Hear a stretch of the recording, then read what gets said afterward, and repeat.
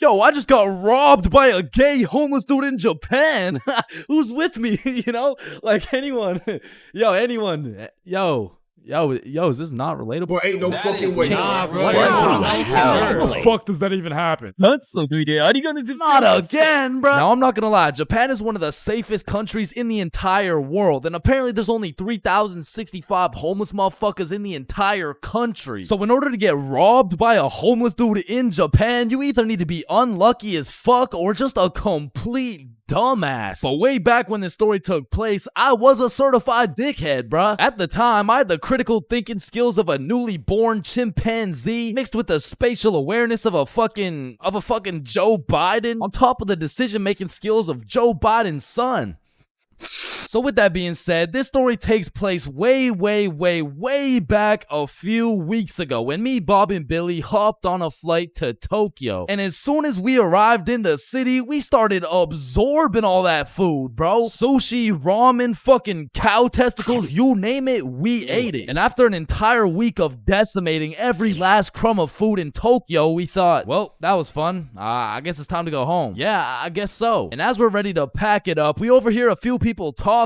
Oh, hey, konnichiwa. we come from the United States of America. How do we go to Osaka? Yeah, man, Osaka has some of the best food in Japan. Just take this train right here and you're there. Wow, you're English. Very good. I'm from Washington, dipshit. Oh, I see. Washington dipshit. Is that Chinese or... Holy shit, did you hear that? Yeah, no, that guy's fucking clueless. No, I'm talking about Osaka. Apparently the food's even better over there. Oh shit, yeah, but don't you think we had enough food already? I mean, shit, we are in Japan. Fuck it, bro, let's go. So we hopped on the train and got off in Osaka. And like the certified fat asses me and the boys are, we were looking around for some food. And the moment we seen all-you-can-eat Wagyu beef for just 30 bones, we all knew what had to happen. We walked in that bitch and wasted no time. We were running through that meat like Tiana Trump in her prime. Cause sometimes we were burning the meat, sometimes we were taking it raw. But at the end of the day, the meat filled us up and made us happy. So we thanked the owner, left the shop, and headed back to our hotel. And man, I was full as hell.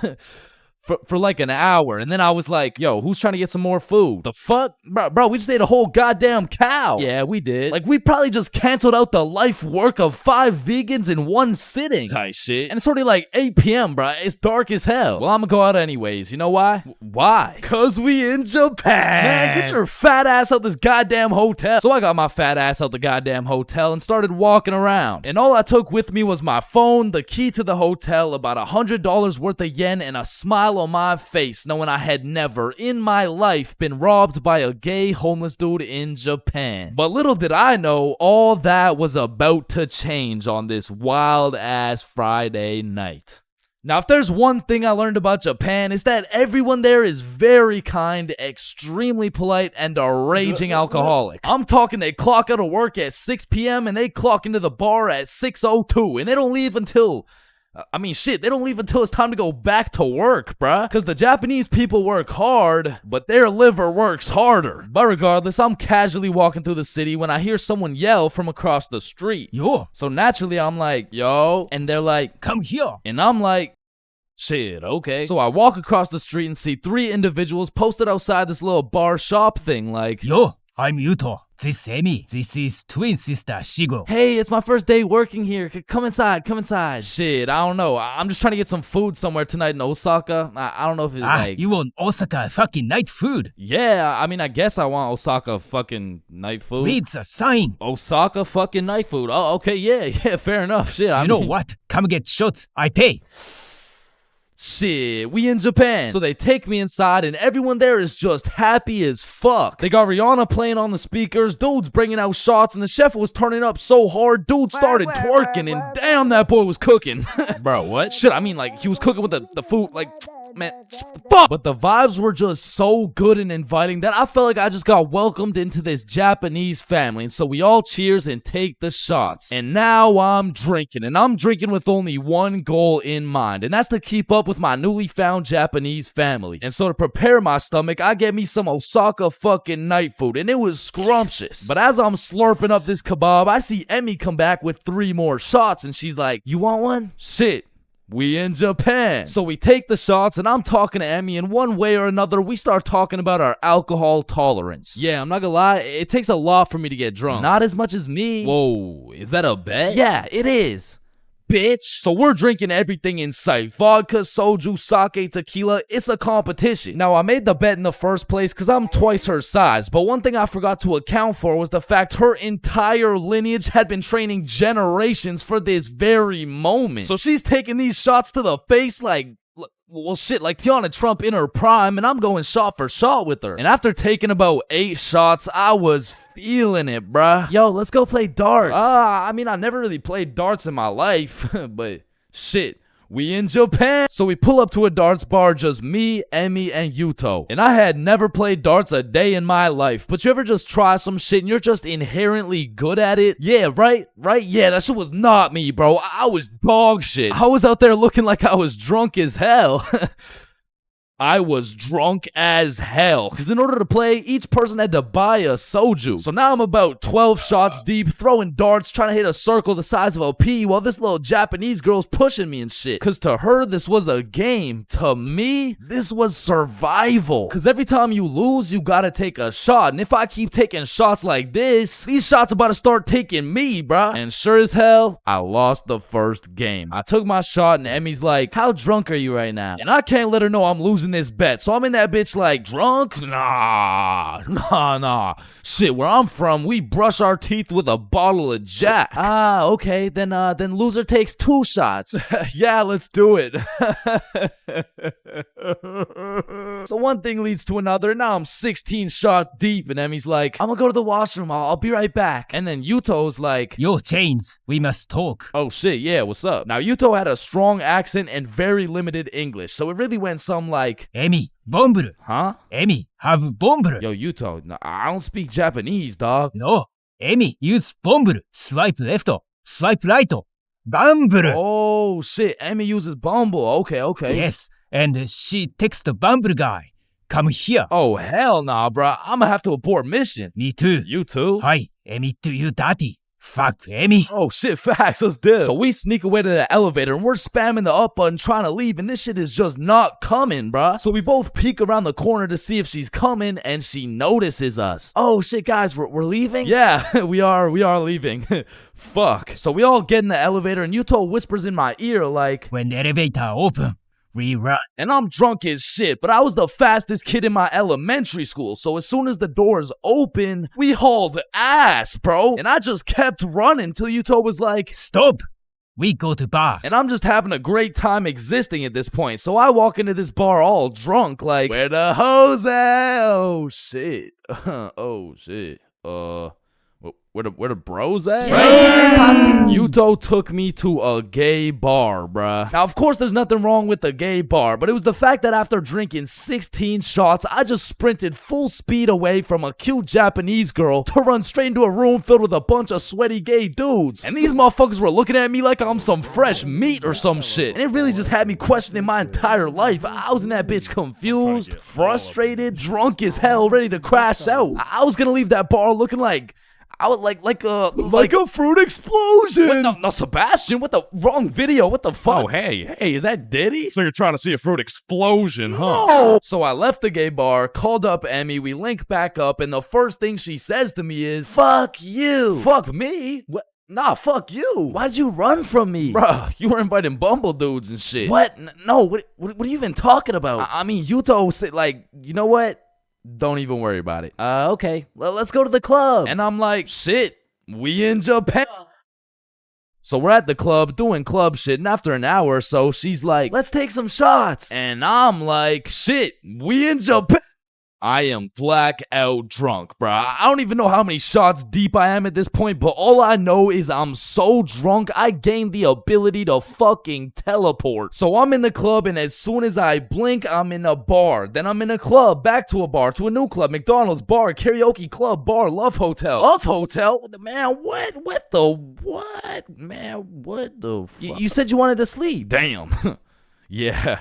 Yeah, nah, I probably said some shit like that. I don't fucking know. So we walk into our room, and the very first thing I notice, the hub on the TV Vibration devices on the bed. Protection everywhere. Shorty just lured me to the Japanese freak chamber, bruh. I blink and we teleport to the bed. But we were just talking like, yo, Yuto said you were inviting dudes from Bumble. Oh my god, okay, Yuto's a liar. Listen, I gotta tell you something. But you can't tell anyone. Yeah, nah, I won't tell a soul, you know. I will not post this on YouTube, clip it up, post it on TikTok, Facebook, LinkedIn, Instagram, Reels, or anything like that, you know, like, yeah, that'd be weird. Okay. So Yuto's homeless. Wait, what? Yeah, like, he just goes to the gay bar and then goes back to a dude's house and sleeps there. Damn. Oh, man, I didn't even know. And then he steals their money. Wait, he what? Yeah, he just steals their money. Wait, but it's just the gay dudes, right? Yeah, it's mostly just the gay dudes. I check my pockets. The money's gone. Fuck. You said it's only the gay dudes. Yeah, nah, he just steals from the gay dudes. Fuck, I want to go home, bruh. So I leave the Love Hotel, and at this point, the sun is coming up, and I'm still drunk as hell, walking like a zombie. I pull out my phone to go use Google Maps, and that shit dies, bro. So now it's just me and my last few brain cells trying to make it to my hotel before I pass out. And I'm stepping over Japanese motherfuckers blackout drunk sleeping on the sidewalks thinking I can't end up like them, but honestly, I have no clue where I am, no clue where the hotel is, and no clue what time it is. And after what felt like hours of aimlessly walking around, I blinked and I fell asleep, bruh. And when I woke up, I was in my bed. I genuinely don't know how, who, what, when, or why, but shit, I wasn't complaining. But by the time I got out of bed, it was 6 p.m. and I didn't remember shit. I had to go through my camera roll and piece everything together like The Hangover. But at least that Friday night, I learned a very valuable lesson. Don't try to outdrink the Japanese motherfuckers, bro. You'll lose every time. Bro, in life, there's so many things you can cheat on. Like, you can cheat on your diet, you can cheat on your girlfriend, you can cheat on your barber, you can cheat on your girlfriend with your barber. Shit, you can even cheat on your taxes. So compared to everything else, cheating on a little math test is not that bad. Like, compared to your taxes, you know what I'm saying? Like, oh shit. Hey, we've all cheated on our barber, but you cannot cheat on this math test. Oh shit. Damn, bro. I know we've all cheated on our girl, but you cheated on me, dog. Oh shit. Babe, I know we cheated on our taxes, but you cheated on me? Oh shit. Listen, in our entire lifespan, we've all cheated on something. Whether it's a game of Uno, your girlfriend, or your other girlfriend, it's usually not worth it, because congratulations, bro, you won the game of Uno, but now you have to look yourself in the mirror knowing you're a cheater and a liar that has 3 Uno cards up his ass. But when it comes to school tests, cheating is 100% worth it, bro. And I'm not condoning cheating at all, but let's just think about this logically. Like why are we at school in the first place? We're at school to learn things and skills that we can use in real life. Now, are we really using trigonometry in real life? Well, effectively, this depends on what career. Hell nah, bro. It was a rhetorical question. We are not using trigonometry. But you know what we will use? Creative thinking, communication, social awareness, logic, and reasoning, and most definitely our fucking phones. All 5 of which are strongly developed through the act of cheating on a school test. And on top of becoming a better human, better grades, it's the ultimate win-win. Your teacher feels like they did a good job teaching, your parents think they didn't raise a dumbass, and if you're good enough at cheating, you might just fuck around and get into Harvard. But once again, I am not condoning cheating, you know, just throwing that out there, you know.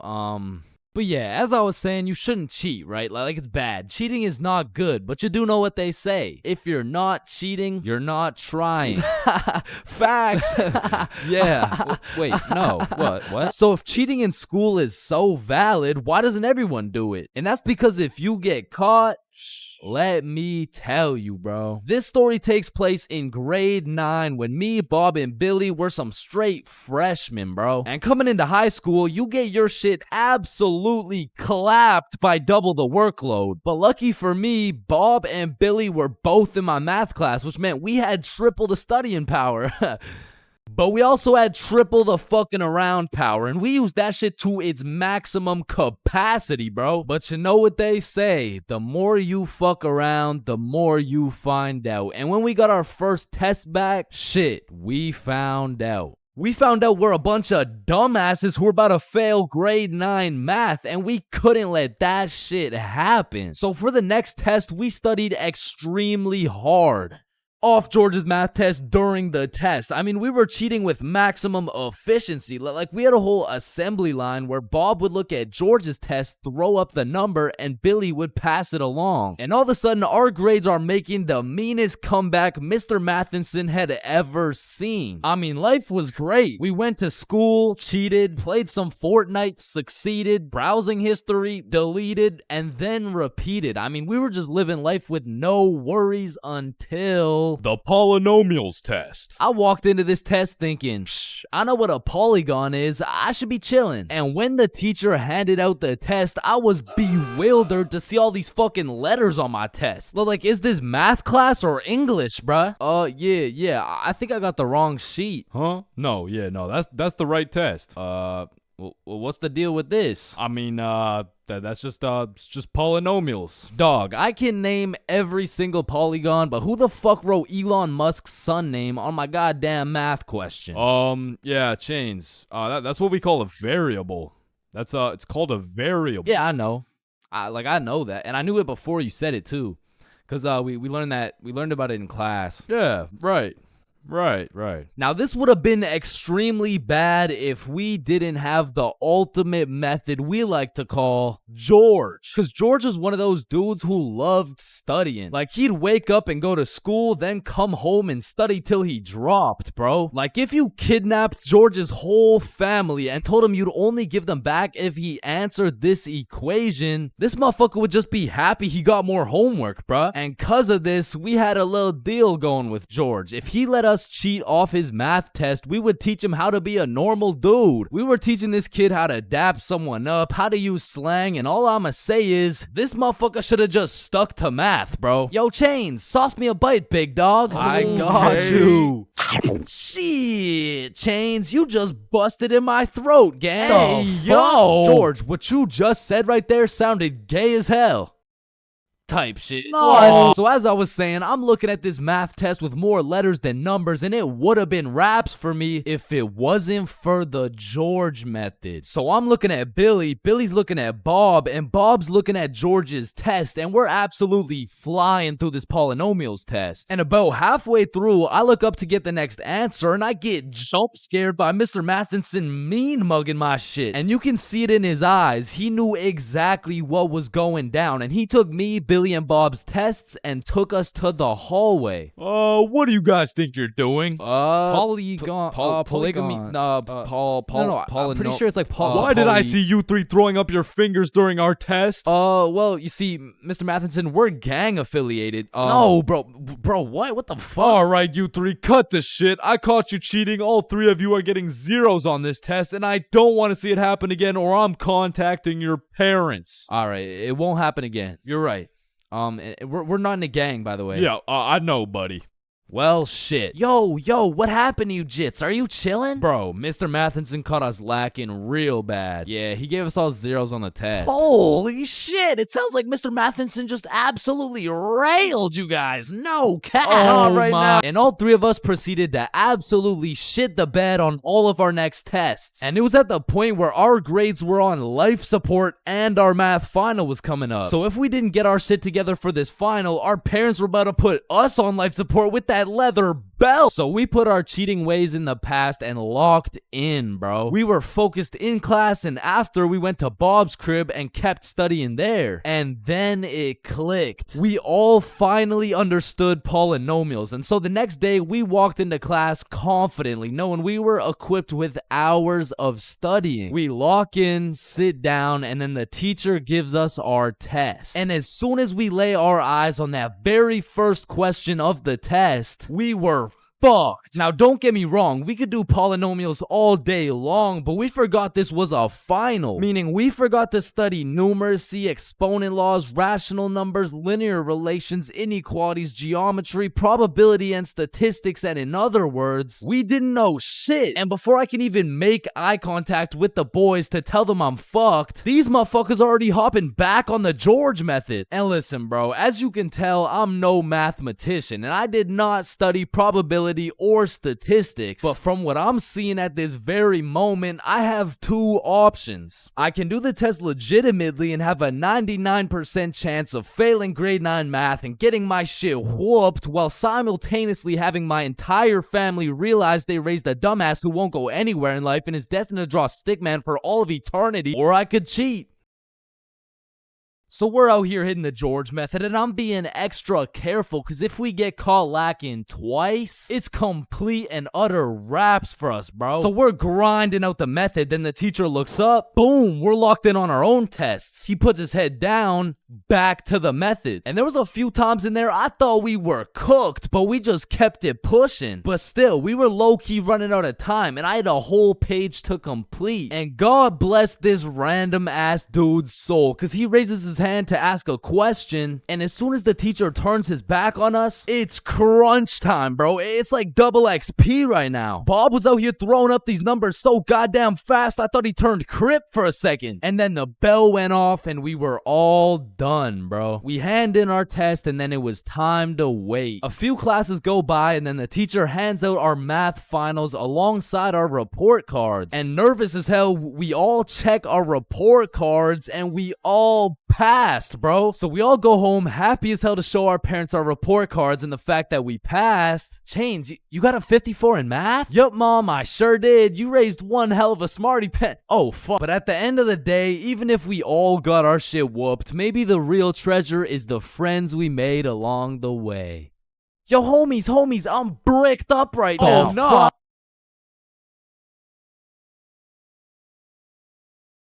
Man, family functions have the weirdest dynamic, bro. Like, how have you known these people your entire life, but have still never gone past a surface level conversation? I mean, let me know if it's just my family, but every function is the same. The whole gang links up, and everyone just asks the most generic small talk questions to each other. Hey, how's that new place you bought? Oh, yeah, it's good. And how's the kids doing? Oh, they're good. Oh, and how's the wife? Man, fuck your wife.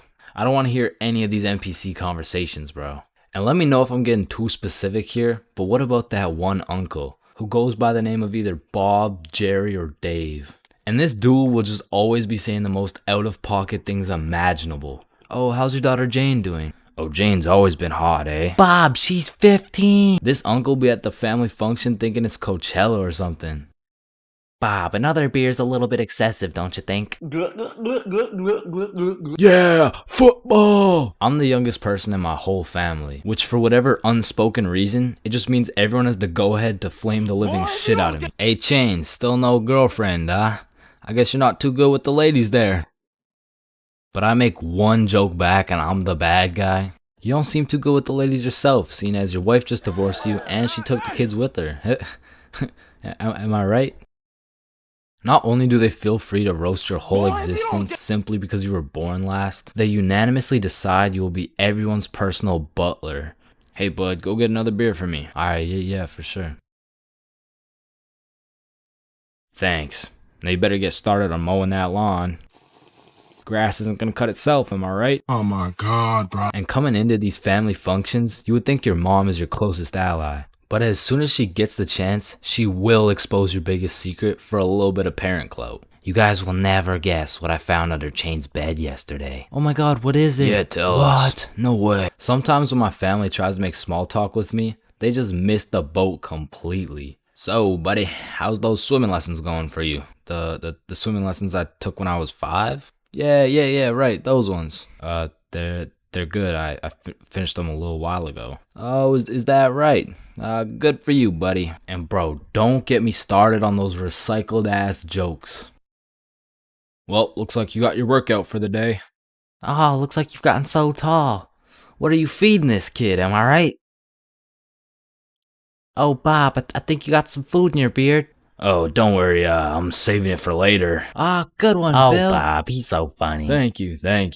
I guess everyone at the function must have Alzheimer's or something, because these jokes will have them cracking up like they haven't heard the same joke the past 15 functions.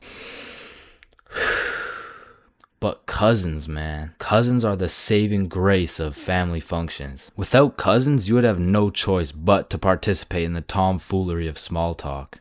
I'd be walking in the function just praying to see that one cousin. And bro, I have a family function survival tip for you. You always have to stay within arm's reach of either your siblings or your cousins. Because whenever some bullshit goes down, you just give each other the look and flee the scene. And because when you get caught lacking on your own at the function, you get jumped. Metaphorically speaking, of course.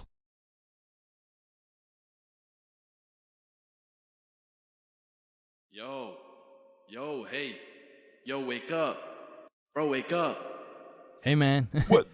Who are you? Dreams, we all have them whether you remember them or not. And at one point in our lives, we've all dreamt about the same shit, bro. Like your teeth falling out, or running through your school butt booty naked, or being reincarnated as a chicken laying eggs. But when you really step back and think about what sleeping is, it's mad weird, bro. Like imagine an alien crash landed on Earth and saw a bunch of motherfuckers sleeping like... Why is everyone dead? Oh, no, they're not dead, they're just sleeping. Man, what the fuck is sleeping? Yeah, so basically they just play dead for 8 hours and live false realities in their heads and shit. Strange. Yeah, like you see this guy, he's probably dreaming about sunshine and rainbows. Get down. Oh. Where you see this dude? He's having a nightmare for sure. Oh, and this dude? Yo, this dude's definitely fucking, bro. I'm a caterpillar. Damn, that's crazy. Now, we all know there's only 3 questions in life that have yet to be answered. What's the meaning of life? What's Obama's last name? And why do we dream? Dude, it's all your subconscious talking to you, man. You just gotta find the true meaning of each dream, dude. Bro, what the actual fuck could this possibly mean, bruh? You're autistic. Anyways, the craziest part about dreams is the fact you're the one telling the story and you're the one listening to that shit. My dumbass still falls for the plot twist every time, bruh. I'll never forget this one dream I had back in grade 6 where me and my 2 homies were walking. Don't know where, don't know why, but as we're walking, a dude in a big white van pulls up talking about, "Hey, if you kids come in my van, I'll give you some candy." Shit. I mean, I'd come in your mouth for the whole bag. So obviously, we hop in, and the driver looks absolutely cracked out, talking about, "Hey kids, eat this candy." And so we unwrap this piece of candy, and it's literally just a razor blade, bro. Like, he didn't even try and hide that shit. Nah, I think I'll have to pass on this one. Alright, okay, then eat this piece of candy. Nah, this is a Perk 30. You got any Reese's Cups? Yeah, nah, I got Reese's Cups, here. Sir, this is just a Glock covered in peanut butter. Alright, fine, take this.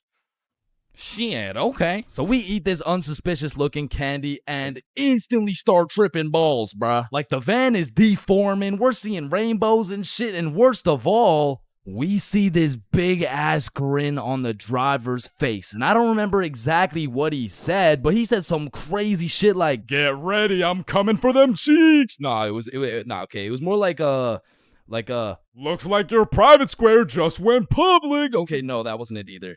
It was it was something more like "You boys ever had your buns stuffed like a meat mountain from Arby's?" Okay, I can't remember exactly what he said, but all I know is if we didn't act fast, we were getting our cheeks snatched up, bro. So Billy's like, "Yo, quick, call your dad." So I'm rushing to start calling my dad, and this is the most dream logic shit ever, cause I don't even got a dad, bruh. And this is where my own brain hit me with the meanest plot twist I never saw coming. Because as I'm calling my dad, the driver's phone starts ringing, bruh. Bomba Club. Now, I don't remember the rest, but the fact my own brain hit me with some Star Wars Darth Vader type plot twist, god damn, bruh, that shit was a movie. But still, I probably got my shit touched, so I'm gonna have to leave this as a B-tier dream, bro. B-tier? What the fuck could possibly be worse than a crackhead tickling your pickle, bro? Fever dreams.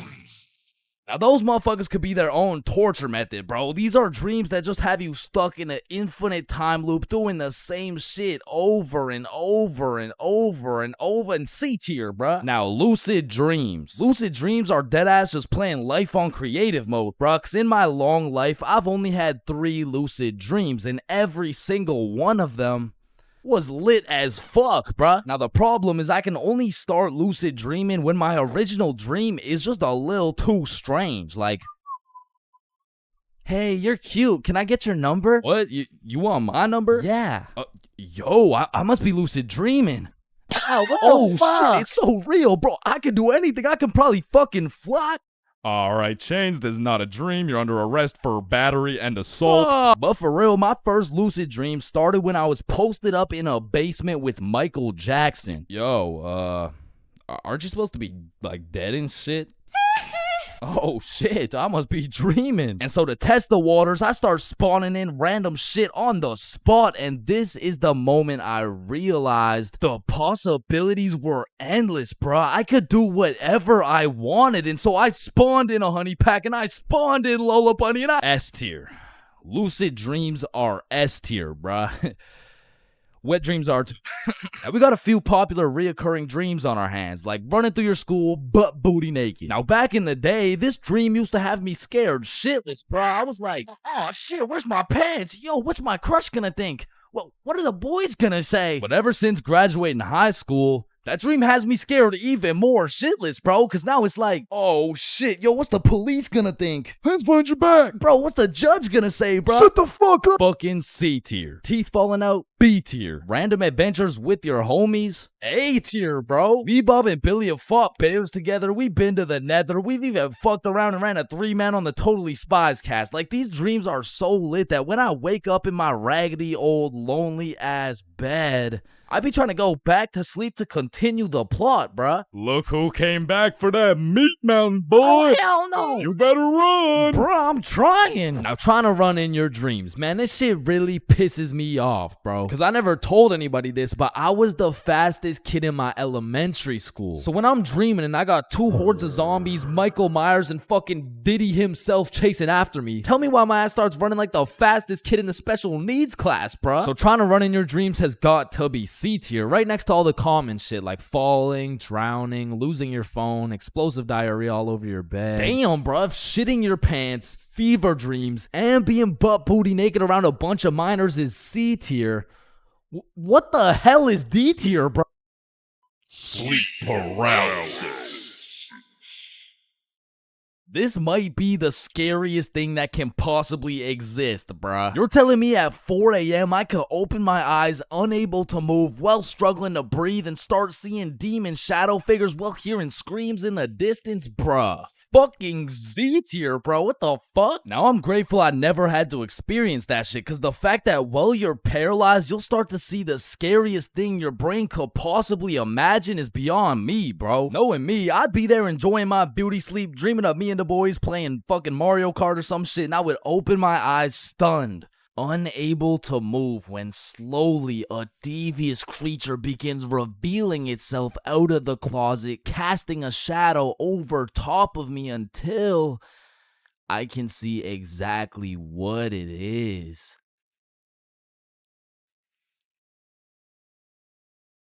Looks like someone ordered a meat mountain.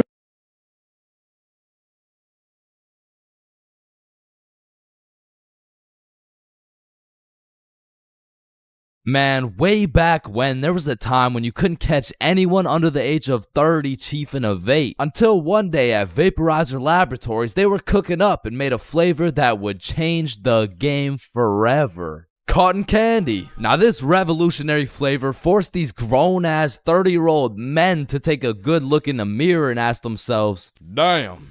What do I look like as a grown-ass man sucking on this goddamn cotton candy stick? So they do what any responsible adult would do. They give it to their children. I mean, shit, kids love cotton candy. All of a sudden, business is booming for Vaporizer Laboratories, so they start cooking up even harder. Boom, Sour Patch Kids juice. Boom, applesauce juice. And boom, baby food juice. These babies will be sucking that shit like a soother. Kids' first words will be looking like, Yo. Oh my God, honey. Jackson's gonna say his first words.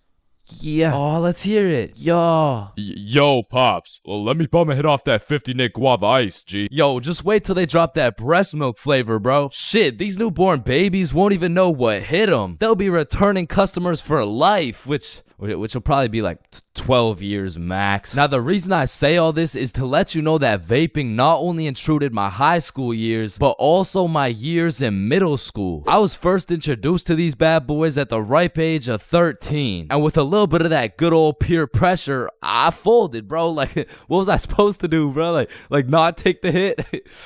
No. I probably should not have taken the hit. But from that point on, I started doing a little dabbling, you know. I mean, as a 13-year-old, there's only one answer to someone asking, yo, dude, you want to try a hit of this blueberry guacamole milkshake ice flavor, dude? And that answer is abso-fucking-lutely, dude. And I was never a fiend or anything, but I will say, I popped a few ghosts and blown a few O's back in my day, but it had never gotten to the point of me owning a vape. Until one day. This story takes place way back in grade 7. Me and the boys were posted in science class dissecting cow balls or some shit when Mr. Principal burst through the door like, "Is Tessa here?" Yeah, she's right there. And I look at Tessa and she just tosses her vape over to her homie Kate. And I seen that shit clear as day, but Mr. Principal's old ass must have forgot to wear his contacts or something, cause he runs a quick pat down on Tessa looking for said vape, but sure enough, he doesn't find it. Miss Rhodes told me you were vaping in her class. Is this true? Psst, no, I would never. Okay. And then the bell rang and everybody knew what that meant. It was nut break. Now, I don't know who the fuck decided to name our recess nut break, but I will say most of the students understood that shit was short for nutrition break. However, some kids took it a little too literally. Weird ass school, man. But this specific nut break, you best believe me and the boys weren't busting nuts or eating nutritional foods because Billy had something else on his mind. Yo, who's got you smiling like that? Who, me? Nah. It's nobody. Yo, wait, you got a crush on Tessa? What? Tessa? Me? Yeah, I got a crush on. Yeah. Oh shit, go talk to her, bro. Talk to her. No. Bro, it's simple. She's new to the school. She's probably looking for some friends. So just walk over, introduce yourself. You're right. I'm just gonna do it. Yes, sir. Hey, did I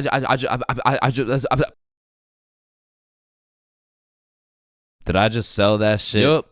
You did. Then the bell rings and we all go to PE class. Now in my middle school, your class was your class. You just have the same students and the same underqualified teacher teaching everything. Like, Lord knows Mr. Donaldson shouldn't be teaching PE, but shit, here we are. And so while we're playing dodgeball, I'm trying to coach Billy on how to confess his love for Tessa, but I'm gonna keep it a buck. I was speaking straight out of my ass, bro. I don't know the first thing about confessing love. Listen, bro, I'm the expert when it comes to confessing love. All you gotta do is walk up with confidence, introduce yourself, and then ask her to be your girlfriend, bro. Okay, simple. Let's practice. Hey, Vanessa. My name's Billy, and Do you want to be my girlfriend? Damn. And after the proper training, by the time lunch came around, Billy was prepared to do what had to be done. Alright, listen, bro. Whatever happens out there, me and Bob got your back. And remember, the worst she can say is no, bro. Alright, I'm ready. You got this. Hey, Vanessa. I'm Billy. I seen you in science class today, and you were looking very pretty. And do you want to be my girlfriend? Fuck no. She laughed, bro. She laughed in Billy's face. And he walks back to us with tears in his eyes. She laughed at me, bro. Well, at least you know what they say. What? If you can make her laugh and giggle, you can make the cheeks clap and jiggle. Not right now, bro. You're right. Too soon.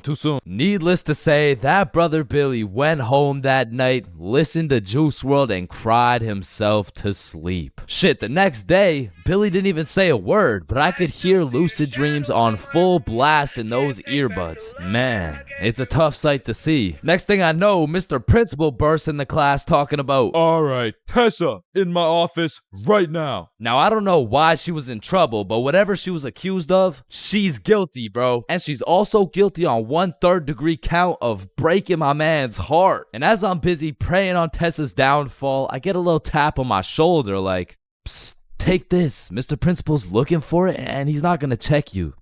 Whose is it? It's Tessa's.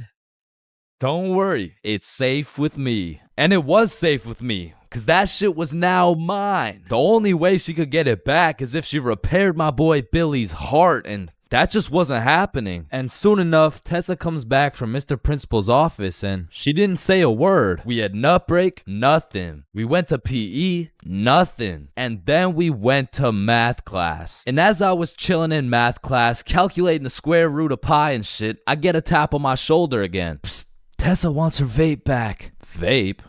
What vape? The one I handed you this morning? You know, it was purple. Oh, that vape. Oh, yeah, no, I threw that shit in the bushes. So she reports back to the person who gave her the vape, and she reports back to the person who gave her the vape, etc., until Tessa finds out, and she looks pissed. So she whispers to her friend, who whispers to her friend, etc. What bush did you throw it in? Oh, the one out back. And to put it in perspective, the bush out back was fucking massive. It was this huge conglomerate of straight prickle bushes, and so pretty much her vape was gone, bro. And I went to sleep that night with a smile on my face, knowing I not only saved Tessa's lungs, but also Billy's heart. The next day I went to class, sat down with the boys as always, but something was different. Tessa and her homies were nowhere to be seen. I shrug it off and continue to make some groundbreaking studies in science class until I hear Billy like, bro, no fucking way. So I turn around to not only see Tessa and her friends waist high in prickle bushes looking for this vape, but I also see Mr. Principal forcing them to do it. Now this was truly a beautiful sight to see revenge play out this perfectly. Like Billy was sitting at the window the entire class watching him do a whole search party for this vape that was posted in my pocket. And just when I thought Billy couldn't get happier, the next day Tessa and her friends had to present a PowerPoint to the entire school on why vaping is bad. Vaping is bad because like when the vape enters your lungs, well, it's not good for your lungs. Man, karma is real, because not only did Tessa understand how it felt to be laughed at, but the next day my friend came up to me like, can I use that vape for the day? And I wasn't using that shit, so I said, yeah, sure. And at the end of the day, you'll never guess what she told me, bro. Yo, you still got the vape? No, I threw it in the bush out back.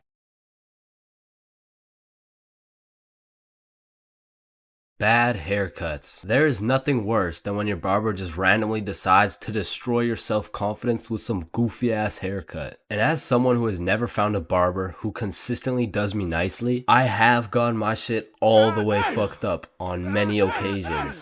I'm talking not going to school, locking myself in my room so nobody can see me with this disgraceful cut type of fucked up. And these barbers are out here having the audacity to ask, do you like it? Man, do I like it? Yeah, bro. I love it, bro. Thank you so much. Man, I just be wiping the tears away and then tipping them nicely, knowing damn well I should be out here throwing hands, cause this dude is the reason I can't get any bitches. So I've tried lots of different barbers in my time, starting with the ones my mom used to take me to. I mean, this early, I never really even had a say on what I wanted my hair to look like. So what are you looking for today? Just a little bit off the top, please. Shave it. Wait, what? Shave it. Your new haircut looks so good, buddy. Thanks. Hey man, you know your haircut is ass when your mom says she likes it. As a kid, I always dreaded getting haircuts because I knew my barber was already like 0 for 10. And I would show up to school every time knowing it was inevitable that I was about to get my shit flamed. And truthfully, there is no worse roasting than when you get a bad haircut. Like, people you barely even know will be out here cooking you. Who the fuck is this? All of a sudden, people got more jokes than Chris Rock. And it's even worse when you decide, I should get a fresh cut because school's starting back up and I'm trying to look fresh. Bro, I can't go to school like this. Yo, Chains, what's up? Yo, what's good? Bro, are you alright? Why do you got this hoodie on? Yeah, I'm chilling. I'm just kind of cold, you know? Bro, it's 32 degrees. And man, there was this one time that I still think about every time I fall asleep. Me and my friend go to this barbershop that I'd been to once before, and last time they did me quite nicely. So we head in, I sit down in the chair. Hey, how you doing? I'm good, how are you? Yeah, I'm good. Have you been here before? Yeah, I have actually. Oh, I remember you. Same cut as last time? Yeah, exactly. So what's new, man? Nothing much really. What about you? You know, I've just been working. Oh yeah, respect. So, how's your dad doing? This is when I knew something was terribly wrong. Bro, I don't got a dad. You know, he's good. This motherfucker was giving me some random kid's haircut. This dude must have thought I was Manny or some shit, cause he gave me that middle part cut, and he pushed my hairline back a little bit. And everyone in my city knew this barber, so everyone at my school followed his Instagram too. Can I get a picture from my Instagram? Nah, bro, I don't really like being posted. Don't worry, it's quick. Nah, I don't really want to. This dude caught me lacking so bad and broadcasted it to everyone in my city. Fuck, bro, I should throw hands with him right now. I gotta get it back in blood. So, do you like the cut? Yeah, I do. And when I checked my Instagram, I was out here getting flamed so hard. Borderline cyberbullying. And I'm not joking when I say this. This motherfucker fucked me up so bad. I learned how to cut my own hair and never went back to a barber ever again.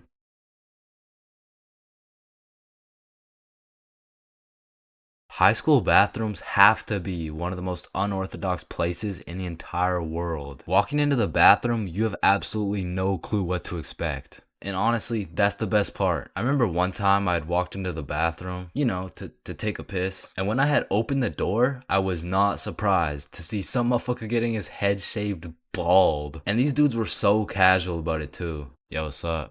What up? And you know, it's cool and all to be able to be entertained while you're trying to release your bodily fluids. But I mean, sometimes you just want some peace and quiet. Because you truly never know when something like this can happen to you.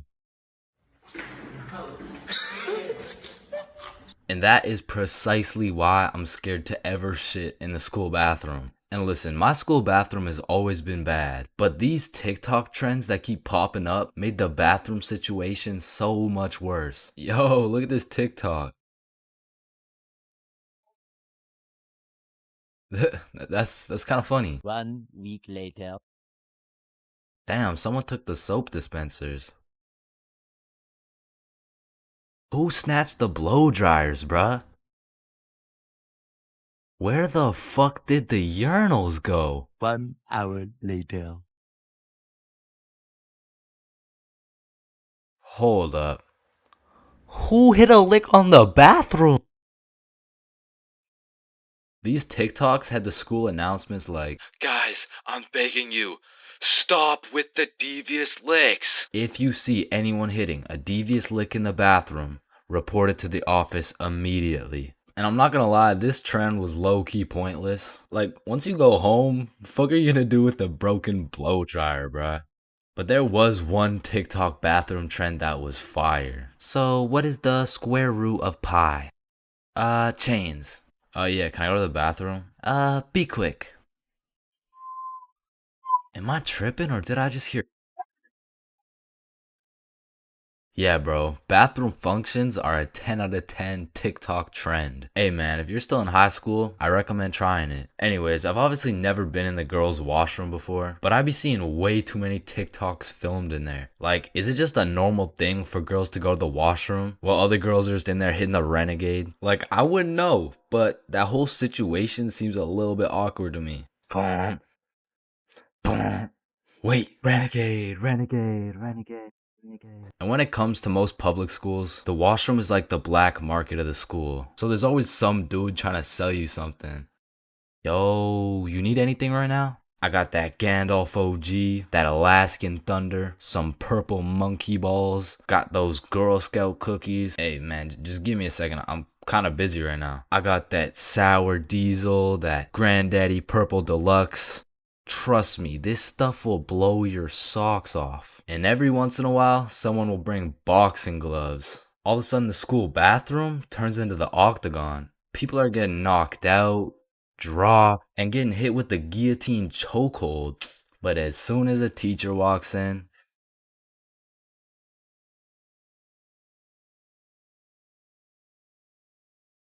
there's a lot of things in life that I don't really understand, but if there's one thing I can truly comprehend, it's being grounded. Because in my time, I've served a total of 547 days and 16 hours in the slammer. And through a year and a half of extensive first-hand research, I've come to the professional conclusion that getting grounded is straight ass, bro. You're locked in your room with no phone, no computer, like what do you want me to do? Think about my actions?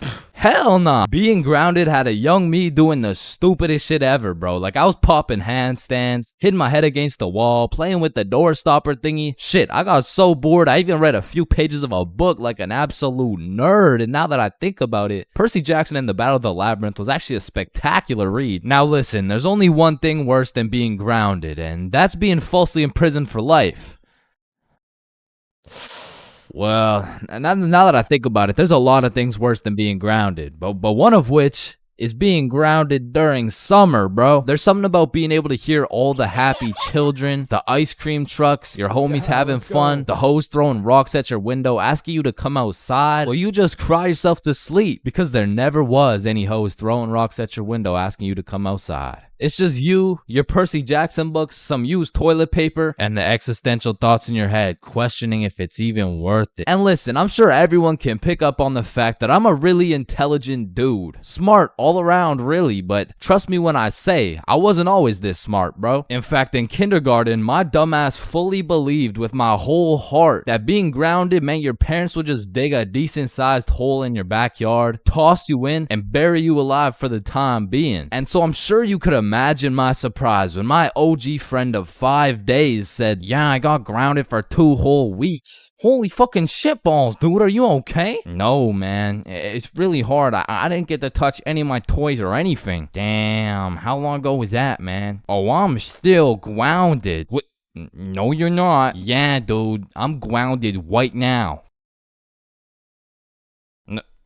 No, the fuck you're not. And I wouldn't truly find out what being grounded was until 7 years later. I was in grade 7. It was a beautiful sunny summer day at approximately 11 a.m. and me and the boys were freely roaming our city. Little did I know, we wouldn't be free for long. And as the boys and I roamed the city looking for a move, one of Bob's girls calls him up and is like, okay, so my friend Becky is in Hawaii for a few days with her family, and she said I could bring you over. And just like that, Bob could have wrapped it up and claimed some cheeks. But the boy Bob was never one to leave the homies behind, so not only did he convince his girl to let us come, but he went above and beyond. He got his girl to bring some of her friends over too, and now we're hyped because we had now located the move, and quite a marvelous move if I do say so myself. Now keep in mind, all of us knew Becky and had been to Becky's house many times before, but Becky was all the way in Hawaii, so she had no clue about the marvelous move about to take place at her own crib. But regardless, me and the homies walk into Becky's crib and they low-key got a little get-together in the works. I see Bob's girl, I see Bob's girl's friends, and then I see a mutual friend of mine named Dennis. And he brought his girl. Now, a little backstory about Dennis. Dennis was 2 years older than me, making him in high school. And to be fair, from grade 7 to high school is a colossal difference. Dennis was taller, had a more developed frame, and Dennis even had some facial hair in progress. The amount of facial hair that put my peach fuzz to shame. And to put it quite simply,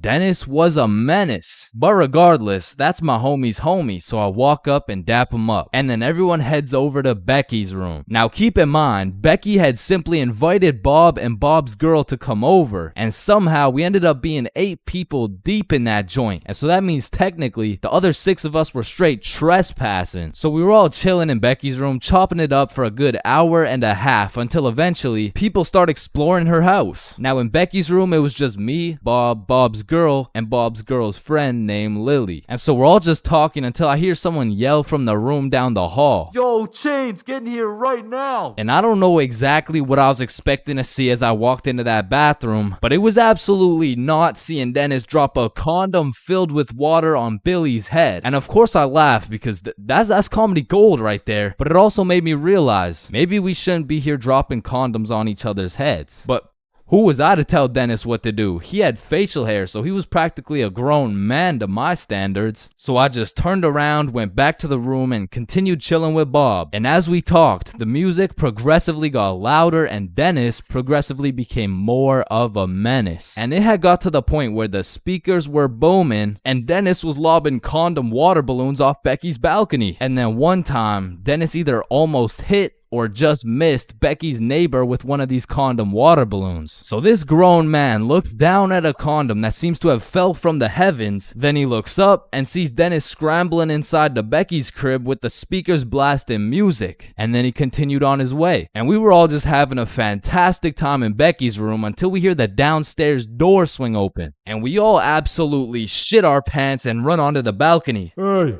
I just texted the family who lives here and they said no one is supposed to be in the house. Everyone needs to leave right now or I'm calling the cops. And that's exactly what we did. No messing around, we were out that hoe. And we all went to Bob's girl's house for an emergency meeting because we were all scared as fuck. And now Bob's girl and Becky are texting and Becky's like, my parents are pissed. They want to talk to everyone's parents and they know how many people were there. So we all devise a foolproof plan. Okay, we give Becky our phone numbers, tell it's our parents' phone numbers, and we act super disappointed in our children. We all agreed on this plan and the emergency meeting was dismissed. And over the next few days, we all got texts from a very unhappy Becky's father, who made sure to specify the amount of condoms that were found in the bathtub. We all respond with some bullshit along the lines of, hello, Mr. Beckerson.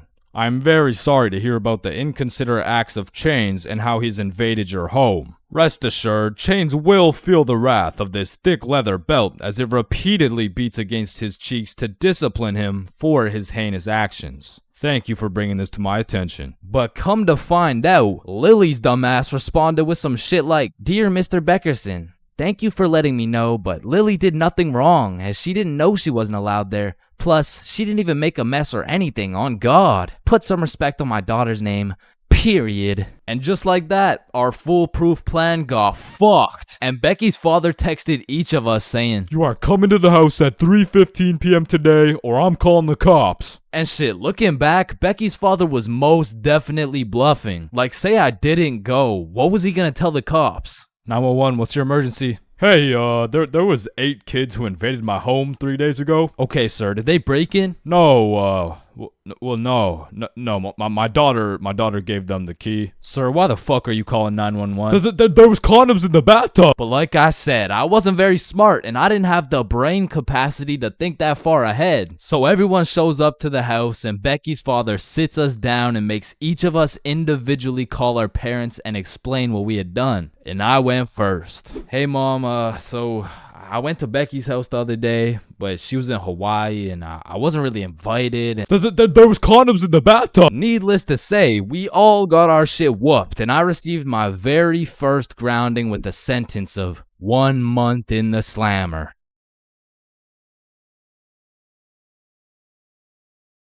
Billy is one of my closest homies, and we've been friends ever since we were little kids, and for as long as I can remember, Billy's been a dumbass, bro. I'm talking he's slightly retarded, you know what I mean? And everyone knows Billy for just 2 things. Always making the absolute worst decision possible, and always having the best stories, bro. Like, statistically, this motherfucker should have died 61 different times already, bro. Nah, I got plot armor, bro. Bro, no you don't. I do. Man, shut the fuck.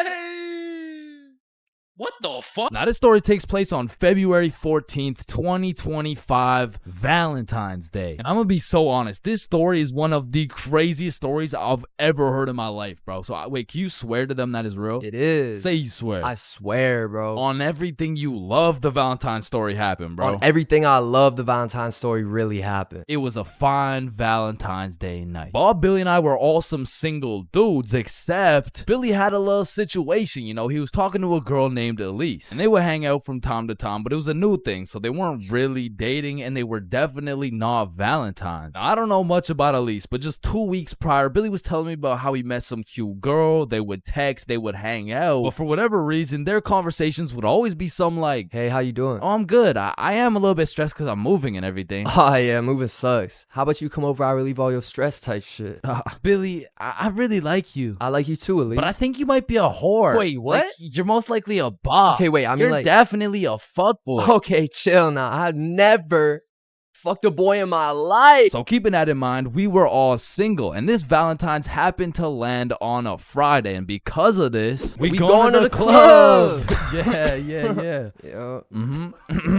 So the plan was simple. We go to the drink store to get something to pregame, go back to my house, and then hit the club, fall in love, and live happily ever after. Now the problem was, Billy was stuck working a 9.5-hour shift until 10 p.m. Now he was the pizza delivery guy for a chain we'll call Big Caesars. So he's doing his thing, delivering those Valentine's pizzas. Well, me and Bob decided that we would go get the drinks now and meet Billy back at the crib once he's off work. So we hop in the car, we get to the drink store, and at this point it's 9:30 p.m. And so Bob calls Billy to ask what he wants. No answer. I call him. No answer. We both text him. Nothing. Now this was strange because Billy usually responds while he's working, but we shrug it off. We go inside the store and get Billy his go-to bottle. Hennessy.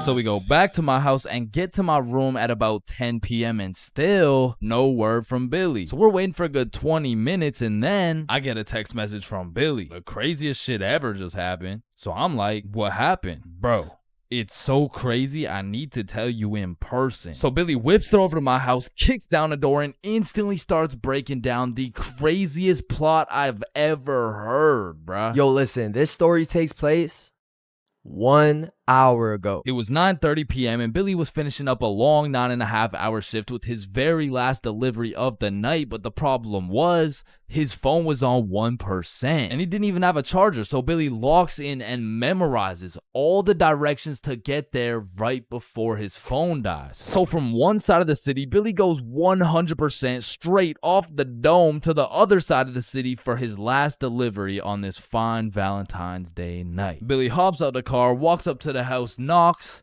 and they open the door. Hey man, happy Valentine's Day. Oh, thank you. Thank you so much, but I didn't order a pizza. Oh shit, are you sure? Gerald, did we order a pizza? Fuck no. Yeah, no, we didn't order a pizza.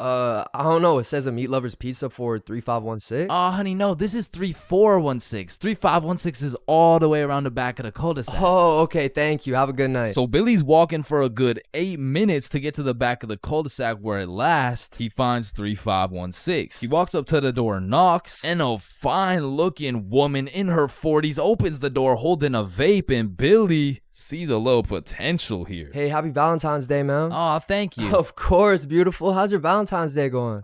You know, it's okay. Why's this okay? You ain't got no special plans? Well, honestly, my husband's out drinking at the bar, so... Bro, this was the perfect situation for Billy, bro. There's so many things he could say to make a move right here, and out of the infinite combinations of words he could put together, he says... Well, a man's got to drink, you know?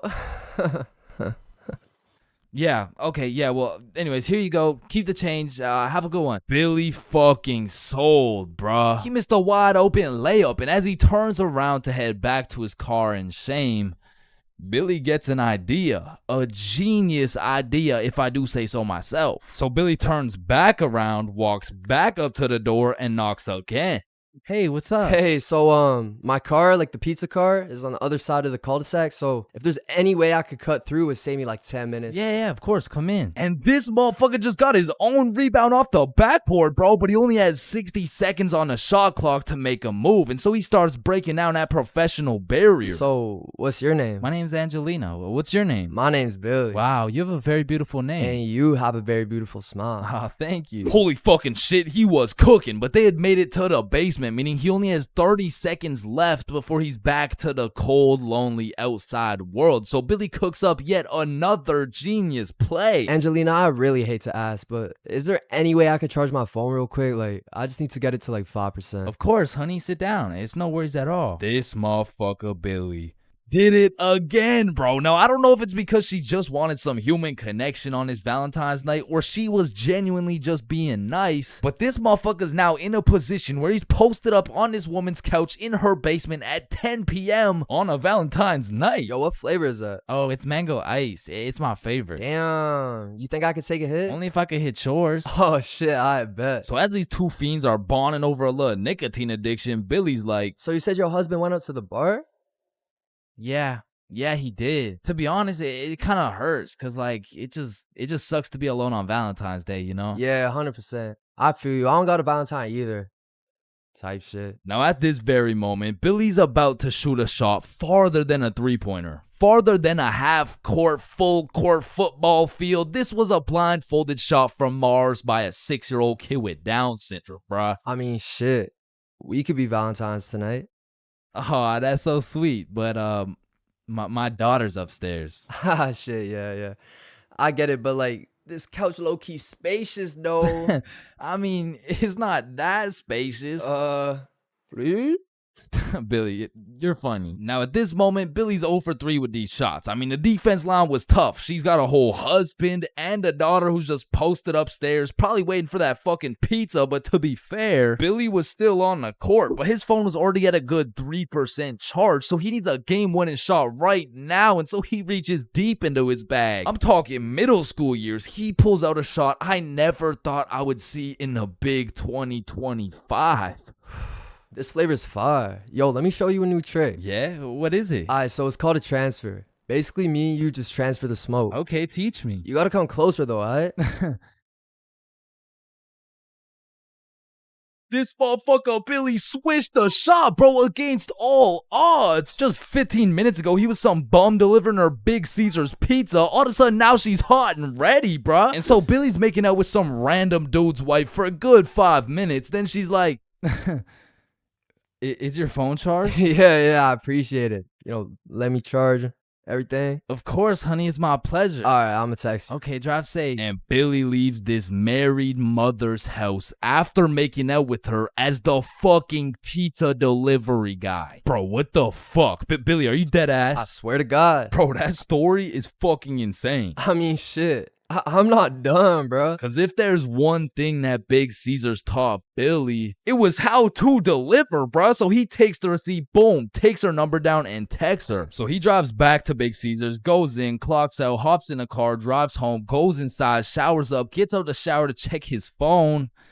No response. Damn. So Billy tries calling her, straight to voicemail. He changes the no caller ID and calls again, and it rings, meaning she blocked his ass, bro. And I have no clue why she would do such a thing. I mean, like, yeah, she has a husband and like a kid and probably another boyfriend on the side, but damn, say something. And that's the moment when he gets a Snapchat notification. Elise has added you as a friend. Now, Elise is the girl he's been talking to on Snapchat, so why would she even have him unadded in the first place? So Billy's like, you unadded me? And she just hits him back with a WID. Shit, I just got off work. What you doing? Oh, I'm just chilling at home. And then there's a brief pause. Do you know whose house you were just in? Do I know whose house I was just in?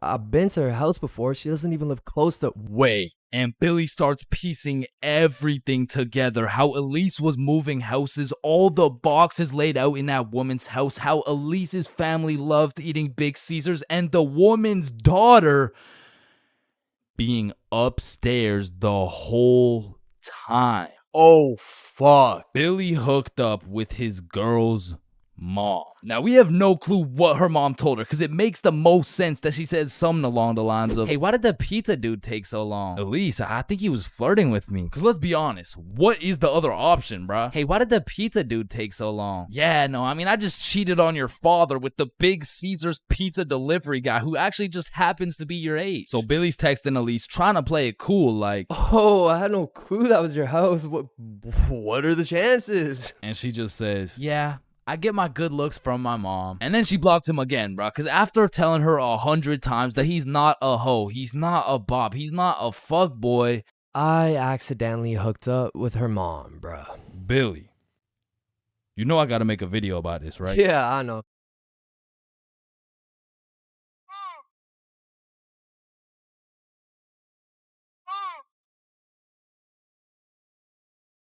Awkward conversations. We all know them and we all hate them. Hey, how are you? Oh, I'm good. How are you? I'm great. How are you? You already asked me that. Damn, you right. You right. You right. So, how's your day going? My pet frog just died. Damn, that's tough. I found myself taking the most inconvenient routes to avoid an awkward conversation. Like, I can't really explain the feeling of an awkward conversation, but it's just mildly uncomfortable. Like, I would compare the discomfort levels of an awkward conversation to wearing wet socks. Like, it's not the end of the world, but let's keep it real, no one wants to wear wet socks. And honestly, I would take a slightly inconvenient path if it meant I would not have to wear wet socks. Also, I feel like there's some other situations that are in the awkward conversation family that I also hate. For example, the handshake fist bump dilemma. Yeah, it was nice seeing you. Yeah. Oh, fist bump. Oh, no, sorry. No, I don't. Yeah. God damn it. After you experience one of these bad boys, you'll be thinking about it cringing for the next hour. And if you're anything like me, you might even lose some sleep over it. Man, why the fuck didn't I go in for the handshake, bruh? Obviously it was a handshake. And what about the good old you said goodbye to the person you're talking to, but you guys both walk the same way situation? I mean, this situation is the perfect way to ruin a smooth conversation. Yeah, man, it was really nice to see you. Yeah, for sure. See you later, bro. Alright, peace out. Alright, bye. Yeah, bye. Shit, we're still walking the same way? I'll just turn this way so it's not awkward. Man, what the fuck? And even if I say goodbye to someone and we're still in the same general location, I will avoid them at all costs. Like once me and my brother were chilling at Walmart and we saw one of our neighbors, so we talked for a little bit, said our farewells and went separate ways. But when it came time for me and my brother to check out, we saw the same neighbors checking out. And we were up in the Walmart looking like we were playing Assassin's Creed in real life. It's clear. And of course, I can't forget about awkward silence. Yeah, that's funny.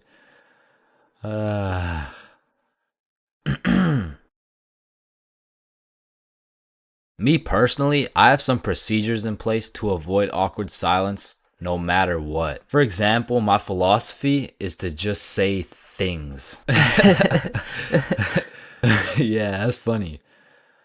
So do you play Minecraft? What kind of question is that? In the end, they may think I'm a dumbass, but at least there's no awkward silence, you know what I'm saying?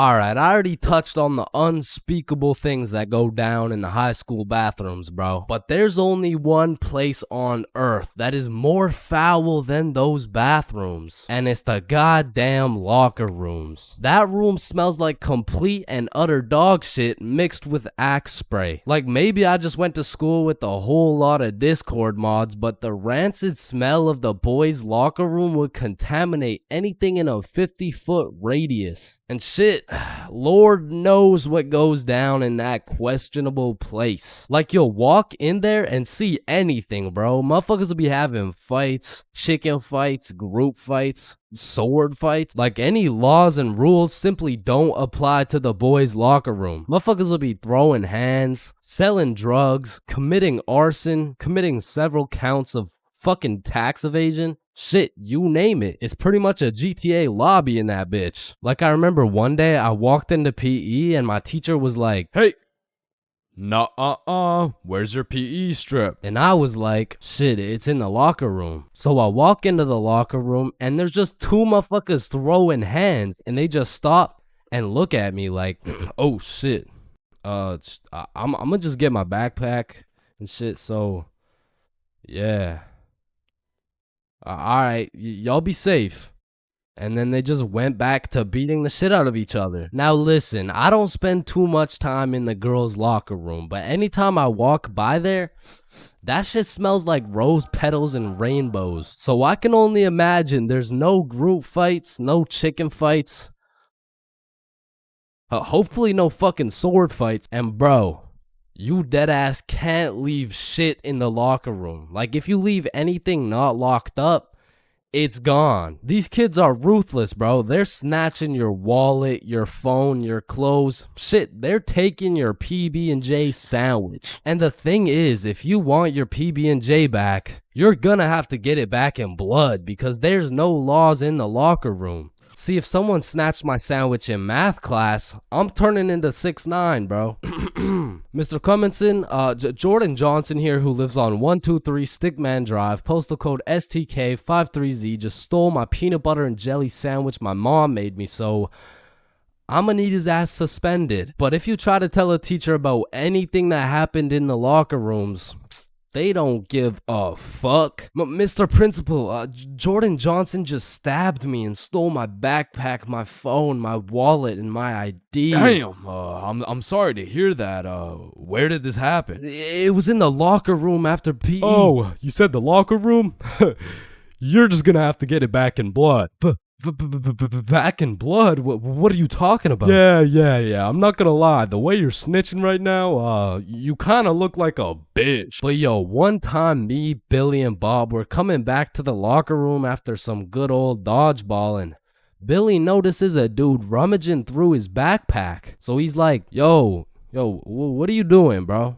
But when he turned around, Billy was bamboozled to find out the kid rummaging through his bag, he was special. And there was just this moment of silence. Yo, am I supposed to like beat his ass right now? Or bruh, I'm sure he didn't take anything. Just politely ask for your bag back. All right, yeah. Oh, hey man, can I get my bag back, please? And the kid just hugged Billy, and then he left. And I'm still confused to this day. But I'm gonna be honest, locker rooms weren't all that bad. Cause sometimes you'd walk in that hole and they would just be throwing a party. Now it still smells like ass, and there was literally no females, but it was still kind of lit. Like you'd walk in there and it would transform into the club. Shout out my Lego, that's me. I'm in this bitch with TP. I'm in this bitch with Ultra. Or you'll walk in there and they'll just be giving out free pizza. Like walking into the locker room is a gamble. You might walk in there and get robbed, or you'll get some fucking pizza. I don't know. But what I do know is there's only 10 types of dudes in the locker room. Starting with that one kid who must have thought it was the 1800s the way he was whipping motherfuckers. Next, we got the poor guy who's just trying to change. He's quiet, he's normal, and he changes. It's a locker room, so it makes sense. Then we got that one poor soul who gets absolutely cooked by the entire locker room. Yo, why is Kevin built like Mike Wazowski? Bro's got no neck. We're stickmen. None of us have necks. Shut up. You skip neck day. Yeah, he skips neck day. Next, we got Bob. Bob's just that guy that casually takes his shirt off, and he's built like Giga Chad. Like, shit. Fucking sexy ass Bob. And I don't know why, but there was always that one guy who thought it was a good idea to just whip his nuts out. Unprovoked, uncalled for, completely out of pocket. Like, what do you look like with your nuts out in a room with 30 half-naked sweaty dudes? Like, personally in that situation, I'm keeping my balls in my boxers. Thank you very much. And bro, tell me why there was always one kid who was just dousing himself in Axe spray. And it's always the mustiest motherfucker doing it too. Like, who's gonna tell him that Axe spray doesn't replace taking showers, bruh? And I don't know about your locker room, but for mine, there was always a dude eating. Like, out of all the places on earth, why are you eating in the locker room? Like, for some reason, there's something about eating around a bunch of dudes in their boxers that just doesn't sit right with me. I mean, simply by bringing that sandwich into the locker room makes it contaminated. That sandwich will be tasting like wet dog and Axe spray. And next, we got the kid who just makes as much noise as humanly possible. Shut the fuck up. And then there's that one dude who decides he's having a shower. And all power to that guy, but personally, there is no fucking way I'm showering in school. Like, I can't trust this little door to stop these menaces from breaking into my shower. Cause remember, there's no laws in the locker room. Like, it's no jail, but I'm sure if you drop the soap in there, you're gonna get violated. And of course you got the fiend. There's always a dude fiending for a vape in every locker room. And it's low-key worse in the locker room than the bathrooms. Like these locker room fiends would do a little bit too much for some nicotine. I've seen them pay $5 for a single hit, and fuck, I don't want to know what they'll do for a hit when they run out of money. And still, I'm not gonna lie, the high school bathrooms get wild. They'll be hotboxed, there'll be fight clubs, but the thing about the bathrooms is a teacher can walk in at any time and get every student suspended. Like even the poor kid taking a piss will probably get suspended just by association, which is exactly why the high school locker rooms get so fucking rowdy, because there's truly no teacher strong enough to stop the buffoonery that goes on in these locker rooms. So they don't even try. Shit, I don't care if your teacher is John Cena. There is no single man who can put a stop to the fuck shit that goes down in the locker rooms. But there is one thing that can: a female.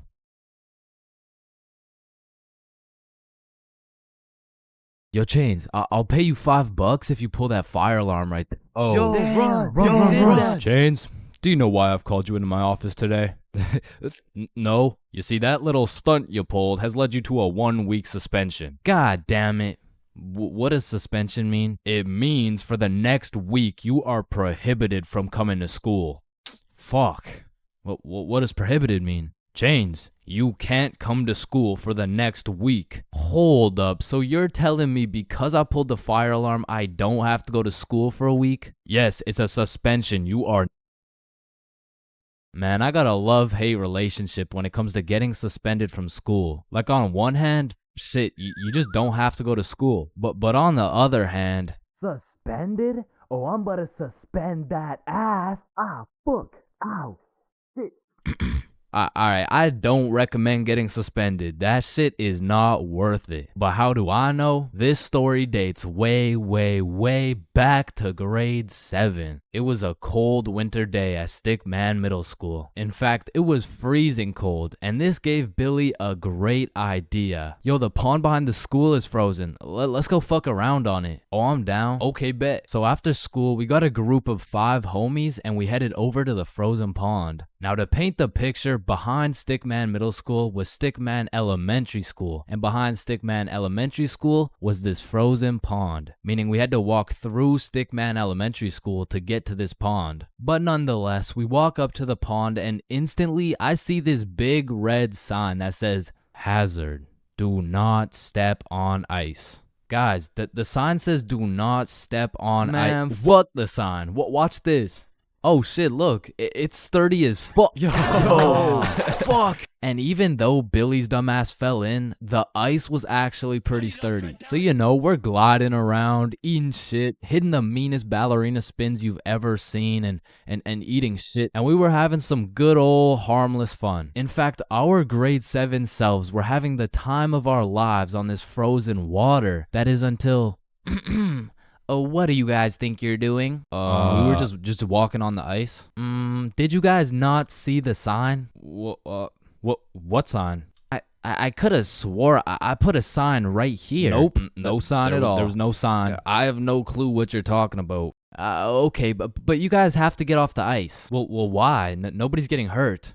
Yeah, we're safe. Okay, it's your choice. You're gonna regret this. So we continued with our ice skating antics for approximately 10 more minutes. Until the same lady came back up to the pond, but this time she was equipped with a Sony Alpha A7 mirrorless digital camera with the extendo lens. In other words, she was quite literally about to catch us in 4K. But at least she doesn't know what school we go to. Hey, what school do you guys go to? Not Stickman Middle School. Absolutely not. No, definitely not. Fuck, she knows. We had to think quick. How are we gonna smoothly get out of this situation without getting in trouble? So we called a boys emergency meeting. We huddled up and discussed our best plans to get out of this situation. And after combining all of our genius grade 7 brains, we made the ultimate plan. If we started mooning the camera, it would then be illegal for her to take pictures of our middle school cheeks.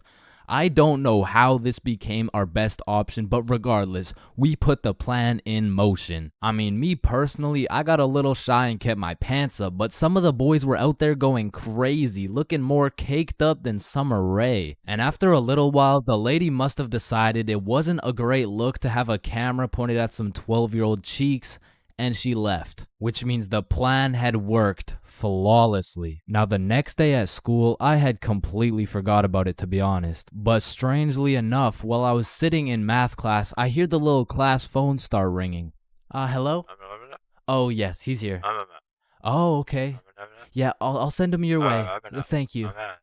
Chains, Mr. Principal wants to talk to you. And at this point, I should have picked up on why I was being called to the office, but I had complete faith in our foolproof plan of mooning this stranger that the thought of being in trouble didn't even cross my mind. That was until I walked into the office to see every single one of the boys sitting in Mr. Principal's office. But mama didn't raise a snitch, so we started capping our asses off. So, what did you guys do after school yesterday? Nothing. I played Fortnite. I was doing the homework. Don't play stupid with me. I got a call from Mrs. Principal over at Stickman Elementary. So tell me, what were you doing on the pond yesterday? I wasn't there. It wasn't us. I don't know what you're talking about. I don't even know what a pond is. I see. Well, I've got evidence. And as he shows us this undeniable evidence, you can see this dude Billy's cheeks in the corner of one of the pictures. So I slowly look over at Billy, and he looks over at me.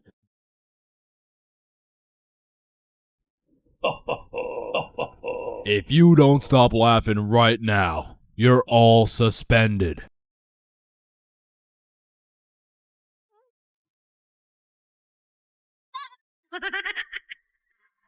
That's it. You're all suspended. And as I explained the situation to my mom, let's just say Mama Chains was not happy.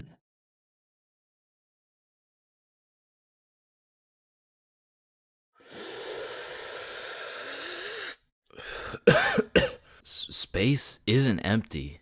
It contains everything that exists.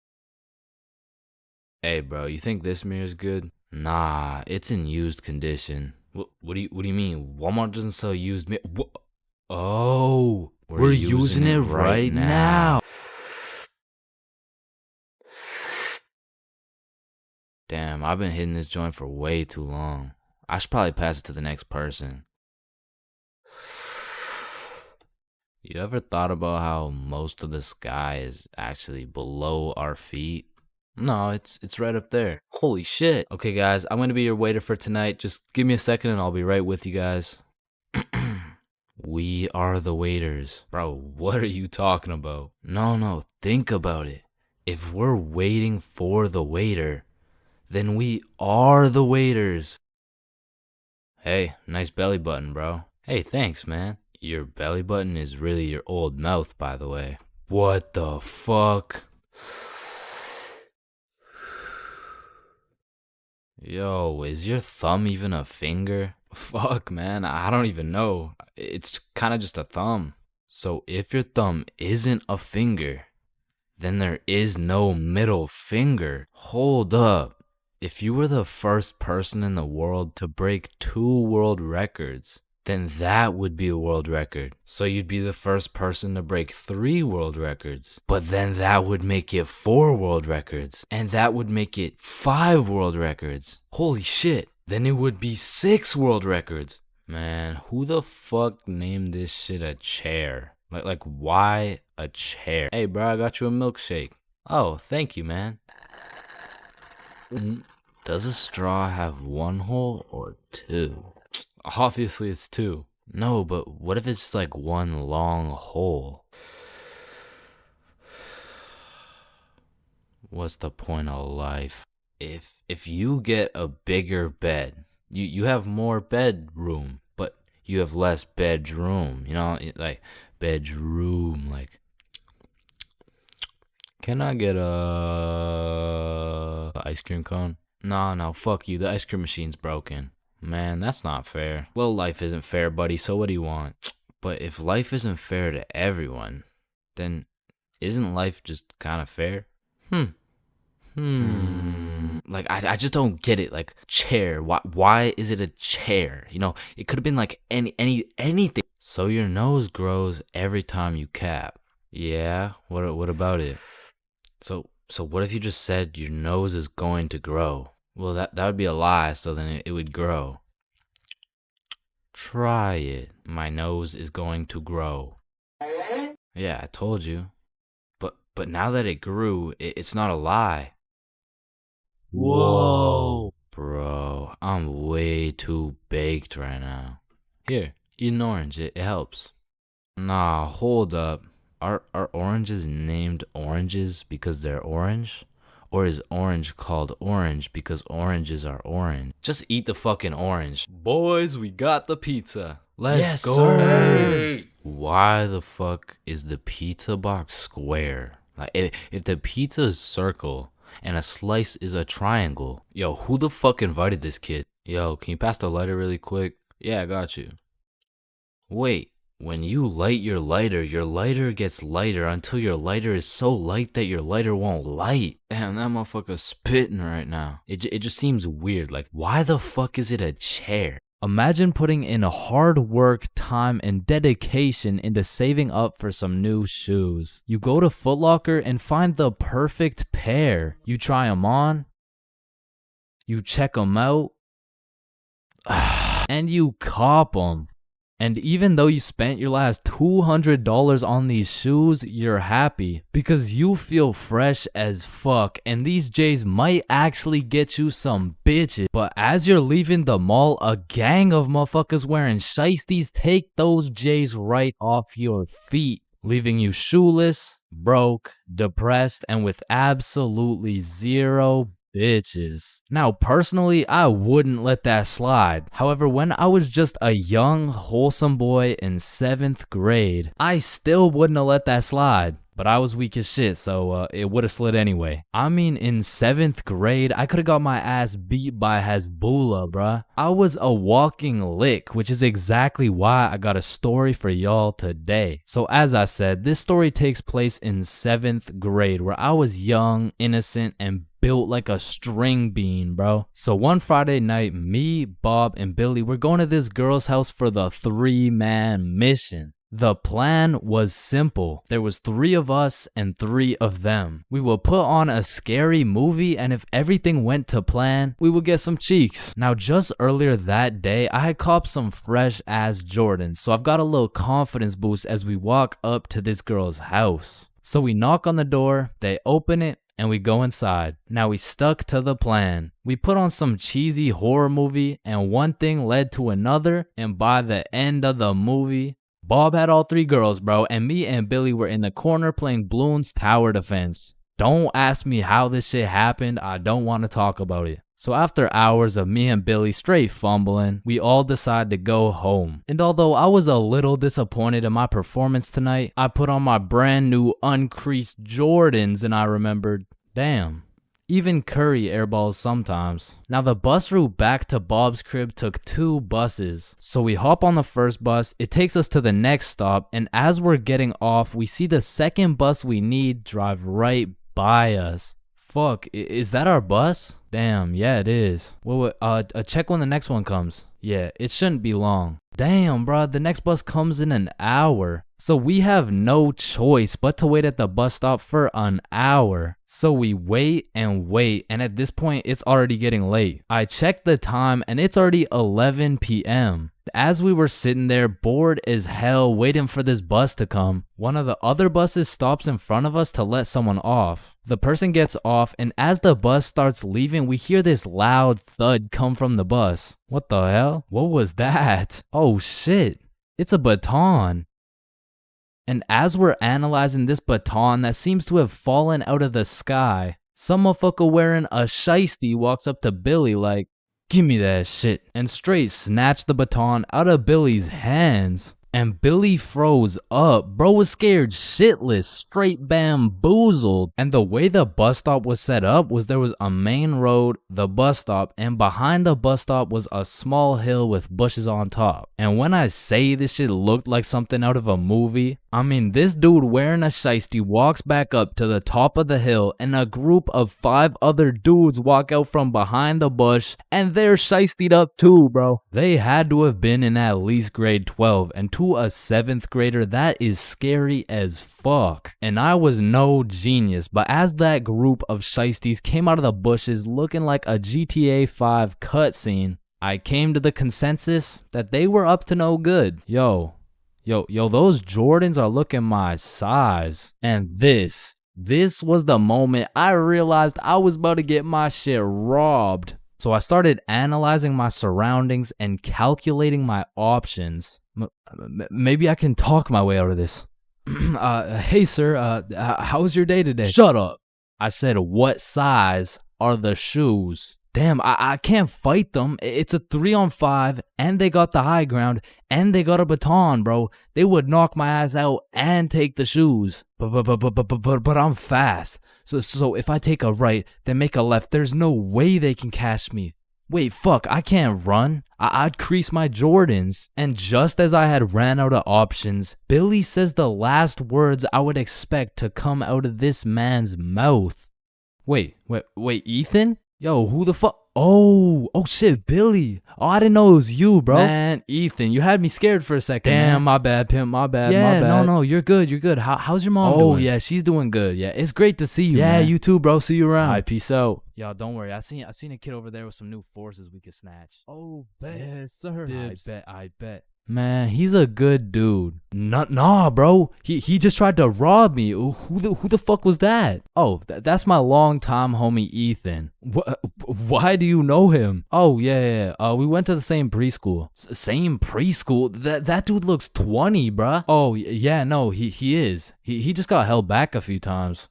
Held back in preschool? How the fuck do you get held back in preschool? Oh, he used to beat up the other kids and then take their toys. Oh shit. Makes sense. So we bust back to Bob's crib, and as we're walking to Bob's front door, I stepped in mud. Bruh.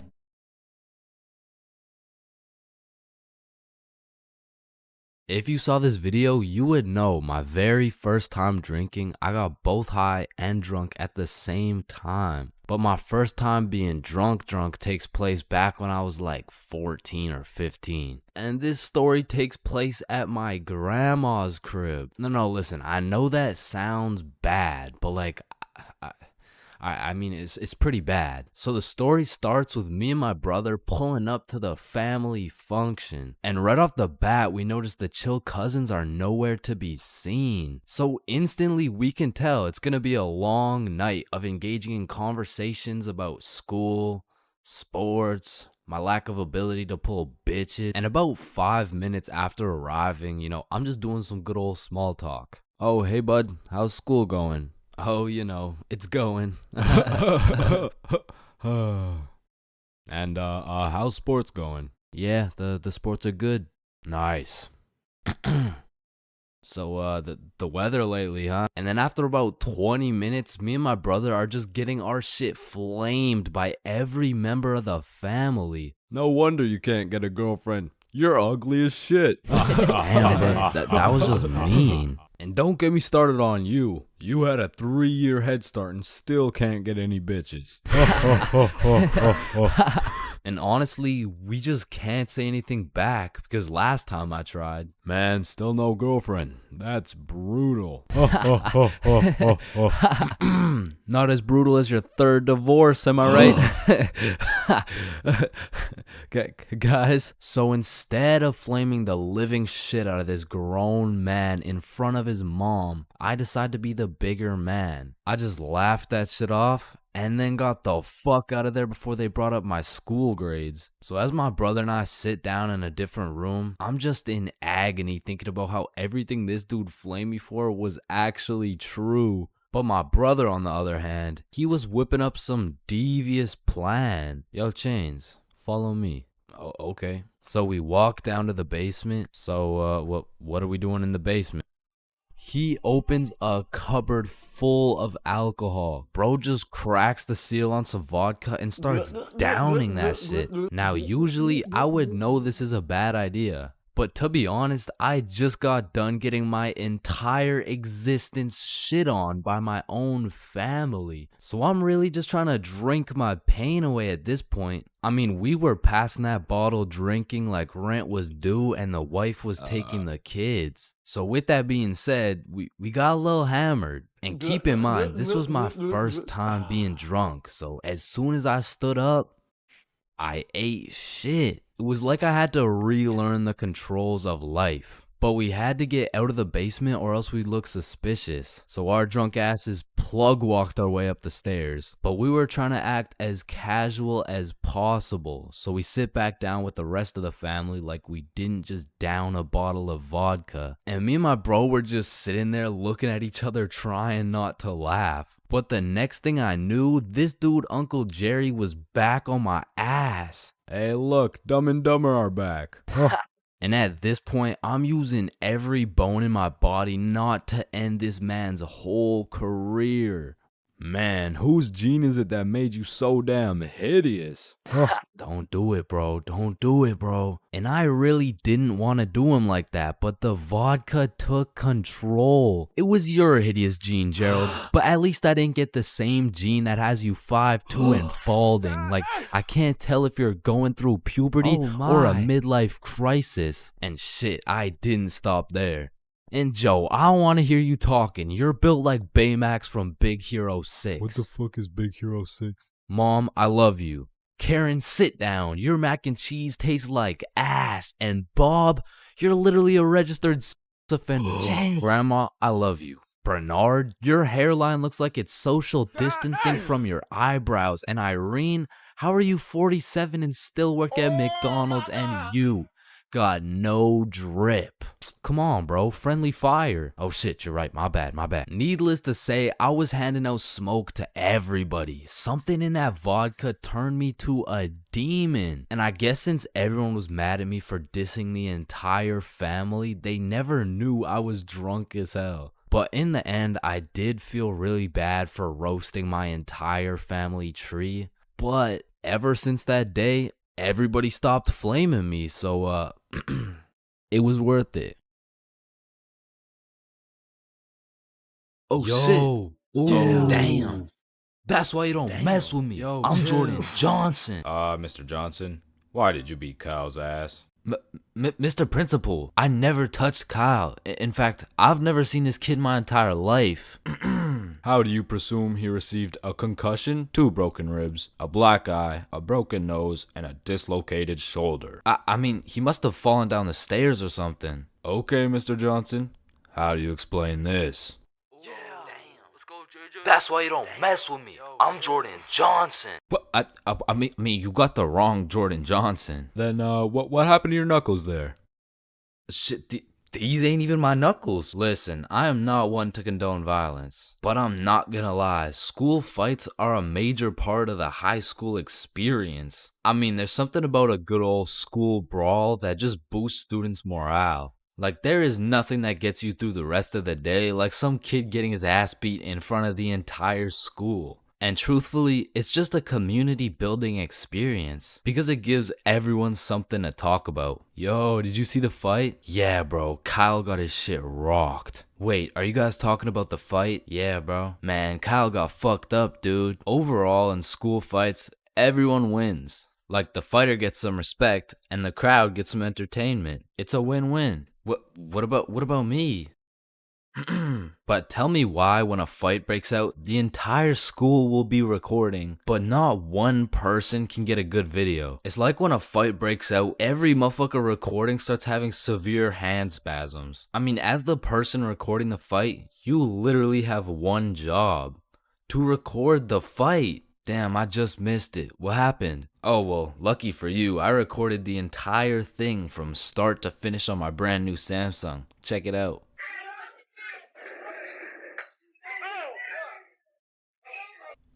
Did anyone else record the fight? Oh shit, yeah, I did on my brand new iPhone 14 that actually records in 4K. Okay, bet. Ooh, Oh.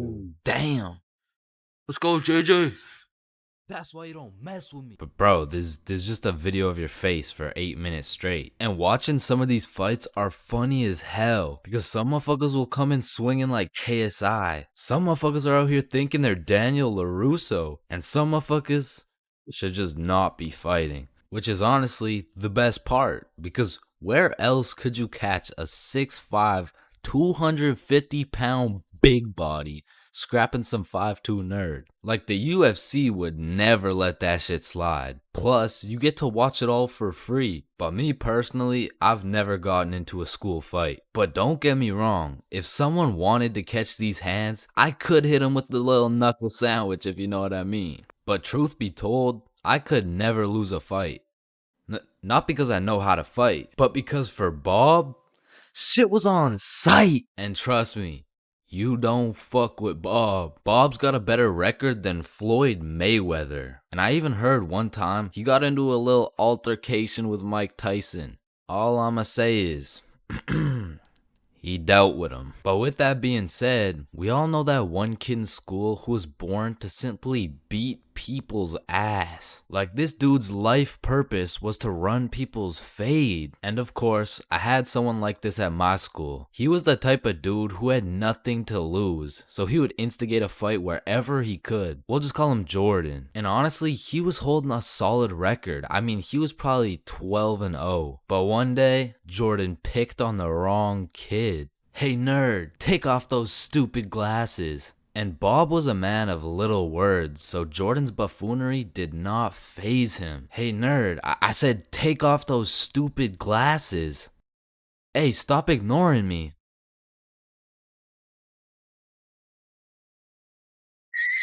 And without saying a word, Bob just ended Jordan's whole career. And ever since that day, nobody messed with Bob. That's why you don't mess with me. Yo, I'm Jordan Johnson. Listen, bro, in this world, there's levels to clout. You could get yourself some Instagram followers. You could stack up a few bands. You could even be famous, but there's only one spot in life that is superior to the rest. A spot so glorious and sought after that they are idolized like no other. It's me. I've got the infinite money glitch. Come on, Jimmy. You know it's me. I need a max win. Man, shut the fuck up, Drizzy. I'm literally Kanye West. Nah, but I'm the top G. All right, little bro. Let's go band for band then. It's me. But I'm the fastest kid in my school. Bro, I don't know who decided speed would be the deciding factor for who's the king of the school, but all I'ma say is that motherfucker's the GOAT, bro, because I was the fastest kid in my school. I was clapping everyone in races. I was breaking track records, and I had all the 9-year-old baddies, man. I wish I could still pull like that. All right, it's just a miscommunication, you know? Like, when I say 9-year-old baddies, I didn't mean like... Explain it to the judge, buddy. Sick fuck. And because I peaked in elementary school, come with me and we'll take a look back at some of the first years of our lives and maybe some of the best, am I right?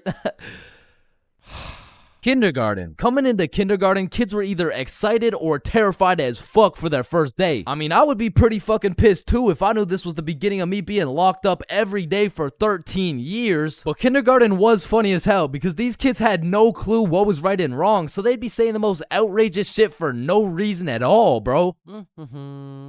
Hey, buddy with the hat, can you pass me the skin color crayon? I mean, at this age, kids were just walking NPCs, and I can't even blame them. I mean, they haven't developed consciousness yet, bro. Like, at this age, recess consisted of catching bugs, playing on the monkey bars, and fucking eating sand. And I've talked about the high school bathrooms and all the wild shit that happens in there, but to be honest, the elementary school bathrooms blow that shit out the water, bro. Because these kids aren't hitting vape tricks, no, they're hitting toilet trick shots, trying to set some world record for the farthest piss taken from the toilet. toilet. And let's just say even Stephen Curry couldn't splash that 3-pointer. So essentially, motherfuckers was just pissing on the ground. Like, you need to walk into that bathroom 110% alert, or else the next thing you know, you're getting that R. Kelly treatment, bro. And I remember my kindergarten had those green, yellow, and red cards to show how good you were that day, but there was always that one kid with the permanent red. I'm talking the teacher didn't even bother to change his shit the next day, because everyone knows as soon as he walks into class, he's doing some fuck shit. For me, it was this kid we'll call Dennis, because he was a menace, bro. He was always loud, always throwing shit, but besides being a menace, he was also a truth speaker, a fact spitter, for better or for worse, because this little guy had no filter. Okay, Leah, you're up first for our show and tell.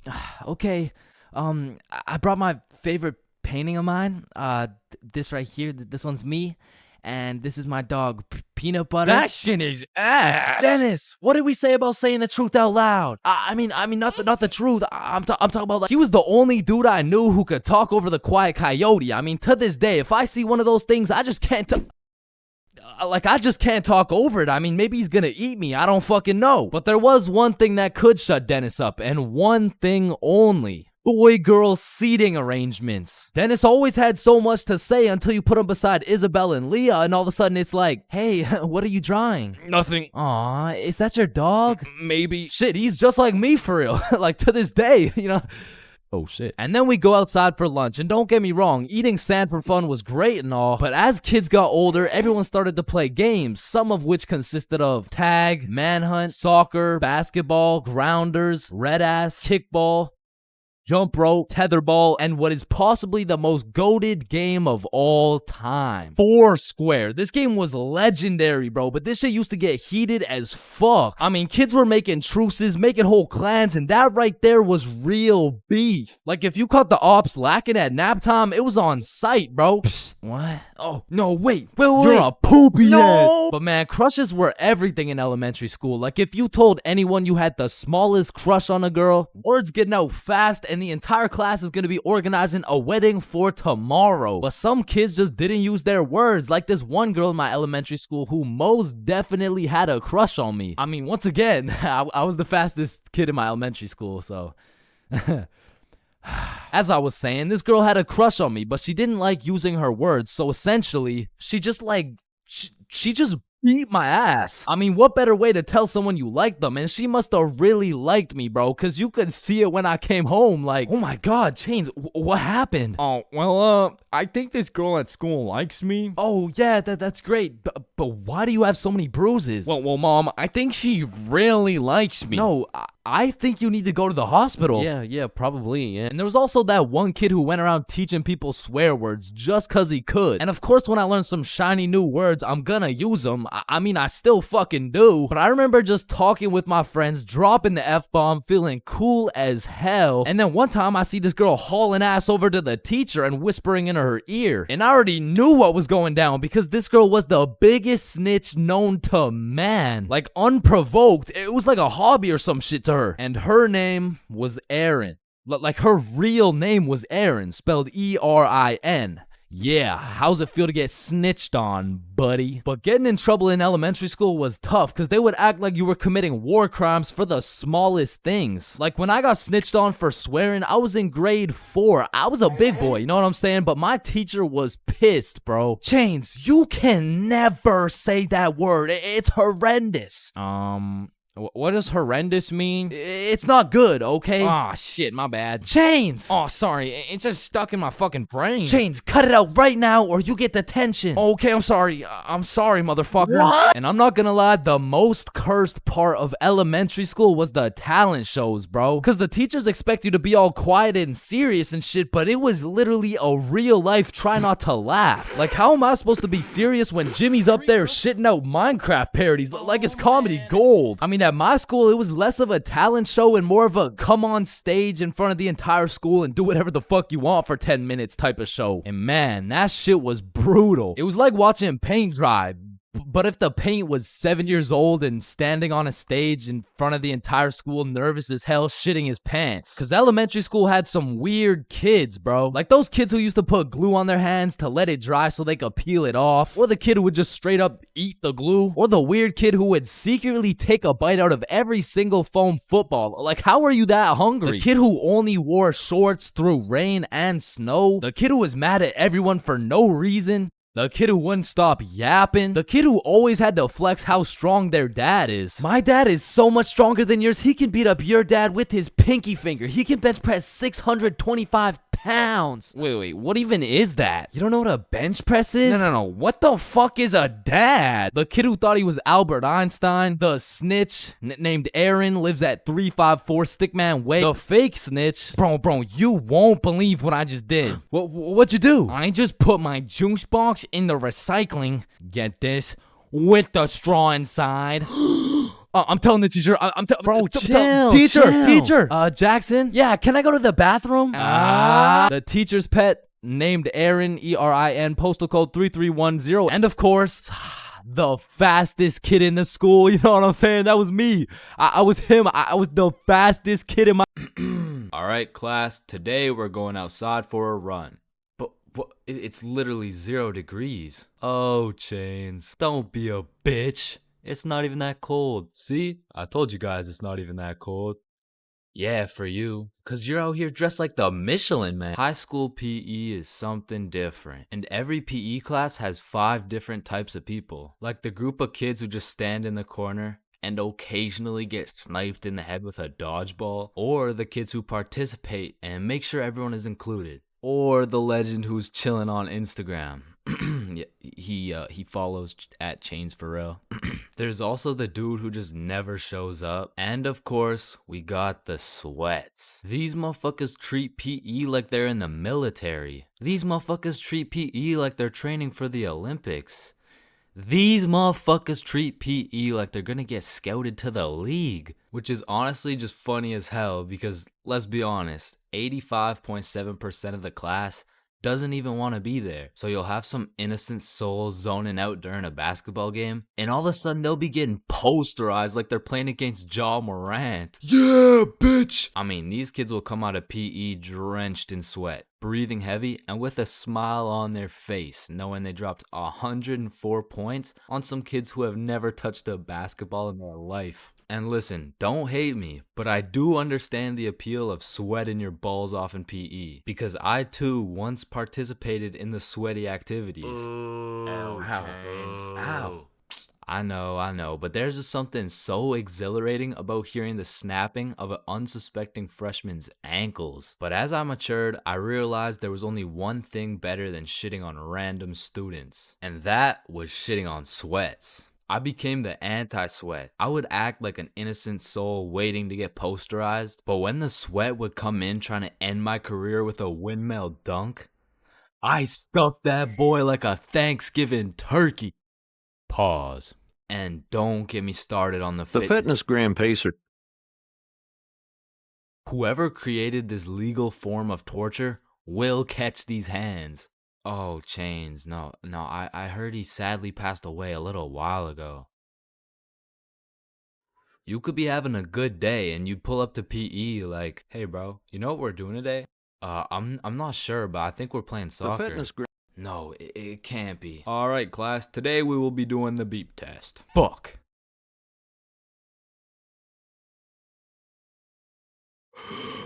Woo. Damn, what was I at? Chains, we haven't even started. That was just our warm-up. But one thing that did bring me a little bit of joy was looking at everyone during the push-up section. Like, there was always some dude doing the neck push-ups, some dude who thinks he's Mike Tyson, the guy who takes breaks when the teacher isn't watching, and there was always at least one dude who was out here looking like he was hitting it raw. James, I don't think that's how you do it. Oh, yeah, you're right.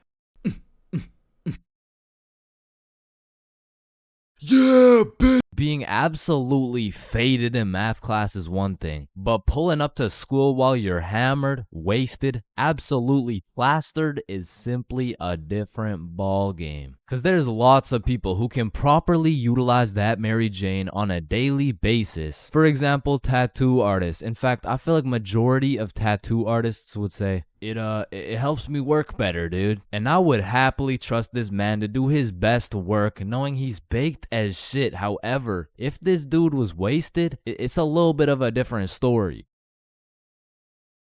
Alrighty, dude. All done. Yo, I asked for a rose, bro.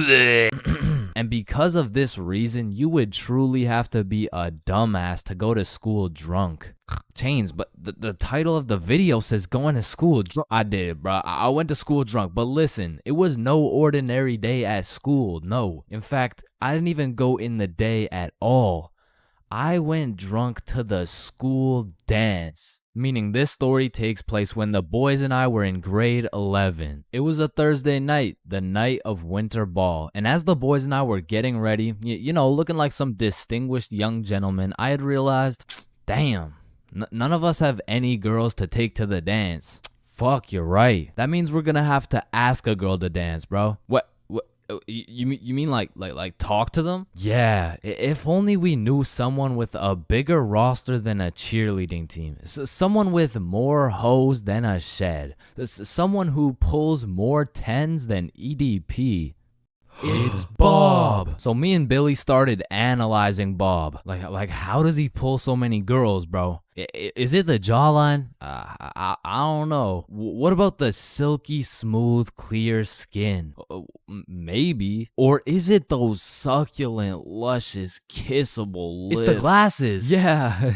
the glasses. Yeah. So we stole Bob's entire flow in the hopes this would put an end to my drought of bitches. So we check ourselves out in the mirror and then we hop into Billy's whip. We throw on some Rihanna to get us hyped, and before we knew it, we had arrived at school. Now to really paint the picture, it was a Thursday at 8 p.m. And on this Thursday at 8 p.m., Billy pops his trunk to pull out 2 bottles of vodka. Now, if you were unaware, it was currently a Thursday at 8 p.m. on a school night, and we were headed into our school. Now, logically, I should have simply denied the alcohol, but I'ma keep it a buck. The whole idea of walking up to a girl and asking her to dance was really giving me the heebie-jeebies. I mean, my palms were sweaty, my knees were weak, and arms were heavy, so I took a big old chug of that liquid courage in order to ease the nerves a little bit. And shit, Billy must have been feeling the same way because Billy was down in that shit like it was water. And right after we consumed enough alcohol to kill a baby elephant, I got a notification on my phone.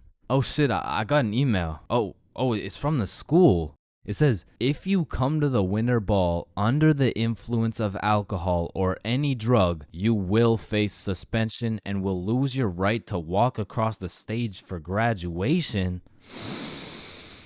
Fuck. Okay, listen, if we can get into the dance before this shit hits, we're chilling. All right, we got this. So we walk into the school looking fresh as hell, but then I notice a fat line of students, and this line led to a security check to get into the dance. Fuck, that's not good. Nah, we're chilling. I still don't even feel anything. What about you? Yeah, same. We're good. And just as we came to the consensus that we were good, the principal starts walking down the line in our direction. Fuck, act cool. We're good. Act cool. Whew. That was close. You 3, over here. Shit, fuck, shit. Do you guys know why I called you over here? Nah. Nope. I smelled alcohol the moment I walked past you 3. Now, I don't know if it was one of you or all of you, but you know the consequences of showing up under the influence, right? Yeah, we do. And tell me, is it or is it not suspicious that all 3 of you guys showed up with glasses on? Nah, we just thought it looked suspicious.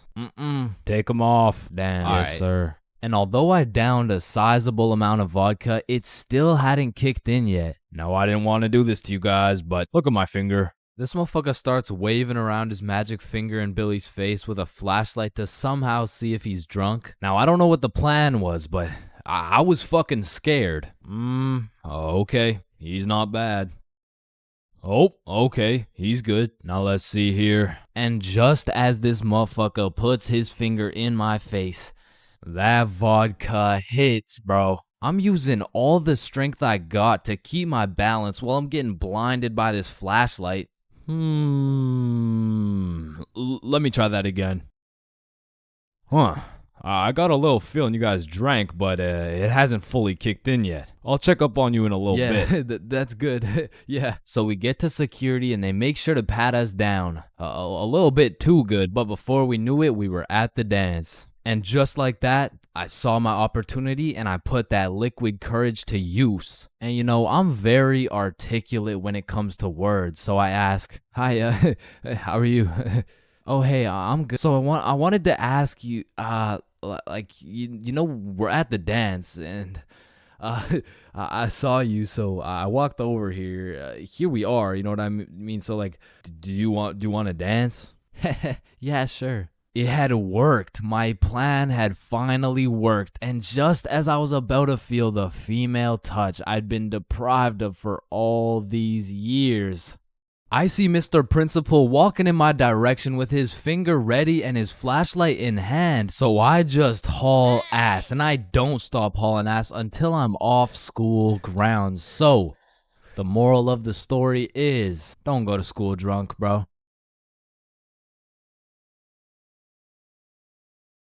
Here at Stickman High, we understand the importance of learning. That's exactly why our new curriculum has been perfected to accelerate the learning of each and every student. Like, hey, look at this kid. Wait, what? Look how big his head is. It must be full to the brim with all that knowledge we provide. Hey, it's not that big. No, it's pretty fucking big. Anyways, let's take a look at how the new curriculum pushes our students in the weight room. Oh, wow, impressive. See, I didn't even know legs could bend like that. They can't. All right, stop recording. Stop the recording. Stop the recording. Stop the recording. All right, Stickman High, welcome to the new curriculum, and let's study those textbooks. All right, class, are we ready to learn about this new curriculum or what? Or, we could just do a Kahoot? Yes, sir! That's what I've been waiting for. That's what it's all about. Man, I fucking love Kahoots, and I don't study for shit. Bro, I feel like Kahoots are the exact equivalent of the good old here comes the airplane trick. Like, yo, you want a Brussels sprout? Aw, hell nah, bro, those are disgusting. Oh shit. Alright, but here comes the airplane. Hey, Chains, you need to study for this history test. Hell nah, bro, that shit's boring as hell. Okay, yeah, but... What? The Declaration of Independence was signed on the joint. Because personally, I didn't give a single fuck about what we were learning in school. But I swear they infused the Kahoot music with Adderall or like crack or some shit. Because a game of Kahoot used to have me all the way locked in. And I would be grinding my way up those leaderboards. Like I'd make it to 3rd place and then 2nd place and then 1st. And then the teacher would throw in some bullshit like, now what position was Abraham Lincoln conceived in? So I go for the safe answer, and all of a sudden I dropped 14 places, and I'm getting passed by goddamn Dildo and Duncan McCawkiner. And the teacher's over here yapping about, yeah, guys, you should know this one. It's chapter 13 in your textbooks. Like, bro, why the actual fuck should we know this one? But in these Kahoots, people were coming up with the most outrageous names of all time, bro. I remember anytime a teacher would pull up a Kahoot, the first names would start off normal as hell. Jessica, Eric, maybe a little Bartholomew. But as soon as one dude drops a name that's ever so slightly comical, every single name after that ends up being more and more out of pocket than the last. It's like a competition to see who's gonna push that shit the furthest. Like Richard Long quickly turns into Ben Dover, which nicely parlays into Hugh Janus, which passes it over to I Swallow Cum, who alley-oops it for Wilma Dickfit, which eventually somehow always ends up with the teacher just catching mad strays. Like somewhere along the line, that shit goes from Dixie Normus to Miss Jackson's built like Mike Wazowski. Alright, who said I'm built like Mike? I remember I had this teacher who used to love Kahoots. Shit, she loved her Kahoots Kahoot so much, we'll call her Miss Cahooters. Nope. Nah, we're not actually doing that. We're not calling her that. I think we'll just go with Miss Kahoot. You know what I'm saying? I think Miss Kahoot works just fine. And every Friday or so, we would walk into Miss Kahoot's class, and she would have a Kahoot pulled up smiling from ear to ear, which I'm not gonna lie was really sad to see. Not because she was smiling, but because I knew in 20 minutes tops, that smile would turn into straight anger, bro. Hey class, happy Friday. We're gonna do another Kahoot because I know it's a class favorite. Just please, everyone be appropriate. DJ Bustanut, are you serious? In my 22 years of teaching, I have never. And I felt bad for Miss Kahoot, you know, like I really did, but it was low-key her fault for running it back so many times. Cause DJ Bustanut just couldn't stop catching these dubs, bruh. He was a dog. But nah, I really do feel Miss Kahoot, cause sometimes even Kahoot pisses me off, bruh. Cause picture this, I'm here grinding out these answers, giving it my all, even cheating a little off that one smart motherfucker with the big-ass laptop, but I still get a few answers wrong, you know. Nobody's perfect, but imagine my pain as I read my screen and find out I'm 76 points behind fucking Sebastian, bro. And I look up at Sebastian and this motherfucker doesn't even know what he's playing. He's just happy to be here and shit. But there's only one feeling worse than being 76 points behind Sebastian, and that feeling always came from the easiest questions. It would be like, oh, what? This is a little too easy? How do you say hi in English? And you're trying to speedrun this shit, so you click the first thing that kind of makes a little bit of sense and the answers come up, and you're the only motherfucker to get that shit wrong. No, dumbass, that was a zero. And everyone's looking around for who got it wrong. Like, yo, whose dumbass got that shit wrong, bruh? Top facts, bruh, type shit. Dumbass, type shit. The fucking dumbass. Chains? Were you the dumbass who got that shit wrong, bro? Me? Dumbass? Nah, shut up. Shut the fuck up. Nah. It was probably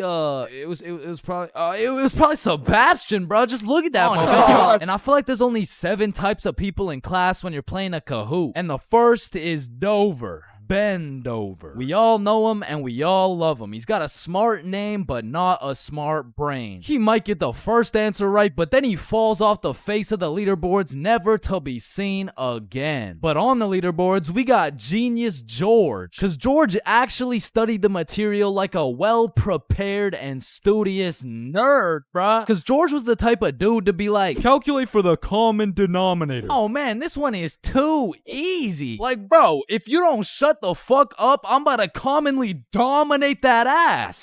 No, it's called a denominator. Oh, I know. And I swear every game of Kahoot had that one person who took their sweet time to answer every single question. Like, it could be 1 + 1, and this motherfucker would be 30 seconds deep into the question, like, okay, 1 + 1. Is it a trick question? No, just answer the question. Oh, okay, 1 + 1 equals... The answer's 2. Dumbass. Okay, can I use a lifeline and phone a friend? All right, chat. How do we kick Jasmine out of the lobby? And then we got Flying Fuck Frederick, and Flying Fuck Frederick doesn't give a flying fuck. Dude will give his best shot at the first question, and then he's aborting mission and playing some goddamn Clash Royale. And then there's always that one dude yelling out the wrong answers. All right, what's the biggest mountain in the world? Ooh, I know this one. Chains. It's blue, bro. Trust. Oh shit, bet. Wait, no, I meant red. Sorry, my tongue slipped, bro. My bad. Bro. Oh, and it looks like Chains is off the leaderboard. Everyone, let's point our fingers and laugh at him. And we got the radiating Redditor. And I say radiating because that boy is radiating the most profuse body odor known to man. And I don't know, maybe it's all a part of their strategy to win, because that shit throws you off your game, bro. They'll be invading your nostrils with a concoction of Doritos, Skibbity Toilet, and Badussy. And if you've ever played against a Redditor in a game of Kahoot, you may be wondering, yo, how is this dude getting every answer right while sitting back drinking Mountain Dew watching Best Sigma Moment compilations? And the answer is he's cheating, bro. And not the normal kind of cheating either. This dude's using a Kahoot bot to get every answer right. And now you may be thinking, nah, why would someone cheat on a Kahoot, bro? It's not that serious. And that's facts, but the thing is, the prize was a gummy bear, and this dude can't leave no calories behind. And then we got the casual Kahooters. Fuck, I gotta stop saying that shit, bro. I was trying to say we got the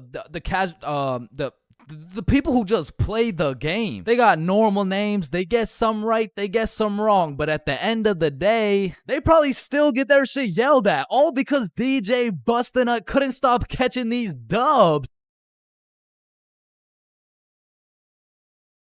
Alright.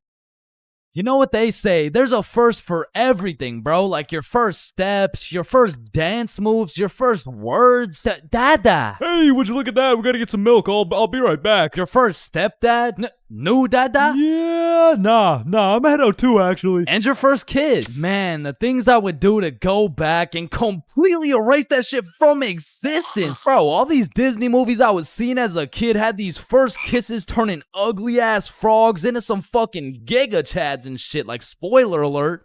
Fucking ribbon. And on top of that, the fact you have to close your eyes, like bro, imagine you're learning how to golf and you're about to take your first swing and these motherfuckers are like, yeah, now do it with your eyes closed. Bruh, this is my first time. What do you expect to happen? Like honestly, my first kiss is top 5 worst Chains moments of all time. And let's just say it's not 5 or 4. Or 3. That shit was really bad, bro. So with that being said, this story takes place in grade 7, which is the year I got my first girlfriend. Now, I told this story a few months back, but I purposely left out the part of my first kiss. Well, gosh diddly darn, Chains. Why would you do such a preposterous thing? And the truth is, I was planning on taking this shit to the grave with me, bro, but fuck it. Sometimes you just gotta let the world know. Okay, you're right. I got something to get off my chest. Epstein? Wait, with the what? So for the homies who haven't seen the video, one day me, Bob, and Billy were mobbing around our local mall when we seen these 3 girls from our class. So we walk up to them and lay down some of the meanest 12-year-old riz these girls had ever seen. Hey, yo, shorty, I think I just shit my pants. Can I get into yours? What the fuck? Oh, shit, my bad. My fault. Hey, yo, shorty, are you a cigarette? Am I a cigarette? What? Cause I'm trying to get lit and put your butt in my mouth. Wait, what? Nothing. Please. Holy shit, bro. Let me guess. You all got restraining orders. No, worse. We got fucking girlfriends. And 12-year-old me had no business dating nobody, bruh. Like, my dumbass could barely even handle playing Fortnite with a girl. Like, oh, hey, Gamer Girl 97. Hey. I'm kind of low. Can I chug on your jugs? What? Oh, no, sorry. Whoa, I mean, I just want to slurp on your juice. No, I'm sorry. I mean, like, I need heels. Can I trade you? What do you need? Oh, yeah. Is there any way you could give me some mats? Oh, yeah. No, I'd love to give you my wood. Huh? or bricks. Or metal. Or anything you need. Okay. Anything else? Yeah, I don't have a shotgun yet. Oh shit, I got 3. I can give you 2 pumps. Or Ew. no, it's 1 pump. No, wait. Oh, sorry. I can give you shotguns. I mean. Okay. Where are you? I'm in this little wood fort I made. Oh, okay. I see you. Let me come in your box. What? So needless to say, every single interaction I had with my girlfriend was awkward as shit. Cause I had to pre-plan things to say in my head, and as soon as that shit went off script, I was cooked. Hey Jessica, how you doing today? Honestly, just not the best. Oh, that's good. What'd you do today? Oh, I don't know. Just did my makeup. Hey, me too. You did your makeup? Yeah, we have so much in common. Have a nice day. Fuck! And on one Friday after school, me, Bob, Billy, and our girlfriends all went to the mall together as we did every single day. But on this specific Friday, we rubbed together a few brain cells and realized, yo, do you got money? Nah. You got money? 0. You got money? I'm broke. You got money? No. You got money? Yo. Why are we at the mall? I don't know. That's a good thought about question. it. I mean, we could all go to my house. Yeah. Doing. And so, of course, as the good kid I was, I text my mom to ask her to go. Greetings, mother. I would like to know if it's in the realm of possibility that you would be so kind to grant me your permission to visit the household of my dearest acquaintance, Nikki. Looking forward to hearing from you. Your favorite son, Chains. And I immediately get a call. Let me speak to her parents. Now, I, Chains for real, have never dated a 12-year-old boy in my life, and I honestly don't plan on it. But even in grade 7, I could use my logic and reasoning skills to understand if your boyfriend had to get his mom to talk to your friend's mom for permission to slide to the crib? Instant ick, bro. There's just no way. She'd probably break up with me on the spot. So I'm doing anything I can to not let that happen. Hey there, Miss For Real. This is Nikki's mom. I just want to let you know Chains and his friends are welcome over anytime because they're goated with the sauce. Shit. Oh, hey, Nikki's mom. Sorry, it's kind of hard to hear you over all this bullshit. You're not allowed at her house. Come home now. Chains, are you coming? Look, Mom, I'm not gonna lie. You gotta lock the fuck in right now. This is the first time in my life I ever been invited to a girl's house and there's cheeks up for grabs. Like, Mom, this is my only opportunity. If you don't let me go, the For Real bloodline might just end with me. Okay, listen, Chains. I'll let you go this time, but you have to be home at 9 p.m. sharp. Yay, thank you so much, Mom. Now, I'm paraphrasing, but the point is she let me go with a curfew of 9 p.m. So all 6 of us leave the mall, hop on the bus, and get off at Nikki's house. We go inside, sit on the couch, and now it's even more awkward, bruh, because instead of walking around the mall, all we had to entertain ourselves was ourselves. And just like any other awkward middle school scenario, that shit went like So, truth or dare? Yeah, That's exactly what I was thinking. And my heart instantly dropped, bro. Cause I knew if I picked dare, I would have to kiss Jessica and shit, bro. That's a whole lot scarier than playing Fortnite with Gamer Girl 97. But regardless, Nikki starts the game of truth or dare. Hey Billy, truth or dare? Yo, truth. What's your favorite color? Blue. Oh, what? This shit's not even bad. Okay, then Chains, truth or dare? Truth. No, what do you mean? No, it's truth or dare. I said truth or dare. Dare. What the fuck? Okay, fine, dare. You have to kiss Jessica. Bro, this time it wasn't a pickup line. When I say I just shit my pants, I mean, not literally, but metaphorically, I was shitting bricks, bro. And when I turned to Jessica, she's just sitting there straight-faced as fuck. So, Jessica, are you down? like hypothetically speaking, of course. Okay, I'm going in. Sorry. Let me just, Hey, bro, I'm not gonna lie, this is fucking weird. You guys are just watching and shit. Like, I don't know, it's just kind of. Oh, so if we weren't watching you do it? I mean, yeah, I would actually. Wait, what the fuck? Every single one of these motherfuckers ran to the corner and started staring at the wall. Like, did you do it yet? We're not looking till you do it. Yo, hurry up, dumbass. So now I got all this pressure on me to do this shit, but Jessica's out here looking at me like, hey, how was your day? Yo, shut the fuck Just up. Just kiss her already. What are you yapping about? And I deadass didn't know how to go about it. I ended up sitting on this couch, nervous as hell, awkward as hell, looking stupid as fuck for 20 minutes, bruh. Now, 20 minutes in general doesn't sound that long, but imagine sitting on a couch in complete silence with everyone just, bro, just watch this.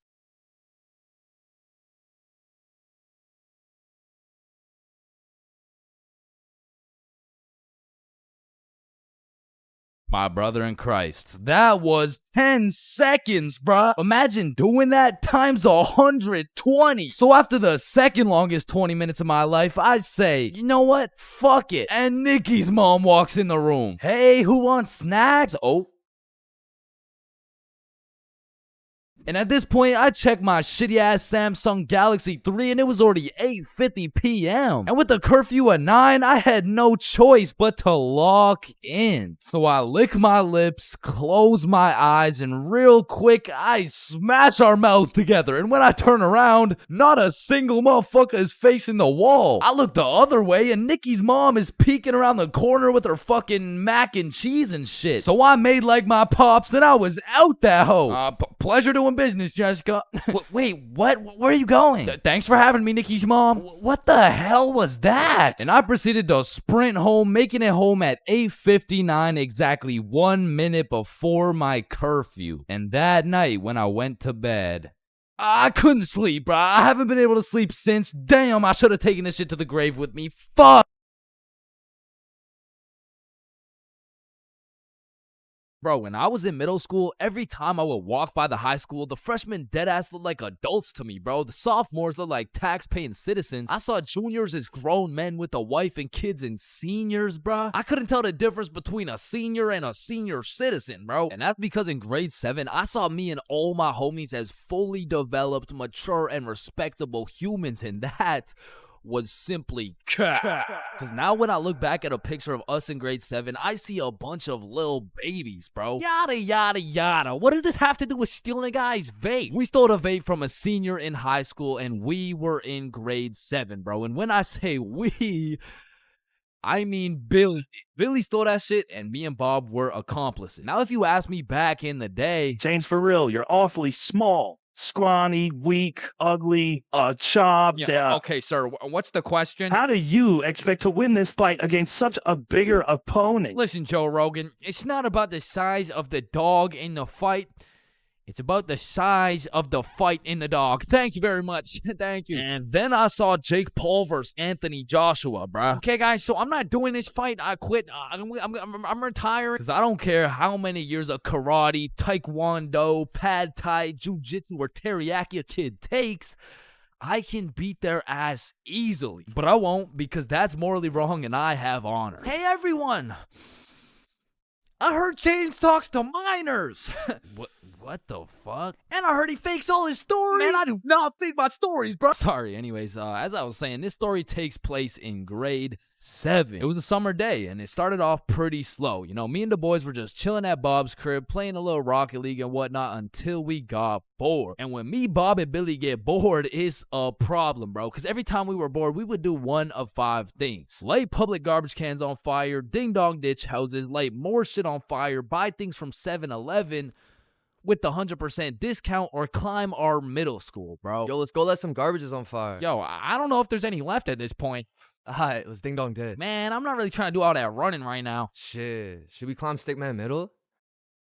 Yes. So we pull up on a scene, shiesties activated. We scan the area for witnesses, nobody. We identify all security cameras and move forward with the plan. So, Stickman Middle rooftop was about 20 feet up, far too high to reach. However, it had a playground with one of those spiderweb johns, and this playground was fenced off, and this fence is what we call the method. So one at a time, we climb up this metal fence, stand on top of it so we were just tall enough to jump and grab the roof, and we pull ourselves onto the rooftop. So Bob and Billy got up first. I jump and get my hands on the rooftop, pull myself up, and the view was insane, bro. Sun setting and everything. So me and the gang are sitting on the roof of our school. Bob brought some of those good old sweet heat Doritos, and we have ourselves a nice little romantic afternoon. When all of a sudden a car pulls up to the courtyard. A dude hops out of the driver's seat. 3 girls hop out of their whip. They're probably 19 or 20, and one of them looks up like, hey, what the fuck? Hey. Yo. Oh, shit. How'd y'all get up there? Shit, it's easy. I mean, we just climbed this fence. You want to try? Yeah, okay, yeah. What do I do? You just gotta stand on the right side of the fence. Okay. Which side's the right side? It's the opposite of left. Is this guy retarded? Oh, okay, yep, okay, I got it. All right. Okay, now what? Okay, yeah, just bring your feet up to the little crossbar, but be careful. Careful? This shit's easy, man. I know a ton of 12-year-old girls who could do this. Right, okay. Why does he know a ton of 12-year-old girls? Okay, what do you think I do from here? Dude, I don't think. I know what to do. Oh, shit, man. I don't think I know what to do either. No, I'm saying I know. Like, damn, man. How is he so retarded? Ooh, I'm up, boys. Let's go. Sir. Yeah, let's go. Anyways, what's y'all's names? I'm Billy. That's Bob. And I'm Chains. BBC, is it? Yeah, my name's Cooper. It's nice to meet y'all. Yeah, nice to meet you, man. You want some Doritos? So he just abandons the girls down at the courtyard, and we go back to our spot, sit down, and Cooper's vaping and shit. Billy's bumming a few hits. And I'm not gonna lie, he was a nice guy. I mean, you could tell he had a good heart, but god damn did that motherfucker like yapping, bro. I think me, Bob, and Billy got off a total of 3 sentences, bro. And so I was telling her, if you mess with the bull, you get the horns. Damn, that's crazy. Bruh, for real? Dead ass? I mean, bro yapped the day away. The sun went down. It was getting cold, so Billy was like, yo, y'all trying to head back? Yeah, bro, it's getting cold. Yeah, yo, great conversation though, boys. Right. So we all climb down the roof, make it to the courtyard, and say our farewells. Peace out, Cooper. See you, bro. Yeah, y'all have a good one, man. We head back towards Bob's crib, and to get there, we gotta walk up this small path with a super steep uphill, and as soon as we get to the top of the hill, Billy stops. And he looks back. Yo, what's up? I should have taxed his vape, bro. What? Yeah, like I should have finessed his vape. That shit was nice. Bro, like you're not doing that. Let's go back to Bob's crib. Say I won't do it right now. Bro, you won't. Bob, you know I would do that shit. Keep it a buck. Alright, watch this then. So Billy, completely alone, walks back down the hill to the courtyard and starts talking to the dude through the driver's window. Yo, Cooper, you think I can have one more hit for the road, bro? Damn, man, you really came all the way back? You're a fiend, huh? Yeah, nah, I got you, man. Bless. And because me and Bob were up on this hill, I vividly remember we got like a bird's eye view of this shit. And obviously, y'all don't know Billy the way I do, but I was 100% convinced he did not have the balls to do this shit, bro. There was no way. Hey, Billy starts hauling ass, and instantly Cooper punches that bitch in reverse. And my heart dropped so fast. We had a bird's eye view of Billy running for his fucking life, and Cooper's right on his ass, and they are both headed right towards me and Bob, bro. So we take our head start and get our ass right back to Bob's crib. But Billy couldn't just run to Bob's crib and have Cooper knowing his address. So instead of taking the path to Bob's crib, this motherfucker runs straight into the prickle bushes, bro. Adrenaline pumping. He's powering through these bushes, getting cuts all over his arms, legs, face, until all that adrenaline crashes and he realizes he can't make it through to the other side. He was stuck. Oh, no. You fucking idiot! Come back down here and give me my fucking vape! So Billy walks back out of the bushes, walks over to Cooper, hands over the vape. The girls in the back are all laughing and pointing and shit. Billy's aura is decreasing by the second, and just as Billy cuts his loss and starts walking away... Hey, yo, come back. What? Bro, the coil's missing from the vape. You owe me $70. I know what school you go to, man. You got a week to pay me back. Or else. Billy not only lost all the aura he'd been saving up for 13 years on this earth, but now he's $70 in debt with 1 week to figure it out. So every day after that, Billy begs his mom for $10 for lunch money, $10 for pizza, $10 for school supplies until a week had passed. And Billy had his 70 bones saved up. So as agreed upon, me, Bob, and Billy are posted up in the parking lot 1 week after the incident, and just as expected, Cooper pulls up. And this time he's got like 4 shorties in the car. Like, genuinely, how the fuck? So Billy hands over his life savings. Cooper pockets that shit, and with the most shit-eating grin I've ever witnessed, he mutters, "Hey, look, it looks like we got some pizza money for tonight, am I right?" Yeah, look at this dumbass. Billy got scammed, bro. He got his shit rinsed. $70 could have bought this dude like 3 whole vapes, but I mean, truthfully, that's karma. And the moral of the story is don't steal from people, but more importantly, just don't vape, bro. Yo, Billy just posted his first YouTube video ever. Go check that shit out. Yes, sir. And I just posted a video of me and Chains talking about this story, the raw, uncut, unedited version. So click this link right here if y'all want to tap in. Click that shit. Stole that shit. That's what I do, nigga. Fuck, nigga, I stole that shit. Man, family functions have the weirdest dynamic, bro. Like, how have you known these people your entire life, but have still never gone past a surface level conversation? I mean, let me know if it's just my family, but every function is the same. The whole gang links up, and everyone just asks the most generic small talk questions to each other. Hey, how's that new place you bought? Oh, yeah, you know, it's good. And how's the kids doing? Oh, you know, they're good. Oh, and how's the wife? Man, fuck your wife. I don't want to hear any of these NPC conversations, bro. And let me know if I'm getting too specific here, but what about that one uncle who goes by the name of either Bob, Jerry, or Dave? And this dude will just always be saying the most out-of-pocket things imaginable. Oh, how's your daughter Jane doing? Oh, Jane's always been hot, eh? Bob, she's 15. This uncle be at the family function thinking it's Coachella or something. Bob, another beer's a little bit excessive, don't you think?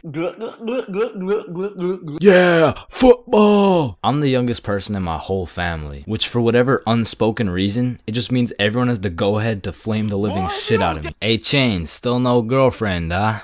I guess you're not too good with the ladies there.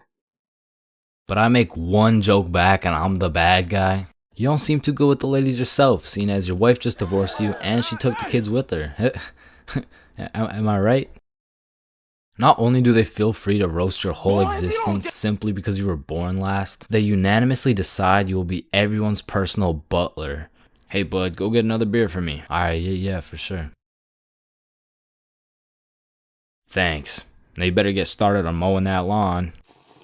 Grass isn't gonna cut itself, am I right? Oh my god, bro. And coming into these family functions, you would think your mom is your closest ally. But as soon as she gets the chance, she will expose your biggest secret for a little bit of parent clout. You guys will never guess what I found under Chain's bed yesterday. Oh my god, what is it? Yeah, tell us. What? No way. Sometimes when my family tries to make small talk with me, they just miss the boat completely. So, buddy, how's those swimming lessons going for you? The swimming lessons I took when I was 5? Yeah, right, those ones. They're good. I finished them a little while ago. Oh, is that right?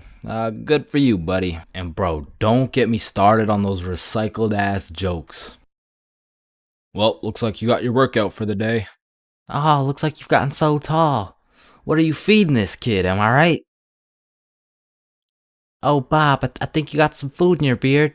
Oh, don't worry, I'm saving it for later. Ah, good one, Bill. Bob, he's so funny. Thank you. I guess everyone at the function must have Alzheimer's or something, because these jokes will have them cracking up like they haven't heard the same joke the past 15 functions. But cousins, man. Cousins are the saving grace of family functions. Without cousins, you would have no choice but to participate in the tomfoolery of small talk. I'd be walking in the function just praying to see that one cousin. And bro, I have a family function survival tip for you. You always have to stay within arm's reach of either your siblings or your cousins. Because whenever some bullshit goes down, you just give each other the look and flee the scene. And because when you get caught lacking on your own at the function, you get jumped. Metaphorically speaking, of course.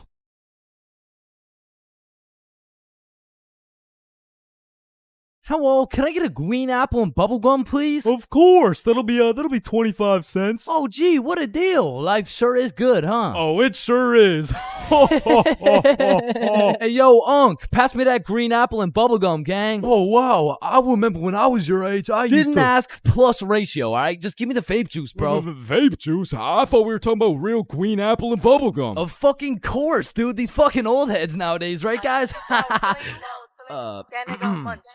Just give me the vape juice, please. All right, well, in that case, I need to see some ID. Yeah, I got you, Unc. Your ID says you just turned 11 years old.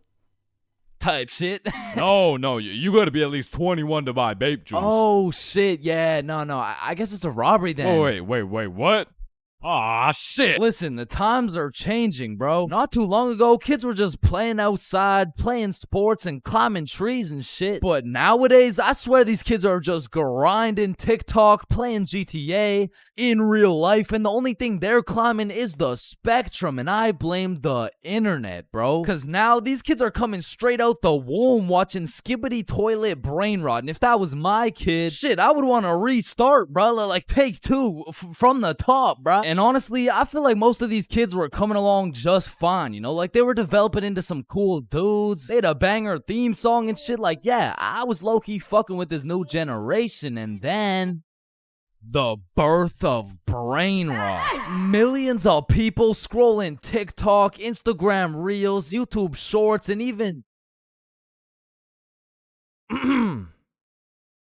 It was great. I mean, we had all the free time in the world to fill up our brains with dog shit, and it didn't even matter until we had to talk to each other again. Like, oh shit. Hey, oh hi, oh what's up? What? Hi. Oh, what's poppin'? Brand new whip just hopped. Oh yeah, I know that song. I got options. What about Roxanne? Roxanne. Like shit, even now in 2024, I feel like half the motherfuckers my age still haven't mentally recovered. Like ever since the great brain rotting, I've unfortunately witnessed some of my closest homies get NPC-ified, and there's really no bringing them back. Yo, bro, you've been watching a lot of TikTok recently, huh? Oh yeah, no. I mean, this shit's fire, bro. Just look at this one. We can go gut for gut. Fuck that. We can go wrist for wrist. Yeah, no, bro. You have a problem, like dead ass. Like you gotta put the TikTok down, bro. Like really lock in up here, bro. No, bro, really just phantom taxed my phone and minus 100 aura for throwing it and shit. Like that would have been outrageous if I wasn't Sigma. But remember what Duke Dennis said? Ohio. Riz Skibbity Toilet, Phantom Tax, did Gronk hug Libby Dunn? And so if some of my homies' brains are still trying to recover, I can only imagine the permanent effects on these kids, bro. Like, I feel like it's entirely possible that these kids' brains will be stuck in 2024 and they'll be old as hell talking about, Hey, can you help me cross the road? oh yeah, for sure. W Riz! Oh, no, my aura! Now, unlike half these YouTubers out here, I don't spend a lot of time talking to kids. But the one kid I did talk to recently was actually my cousin. Hey, you're not alone on that one. No. So I was at this extended family function and there was a bunch of people I'd never seen in my life, including this one kid who had to be about 10 years old. He was a short little guy, still waiting on puberty and shit, but when I talked to him, it was like talking to a little Kai Cenat or some shit. If he was 10 years younger and like, about the same height. Yo, broski. The fuck? Hey, down here. Oh, shit, what's up? My name's Elijah. Okay, Elijah. How's school, bro? Shit, it's aight. Yo, what grade are you in, bro? Grade 5. Type shit. Damn, I remember being in grade 5, bro. I was actually the fastest kid in my school. Yeah, but you probably had no hoes, bro. I already got a girlfriend and she's bad as hell, bro. You should see the gyat on that shit. Nah, what? And I never thought I'd be saying this, but back in my day, grade 5, we were still running from cooties and shit, and is this motherfucker vaping? What the fuck? I feel like kids these days just skipped a part of childhood, you know? Like, they're fresh out of elementary school, chiefing some coconut watermelon ice. Like, bro, your little ass should be watching Cocomelon twice. Chat, did that hit? Yeah? No. Shut the fuck up, Grandpa. Okay. It's because when I was born, everyone was given a good 10, 11 year grace period where you could be as cringy as you wanted. Like, you could make shitty YouTube videos. You could wear those smart ass t-shirts. You could even get away with saying shit like, man, yo mama's so stupid. She brought a spoon to the Super Bowl. Oh, yeah? Well, yo mama's so fat. When she walked in front of the TV, I missed 3 episodes. Okay, but yo mama's so fat, she takes selfies in panoramic mode. Well, yo mama's so nasty, she got fired from a sperm bank for drinking on the job. What's a sperm bank? Shit, I don't even know. And I feel bad for this new generation because they don't got no cringe grace period or anything, bro. They just pop straight out the womb like, and it's a boy. Yeah, I'm a dude, whatever. Now snip me up, bro. I can't have the host seeing my foreskin, dog. And maybe I'm just jealous, but to me, it's wild that these kids are getting new-ass phones in elementary and middle school. Because they'll never understand the absolute crucifixion I would get every single time I whipped out my phone, bro. Like, that shit was staying in my pocket unless it was 100% necessary. All right, class, everyone get your phones out for our end-of-year Kahoot. Let's go.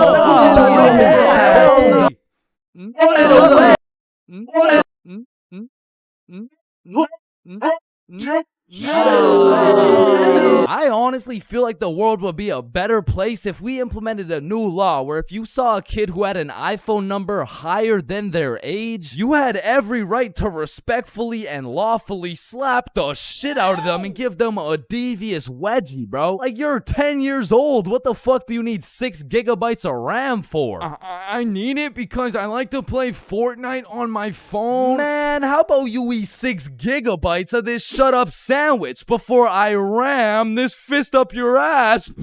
Alright, chat, I know that one hit, bro. What do we think? Stickman Police Department donated $1. Wait, what? Look behind you, Chains.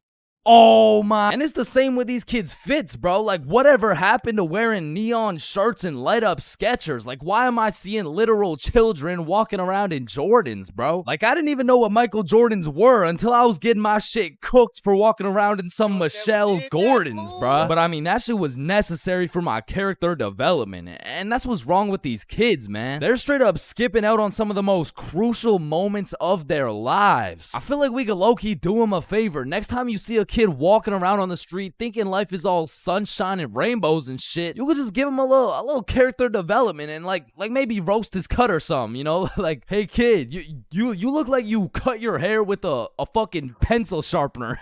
or no, you look like You look like Peter Griffin if he never hit puberty. You look like... Yo, we giving kids some character development? Did he? Now, I don't know why I'm talking like I was born in the 1900s or something, because for the homies who are around my age, we were low-key in the same boat as these kids, bro. They're growing up on some skibbity toilet brain rot. We had MLG brain rot. They're always scrolling TikTok. We had Vine. These motherfuckers are out here looking up to I Show Speed, bro. We had fucking Jake Paul. So the moral of the story is, even if these kids nowadays are absolutely cooked, I was once cooked too, bro. So worst comes to worst, these kids will just end up like me. Oh, fuck no, please, no.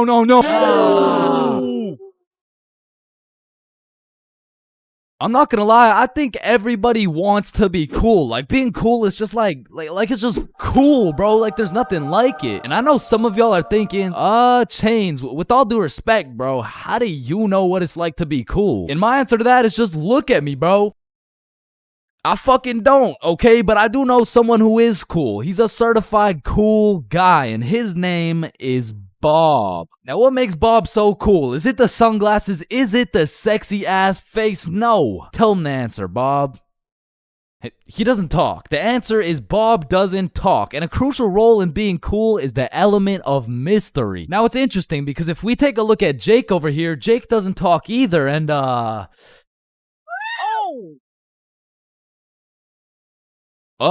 don't think, I mean, like, me personally, you know, I don't really think Jake's that cool. So that means to be cool, you can't just stop talking. I mean, I remember one time, I thought if I threw in some earbuds and stopped talking to motherfuckers, everyone would see me as some cool, mysterious guy in the shadows. And I'm not even gonna lie, I was walking through the halls feeling like Batman. I could even see the people talking about how cool I was. Come to find out, it was more like, does this kid even talk? Nah, I don't think so. Yo, what's up with this kid? I'm pretty sure he's autistic or something. Because the truth is, there's a very distinct difference between Bob's silence and Jake's silence. I mean, Jake didn't talk because he would probably get his ass beat for literally anything that comes out of his mouth. But Bob, on the other hand, doesn't talk because he doesn't have to talk. Like, watch this.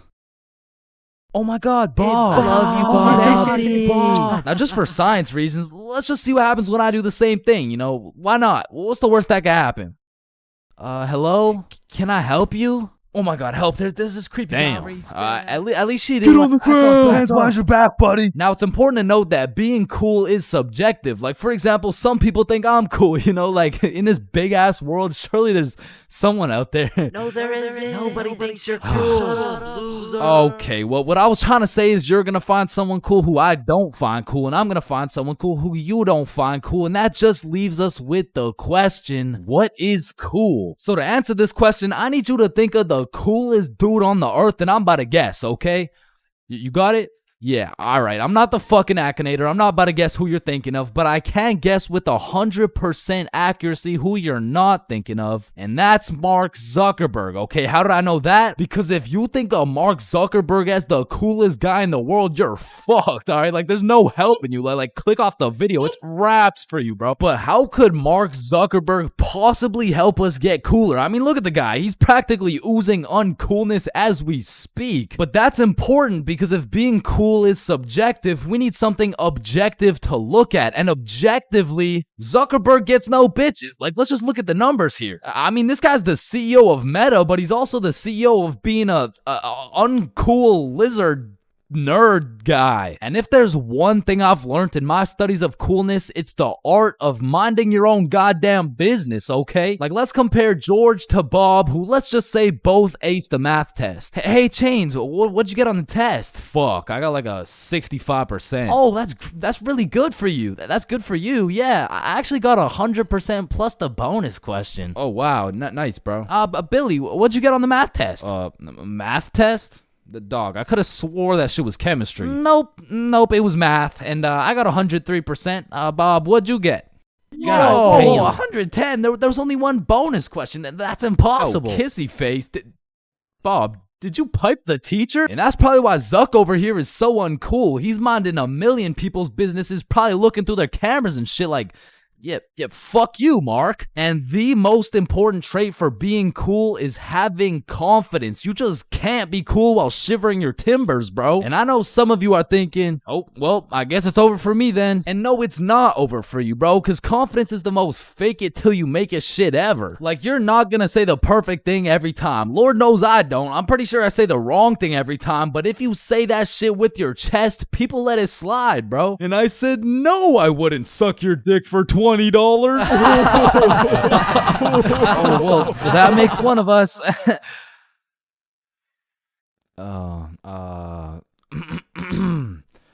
Well, that makes one of us. I love this guy. Now, that's the type of confidence that's gonna take you from a level 1 crook to a level 100 mafia boss. And with that power comes responsibility. Some dudes will become a level 100 mafia boss and start picking on other people because it makes them feel powerful. But a cool guy doesn't yearn for power. He yearns for... fuck, what do you yearn for, bruh? Damn, he's so cool. Now, being cool comes along with being calm and collected. Like, if someone walked up to you trying to fight and you started running away screaming for your life, I don't think anyone's looking at you like, damn, that's one cool-ass motherfucker, bro. Yeah, bro, the way he hit that high note was cool as hell. Shit, maybe I could be like him someday. Now, I'm not saying you gotta go all Jackie Chan on the guy, but you do gotta stay calm and think logically. Like, let's see how cool you are. What would you do in this situation? A, strike first, strike hard, no mercy. B, just walk away. C, give him a little kiss on the forehead. Or D, do the stanky leg. And the correct answer is any of the above, bro, because it's not about what you do, it's about how cool you do it. Except maybe the stanky leg one. I don't think anybody can look cool doing the stanky leg. But doing any of the other options, you could look cool as hell. Like, A, strike first, strike hard. Boom, one punch knockout. That's cold. But if you throw first, miss, eat shit, not cool. B, walking away. You're cool as hell. Unfazed. Unless you get jumped from behind and get your ass beat. Not cool. C, give him a little kiss on the forehead. Assert your dominance. You pretty much just made him your son. But if you miss, well, now you're just kissing a dude, so, yeah. Now, even though being cool is all about how you do things, there's a few things that nobody can look cool doing, like riding a scooter, chasing a bus, taking pictures with an iPad, chasing paper in the wind, using VR, washing a cucumber, waving. You look nerdy as fuck, eating a cupcake, tripping, getting out of a restaurant booth, pickleball, and literally anything to do with Starbucks. Hi, can I get a caramel ribbon crunch frappuccino with 2 extra pumps of vanilla and the You're soy? not cool, bro. What? Now let's take it back to the element of mystery for a second, because this is the step that will either have people seeing you as a cool ass dude, or they'll just assume you're shy or possibly on the spectrum, bro. Listen, you gotta talk, bro, or else people have nothing to go off of and they'll start filling in the blanks themselves. Whoa, wait, so I gotta talk to be cool? Yo, Chains, what do I say? Whatever the fuck you want, bro. Oh, wait, really? Yeah, bro, the truth is the key to being cool is being yourself. And I know that shit sounds corny, and it is, but do you think the coolest dudes on earth give a single fuck about what you think? Hell nah. They're way too busy being cool, bruh. You gotta be like a peach, man. Some people hate peaches, some people love peaches. But at the end of the day, the peach is gonna be a peach. So here, take these sunglasses, and if you haven't heard it today, you're a cool ass dude, bro.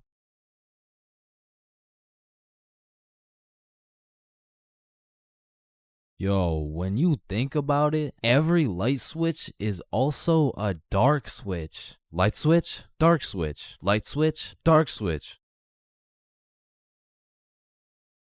Okay, class, sound it out with me. Ball.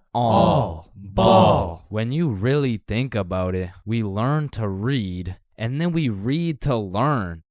Teacher, yeah, I think Chains is high. What the fuck? This is kindergarten. Shit. Ow. Damn.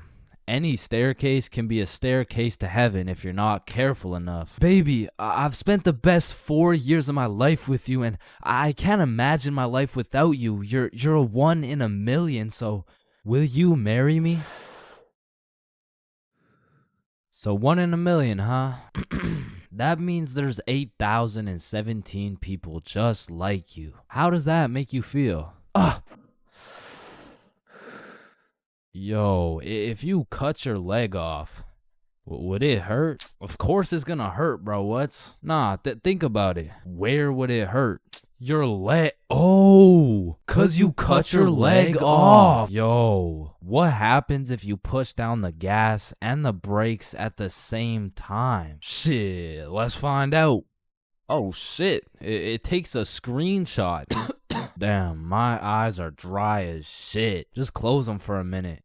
Damn, bro. You never actually close your eyes. You just look at the inside of your eyelids. Damn. Yo. Can anyone answer 547 to the power of 3? Yes, Chains. Yo, did you know every single odd number has an E in it? Damn. Chains, are you high again? No. Wait a minute, bruh. Since you were born deaf, what language do you think in? Oh shit, you right.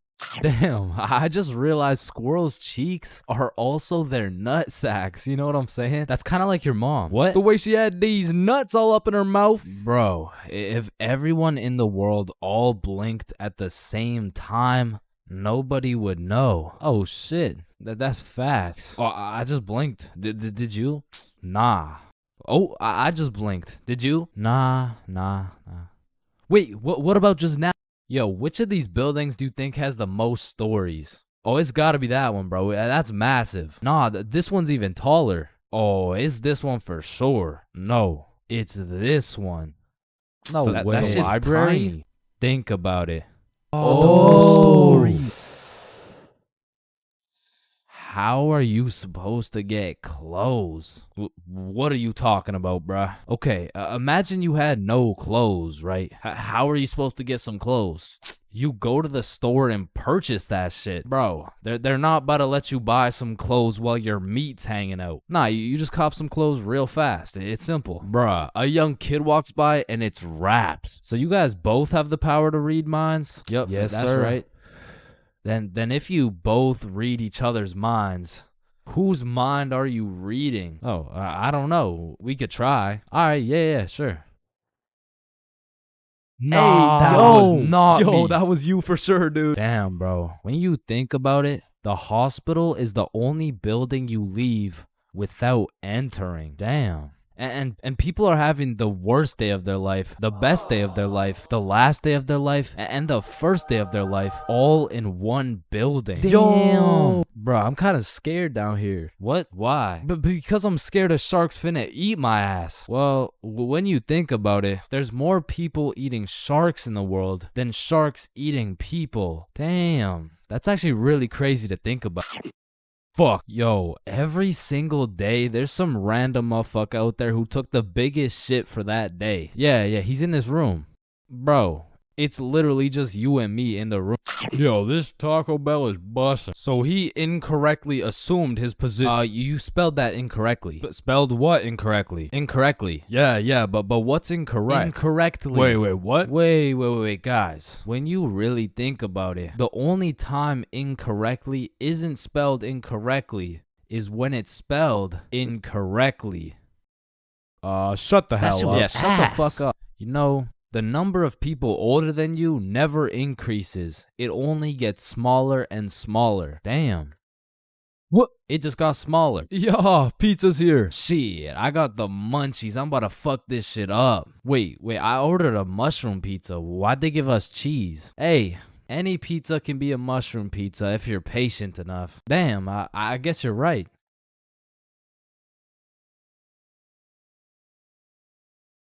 At last.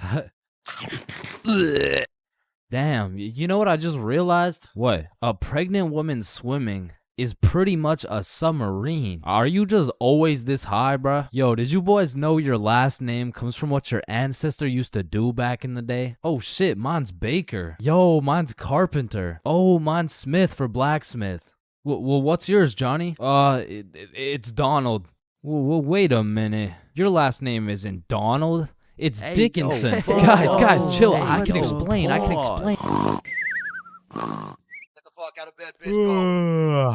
pause. Your alarm is really your theme song because it plays at the start of every episode. Well, why the fuck are you in my house?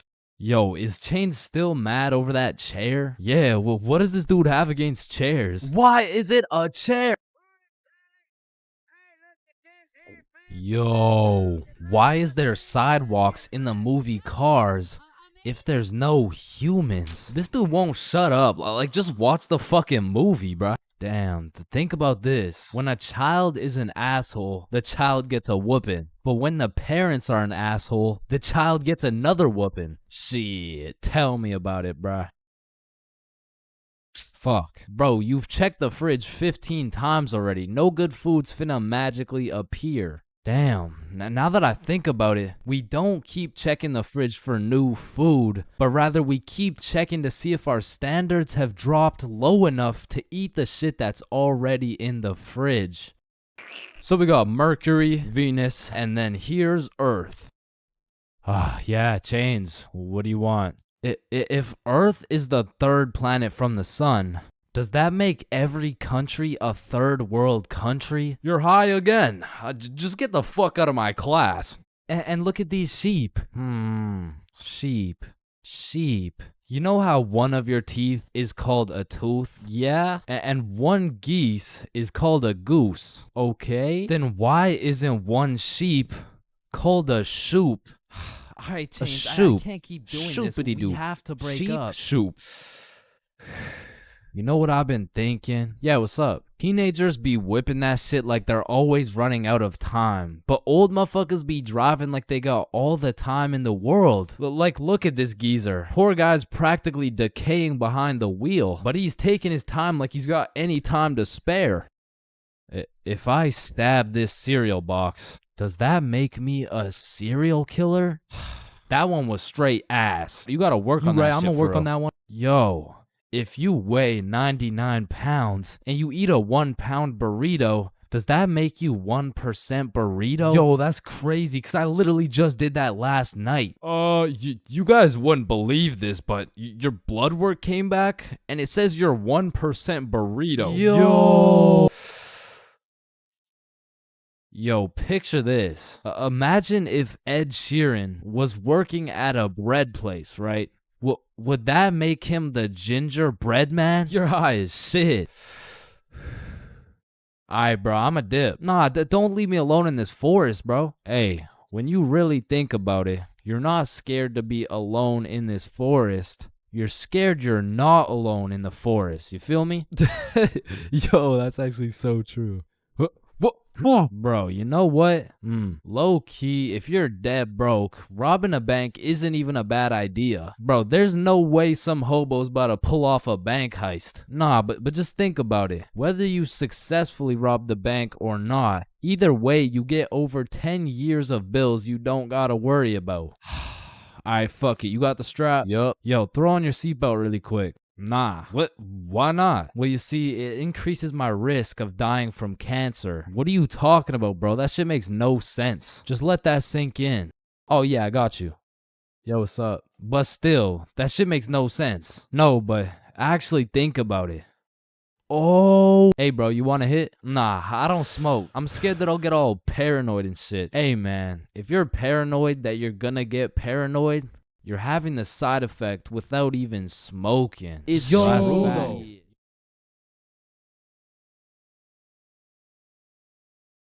Yo, Chains, I'll pay you $5 if you pull that fire alarm right there. Oh, yo, run. Chains, do you know why I've called you into my office today?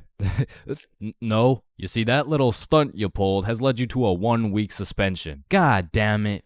What does suspension mean? It means for the next week you are prohibited from coming to school. Fuck.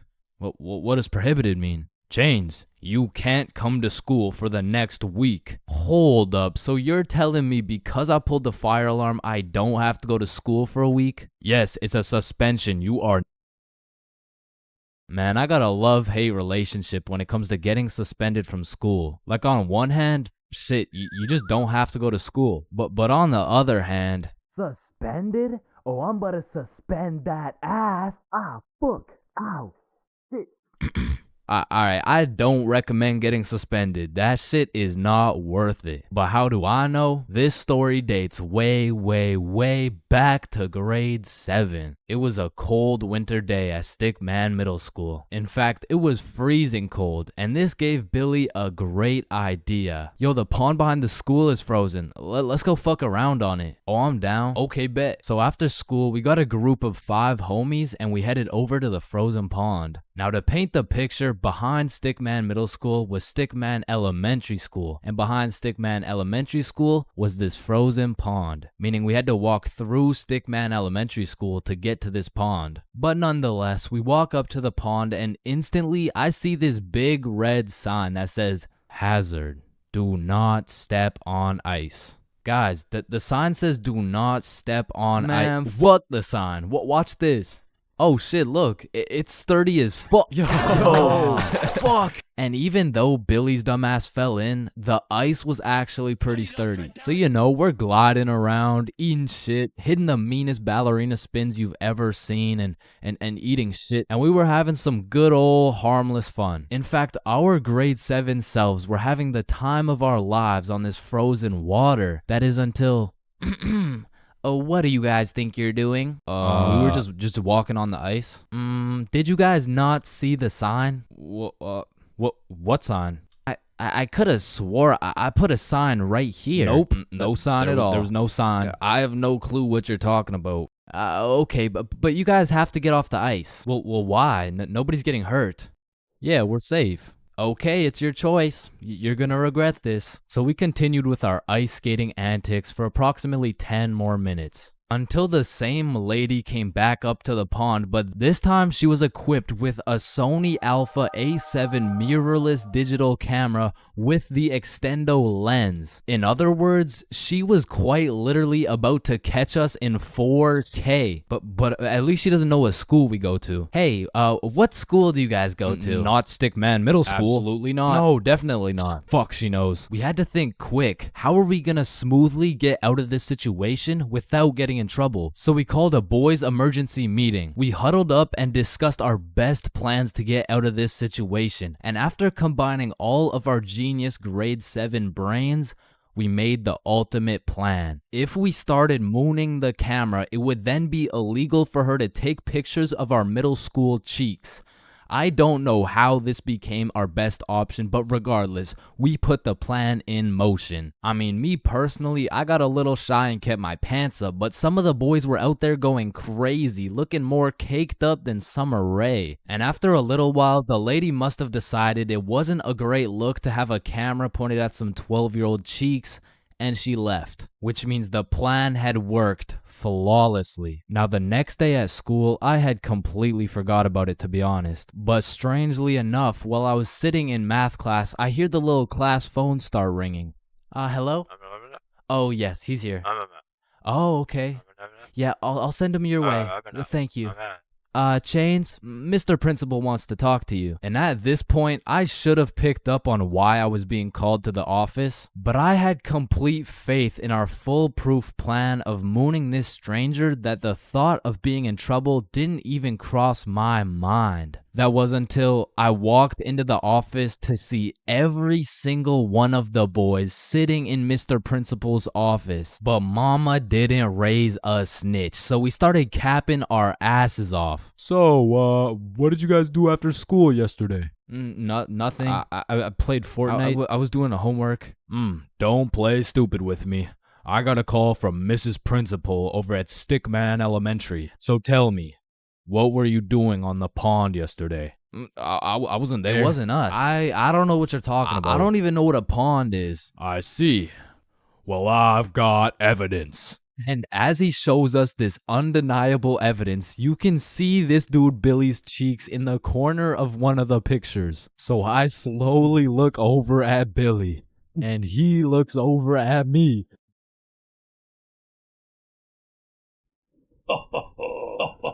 If you don't stop laughing right now, you're all suspended.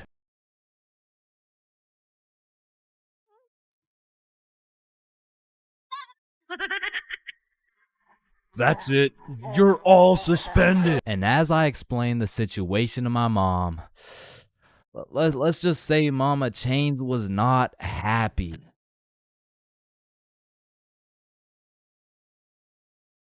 Man, you could be the 47th president of the United States and you'd still get flamed at school. It's just inevitable. It could be your haircut, your clothes, and bro, even when there's nothing to roast, somebody's gonna try and spit out some bullshit anyways. Hey, yo, why does Carl's face look like Spider-Man's left nut? Yo, I can't see it. Why do you know what his nuts look like? And bro, when I was in middle school, all my clothes were hand-me-downs I got from my neighbor, and this motherfucker just didn't want to see me win, bro. Cause I was getting piles of V-neck shirts and jeans that didn't even fit. And not only did my neighbor have no drip, but dude was 10 years older than me, so every fit I made was just a decade too late. And pulling up to school and that shit had me feeling like a rotisserie chicken, the way I was getting cooked at a 360-degree angle, bruh. But my fit wasn't even the only thing that was outdated, cause my phone looked like the first phone ever created. And it acted like it too. I mean, I would have to click the screen 5 times and then send a prayer to the heavens just to turn that shit on. And only real G's know the pain of having to whip out an old ass phone around someone else. Like, I remember this one time a girl came up to me and asked if she could add me on Snapchat, and when I gave her my phone, my shit crashed, bro. I think your phone just ran out of battery. Oh no,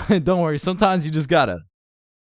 Yeah, here you go. Actually, I have a boyfriend, so... Wait, what the fuck? And ever since that day, that phone was my #1 op, bro. So much so that the next time a girl came up and asked for my Snapchat, I started fucking malfunctioning, bro. Hey, can I get your Snapchat? No. Oh. Okay. No. It's just cause I don't have Snapchat. Oh, well, what about your phone number? I actually don't even have a phone. You don't have a phone? Oh, well, I did, but then my dog ate it. You know? Oh my God, is your dog okay? Sorry, I don't even have a dog. I don't have one. Then who ate your phone? Fucking I did.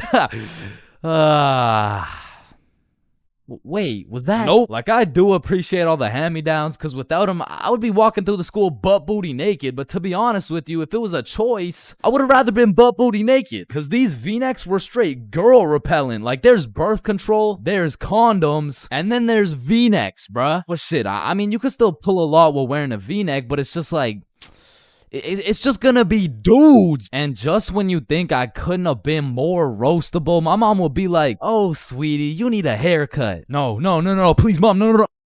My mom used to take me to this shop that gave out $1 haircuts, bro, and these motherfuckers were straight speed running these cuts. They'd be asking what kind of cut you want while cutting your hair. And by the time you get to show them the cut you want, your shit is already done, bro. And my mom must have not been tipping them either, considering the fact that every time I went back, the cuts kept getting worse and worse. Until one time, I walked out there with my head bleeding, like I asked for a 2 on the sides, and she hit me with a -2. Now, don't get me wrong, when I pulled up to school wearing the most abominable fit known to man with the atrocious haircut and shitter phone combo, I got my shit roasted, flamed, grilled, sauteed, deep fried, and then thrown into the goddamn microwave. Like the type of flaming that has you going home and just taking an extensive look in the mirror, questioning if you should legally change your name to Albert and flee the country. But somehow, this motherfucker Carl got flamed even harder than me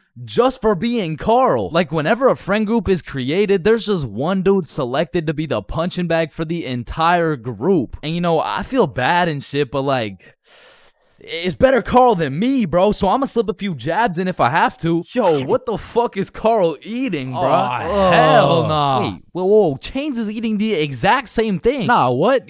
Your shit looks like it tastes like cardboard with honey mustard. Wow, how did you know? Like, Carl can't even get a little chuckle out without getting crucified, bruh.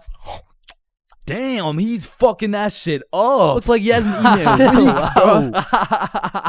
Oh, hell nah, Carl. I know you're not laughing. Yeah, no, I'm not. You're built like SpongeBob Round Pants. You look like a malnourished Santa Claus, bro. Like, god damn, that's a face only a mother can love. What did I do? Now, getting roasted around your boys is tough, but that pales in comparison to the pain and embarrassment of getting roasted in front of your crush, bro. Yo, Chains, what did you get on the science test? I'm not gonna lie, I got like a 76. I'm surprised you're not smarter with that big-ass head of yours.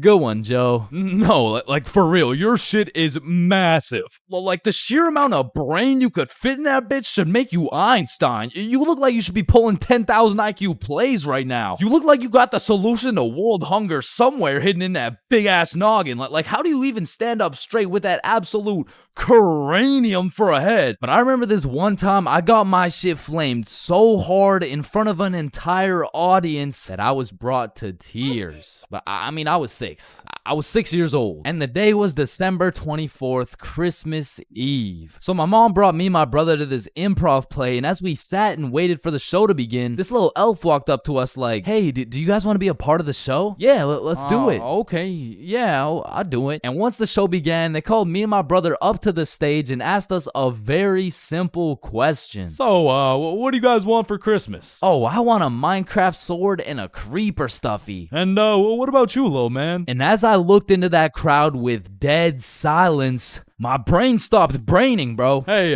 don't worry, it can be anything. Shit. I want, Just, kid, what do you want? I wanna... Man, I wanna...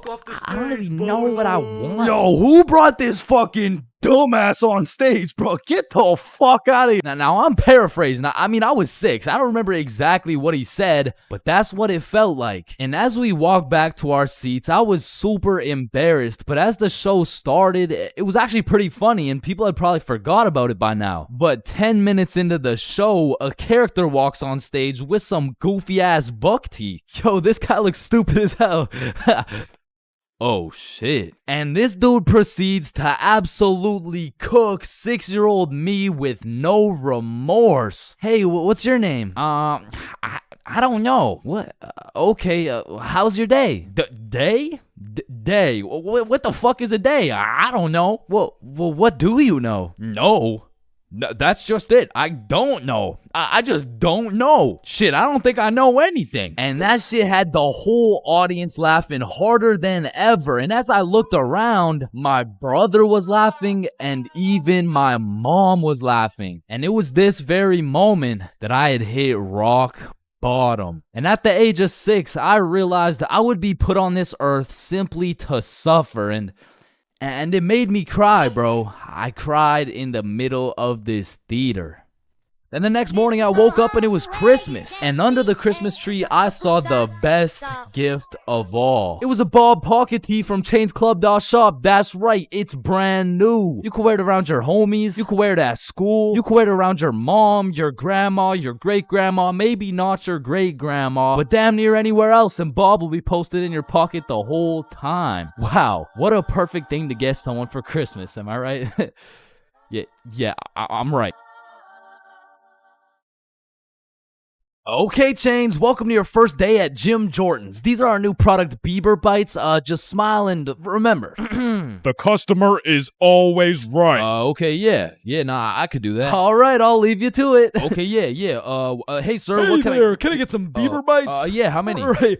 How about this? Hey, let me get a pack of Justin Bieber's balls. That's funny, yeah. How many do you want? Hey, let me get a pack of Bieber's sack. Okay, yeah, how many, bro? Hey, let me get a taste of Justin Bieber's wiener. Back in my day, I used to work at a fast food place called Jim Jordan's. Now, for legal reasons, this is not Tim Hortons, okay? It has J's and shit. Like, they don't even look that similar, bruh. But honestly, working at Jim Jordan's, I felt like Johnny Sins, the way I'd put on my uniform and go to work just to get the soul sucked out of me, bruh. And instead of dealing with a bunch of fat asses, I'm dealing with a bunch of fat asses talking about... Alright, so I ordered an extra large BLT with ranch, extra bacon, no veggies, and I only got 5 strips of bacon. I want a new one. Okay, yeah. Where's the sandwich? I ate it. Of course you did, bruh. Like, you do not need more food. I don't think think your arteries could compensate for any more bacon?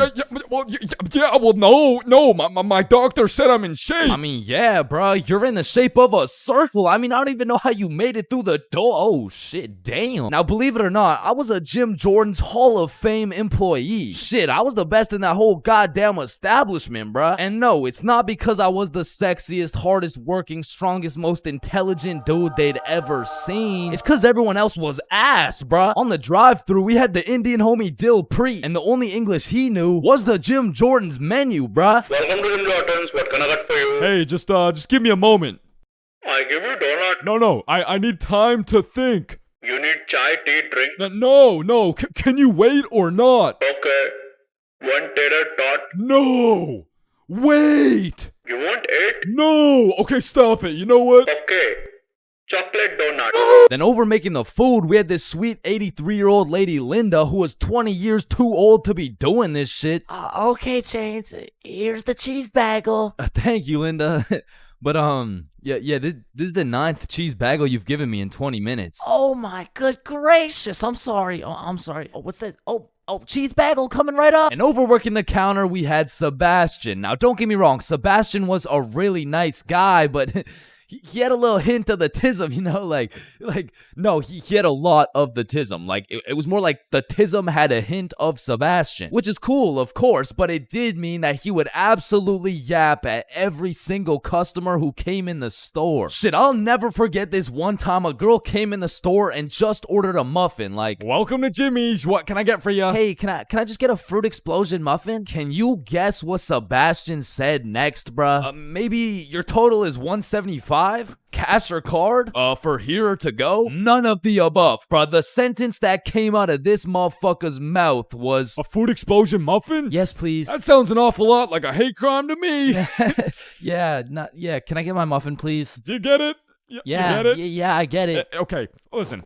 It's like, you really don't need to explain. Explosion, okay. Sir, it's like if you took a bunch of gay people. So that's Sebastian. And over on drinks, we had this dumbass 15-year-old who's always spilling and shit. That was me. Yeah, that was me. I was ass too, but like I was still the best by default though. So the point is, our Jim Jordan's crew was looking like a group of clumsy villains from a Disney movie. But just because we were all really ass at our jobs doesn't mean we were useless. Because if there's one thing we knew how to do, it was making people's days even worse than they already were. You pull up to our drive-thru all happy, just wanting a small coffee? Shit, you're leaving with a small hot tea and some suppressed anger you'll probably bring home and let out on your wife and children. You pull up to our drive-thru just wanting a breakfast sandwich? You're leaving with nothing because we ran out of eggs and cheese and bread and the breakfast and the sandwich. You pull up to our drive-thru pissed off, complaining about how there's not enough mayo in your wrap? Bro, you're leaving with a wrap filled with super special secret Sebastian sauce. So I'm sure you could probably tell, but we had to do a lot of customer service and talk our way out of a lot of mistakes. And by we, I mean me, bruh. I was the designated customer service dude, because before it was me, it was Dil Preet, and that shit would usually go something like, hey, I just took a bite out of my chicken wrap, and it literally tastes like someone busted a nut in that shit. A nut? Yes. Someone busted a nut in my goddamn food.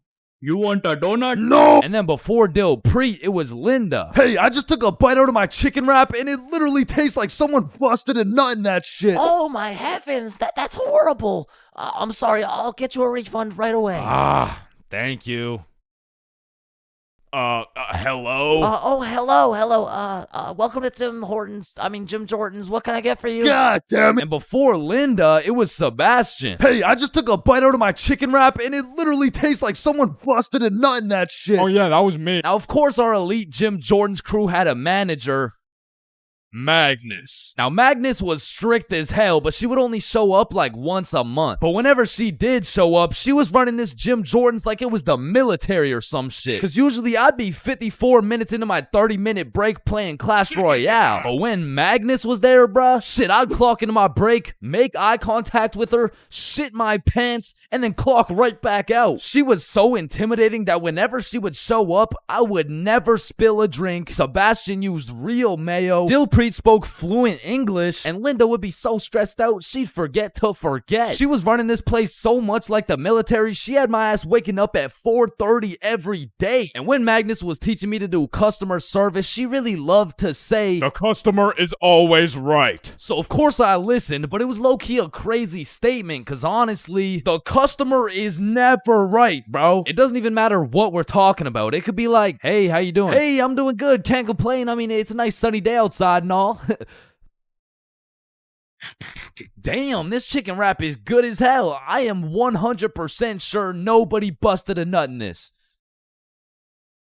And I don't know about you, but I personally have never complained about my fast food order ever. I usually just get my order, check the bag, realize instead of a Big Mac, they gave me a McChicken with a bite taken out of it, cut my losses, and I keep it pushing. But some of these motherfuckers in the Jim Jordan's drive-thru come in like you just murdered their entire family and then took a shit in their coffee. Oh, shit. Hey, you! There's not enough sugar in my fucking coffee! Oh, okay, yeah, sorry about that. Do you want me to add more sugar in? No, this is unbelievable! Now, I swear these angry customers love to throw around the word unbelievable. But I'm not gonna lie, we forgot to put sugar in your coffee. It's pretty fucking believable, bruh. I mean, look at the staff. We're getting paid minimum wage. The guy who took your order doesn't speak English. The guy who made your order's a 15-year-old running off 2 hours of sleep. And the rest of our staff is playing fucking patty cake. You're lucky we even had enough brain cells to get you the coffee. And I'm gonna be honest, it was a blessing that I was broke as shit and really needed that job, because if I didn't, I would have crashed out for sure. Hey, some dumbass forgot to put cheese in my fucking grilled cheese. Oh, hell no. Yo, Linda, you hear this ungrateful piece of shit? Oh, hell no. You keep running your mouth, I'm about to grill your cheese, bitch. What the fuck is your old ass gonna do? Do not talk shit about Linda. Like that, and I busted in your sandwich last week. Wait, what?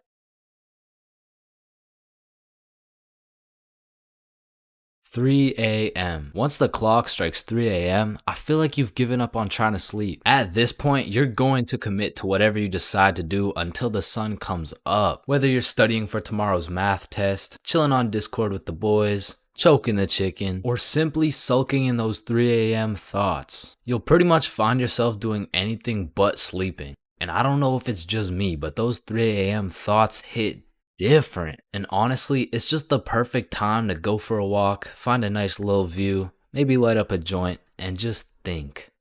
The youngest picture of you is the oldest picture of you. Does Lightning McQueen cop car insurance or life insurance? Wait. Did the brain name itself? Hold up. What if soy milk is just regular milk introducing itself in Spanish? I have no clue if this is just me, but every once in a while when I'm laying in my bed at 3 a.m., I suddenly get the motivation to become the best person on the planet. Like, I set an alarm for 5 a.m., I tell myself I'm gonna go work out, then go for a run, then meditate, then drink kale smoothies, then become a millionaire, then donate it all to a family in need. But as soon as my alarm goes off, I'm just like, shit, I'm too tired for all that. Then I just end up sleeping until 1 p.m. And my brain is constantly playing games with me, bro. Like, tell me why I'll be using all my strength to stay awake during the day thinking, ugh, man, I can't wait to go to sleep tonight. But when it comes time to sleep, I just can't. I'll be left lying there at 5 a.m. awake as hell, watching these random motherfuckers build a 2-story house with a hot tub in the jungle. And you know what? Being awake at 3 a.m. is kind of like being high a little bit. Cause you start to think about things you don't usually think about. And because you get hit with the fucking munchies, bro. I'll be whipping up a 3-course meal with appetizers and a complimentary dessert to watch a YouTube video. And listen, I can't explain why, but there is no better water than water at 3 a.m.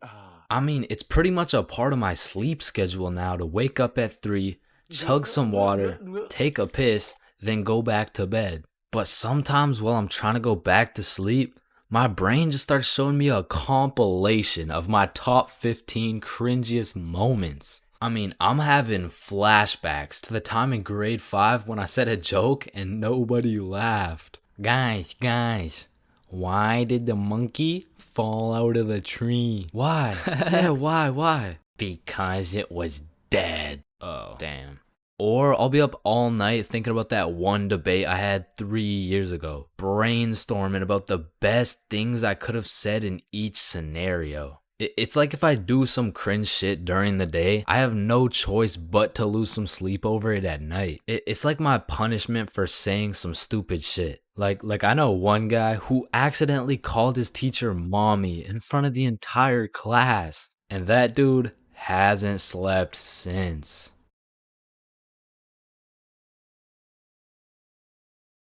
Being absolutely faded in math class is one thing, but pulling up to school while you're hammered, wasted, absolutely plastered is simply a different ball game. Cause there's lots of people who can properly utilize that Mary Jane on a daily basis. For example, tattoo artists. In fact, I feel like majority of tattoo artists would say, it helps me work better, dude. And I would happily trust this man to do his best work knowing he's baked as shit. However, if this dude was wasted, it's a little bit of a different story. Alrighty, dude. All done. Yo, I asked for a rose, bro. And because of this reason, you would truly have to be a dumbass to go to school drunk. Chains, but the title of the video says going to school drunk. I did, bro. I went to school drunk, but listen, it was no ordinary day at school. No. In fact, I didn't even go in the day at all. I went drunk to the school dance. Meaning this story takes place when the boys and I were in grade 11. It was a Thursday night, the night of winter ball. And as the boys and I were getting ready, you know, looking like some distinguished young gentlemen, I had realized, damn, none of us have any girls to take to the dance. Fuck, you're right. That means we're gonna have to ask a girl to dance, bro. What? You mean like talk to them? Yeah, if only we knew someone with a bigger roster than a cheerleading team. Someone with more hoes than a shed. Someone who pulls more tens than EDP. It's Bob. So me and Billy started analyzing Bob. Like how does he pull so many girls, bro? Is it the jawline? I don't know. What about the silky, smooth, clear skin? Maybe. Or is it those succulent, luscious, kissable lips? It's the glasses. Yeah, the glasses. Yeah. So we stole Bob's entire flow in the hopes this would put an end to my drought of bitches. So we check ourselves out in the mirror and then we hop into Billy's whip. We throw on some Rihanna to get us hyped, and before we knew it, we had arrived at school. Now to really paint the picture, it was a Thursday at 8 p.m. And on this Thursday at 8 p.m., Billy pops his trunk to pull out 2 bottles of vodka. Now, if you were unaware, it was currently a Thursday at 8 p.m. on a school night, and we were headed into our school. Now, logically, I should have simply denied the alcohol, but I'ma keep it a buck. The whole idea of walking up to a girl and asking her to dance was really giving me the heebie-jeebies. I mean, my palms were sweaty, my knees were weak, and arms were heavy, so I took a big old chug of that liquid courage in order to ease the nerves a little bit. And shit, Billy must have been feeling the same way because Billy was down in that shit like it was water. And right after we consumed enough alcohol to kill a baby elephant, I got a notification on my phone. Oh shit, I got an email. Oh, it's from the school. It says, if you come to the winter ball under the influence of alcohol or any drug, you will face suspension and will lose your right to walk across the stage for graduation. Fuck. Okay, listen, if we can get into the dance before this shit hits, we're chilling. All right, we got this. So we walk into the school looking fresh as hell, but then I notice a fat line of students, and this line led to a security check to get into the dance. Fuck, that's not good. Nah, we're chilling. I still don't even feel anything. What about you? Yeah, same. We're good. And just as we came to the consensus that we were good, the principal starts walking down the line in our direction. Fuck, act cool. We're good. Act cool. Whew. That was close. You 3, over here. Shit, fuck, shit. Do you guys know why I called you over here? Nah. Nope. I smelled alcohol the moment I walked past you three. Now, I don't know if it was one of you or all of you, but you know the consequences of showing up under the influence, right? Yeah, we do. And tell me, is it or is it not suspicious that all three of you guys showed up with glasses on? Nah, we just thought it looked suspicious. Take them off, Dan. Yes, sir. And although I downed a sizable amount of vodka, it still hadn't kicked in yet. Now, I didn't want to do this to you guys, but look at my finger. This motherfucker starts waving around his magic finger in Billy's face with a flashlight to somehow see if he's drunk. Now, I don't know what the plan was, but I was fucking scared. Okay, he's not bad. Oh, okay, he's good. Now let's see here. And just as this motherfucker puts his finger in my face, that vodka hits, bro. I'm using all the strength I got to keep my balance while I'm getting blinded by this flashlight. Let me try that again. I got a little feeling you guys drank, but it hasn't fully kicked in yet. I'll check up on you in a little bit. Yeah, that's good. Yeah. So we get to security and they make sure to pat us down. A little bit too good, but before we knew it, we were at the dance. And just like that, I saw my opportunity and I put that liquid courage to use. And you know, I'm very articulate when it comes to words, so I ask, "Hi, how are you?" "Oh, hey, I'm good." So I wanted to ask you, like, you know, we're at the dance and I saw you, so I walked over here. Here we are, you know what I mean? So like, do you want to dance? Yeah, sure. It had worked. My plan had finally worked. And just as I was about to feel the female touch I'd been deprived of for all these years, I see Mr. Principal walking in my direction with his finger ready and his flashlight in hand. So I just haul ass, and I don't stop hauling ass until I'm off school grounds. So the moral of the story is, don't go to school drunk, bro.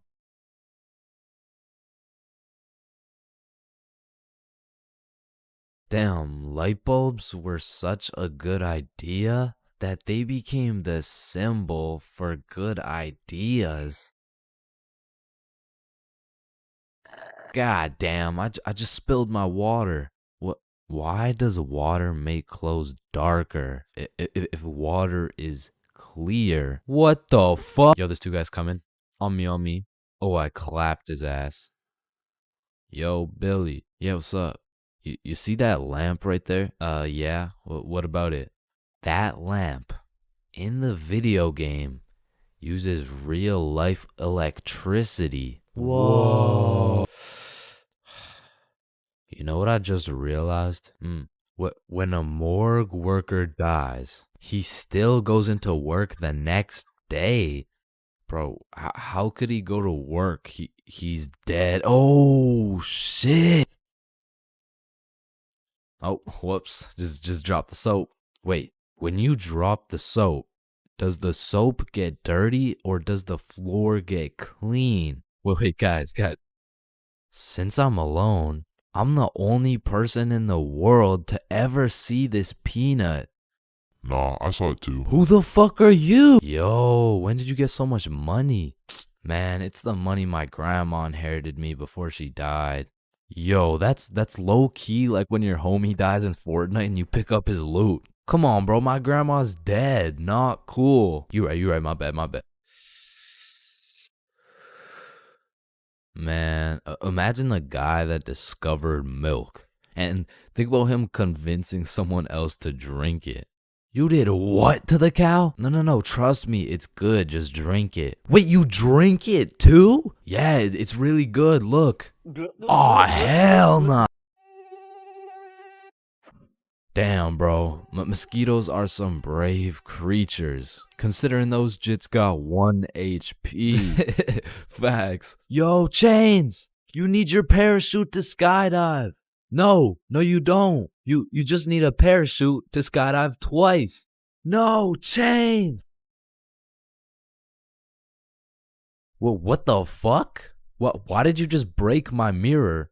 Well, actually, mirrors don't break. They simply multiply.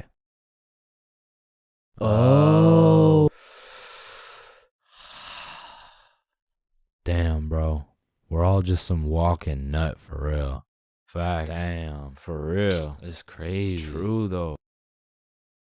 Oh, shit. Oh, shit. I'm on fire. If you really think about it, you're not on fire. Fire is on you. Call the fire truck. Wait a minute. A fire truck is actually a water truck. Oh, god damn, just call the truck. Jesus. Bro, I was on fire. Why didn't you just call the fire truck? First of all, you weren't on fire. The fire was on you. Second of all, it's a water truck. Bro, I got the munchies. We should cook some cookies or something. Nah, you don't cook cookies. You bake them. What? Then why are they called cookies? Shit, I don't know. Cookies are just cookies. No, that's like saying you cook bacon instead of baking it. Well, actually, you do. What the fuck? Bro, what keeps the hot dog in like hot dog shape? It's like meat inside some animal intestine casing or some shit. Okay, so it's hot dog meat inside animal casing, right? Yeah. So, hypothetically speaking, once you eat the hot dog, it's still hot dog meat inside animal casing, but you are the animal casing. So, with that being said, when you eat the hot dog, you become the hot dog. Just let me eat my fucking hot dog, bro. And that is why Genghis Khan has the most descendants in human history. I actually know someone with more descendants than Genghis Khan. Well, that's impossible. Who could possibly have more descendants than Genghis Khan? Genghis Khan's dad. Damn, you know Google Maps, right? Yeah, of course. Bro, someone at Google really just said, yup, let's just have someone drive down every road on fucking Earth. And then they did it.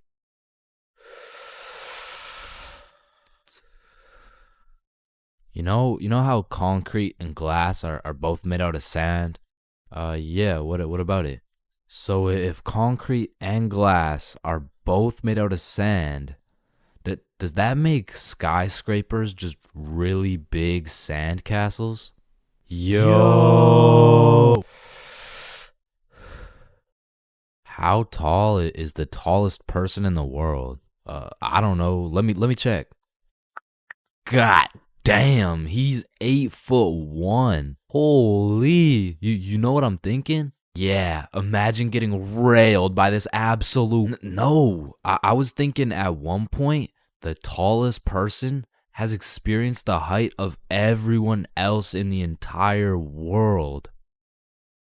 Holy shit. Paper has 6 sides. Shh. Like we're really just some talking nut for real. Facts. No cap. Damn. Just some breathing semen for real. That's crazy. For real. So true. Damn. For real. Hey, little man. Well, what do you want to be when you're older? I want to be a doctor and cure aging and all the diseases. Well, if one day we cure all the aging and all the diseases, then we will all die painful and horrible deaths. I still don't understand why it's a chair. It just doesn't make any sense. Yo, you know what I just realized? What? The size of your hands is the font size you use in sign language. Oh shit. That motherfucker Shaq must be talking in all caps. Sir, I am very sorry to inform you that you are bleeding internally. Wait, I'm bleeding internally? Yes, we will need an immediate operation and we will have to. Oh, no. It's all good. Internally, that's where the blood's supposed to be. No, sir. Where are you going? This is an urgent matter. Get back here. You're in critical condition right now. Yo, can you pass the Apple charger really quick? Yeah, for sure.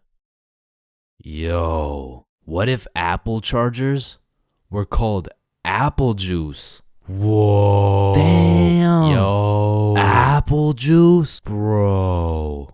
You know what I just realized? You can drink a drink, but you can't food a food. Nah, that one was ass. Yeah, you right. Like, I mean, we're literally just semen that can talk. So true. Facts. That's so crazy. For real. Yo, when you put your socks on inside out, the entire universe is wearing your socks, except you. Fuck. Yo, look, it's a unicorn. Damn, it's got a really unique horn. Unique horn? Unicorn. Unique horn. Unicorn. Unicorn. Unique horn. Unique horn. Unique horn.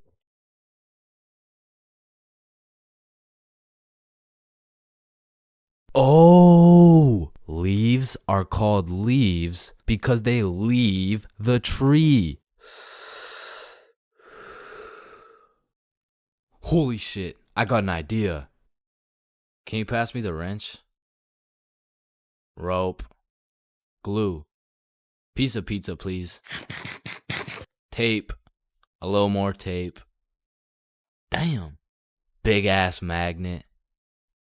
Alright, all done. Whoa! This bad boy uses 0 gas. It's completely eco-friendly. Hop in.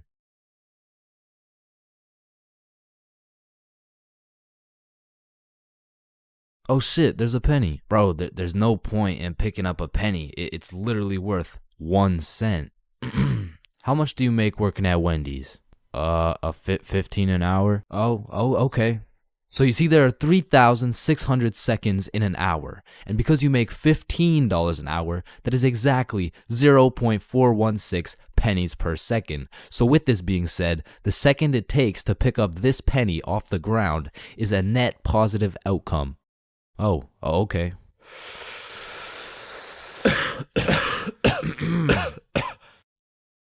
Wait a minute.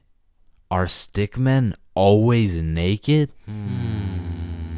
Holy shit, we are stickmen. What the fuck? Yo.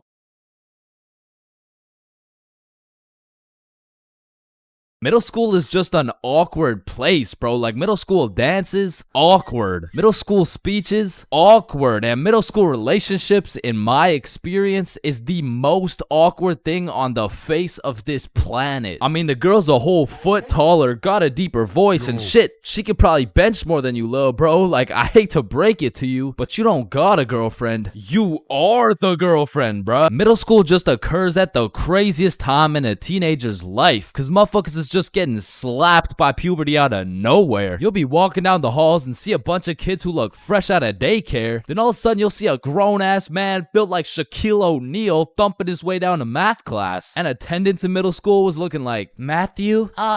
Here. George? Present. Daisy? Here. Owen? Here. Dude's balls would be dropping halfway through presenting their speech, like, and this is specifically why dinosaurs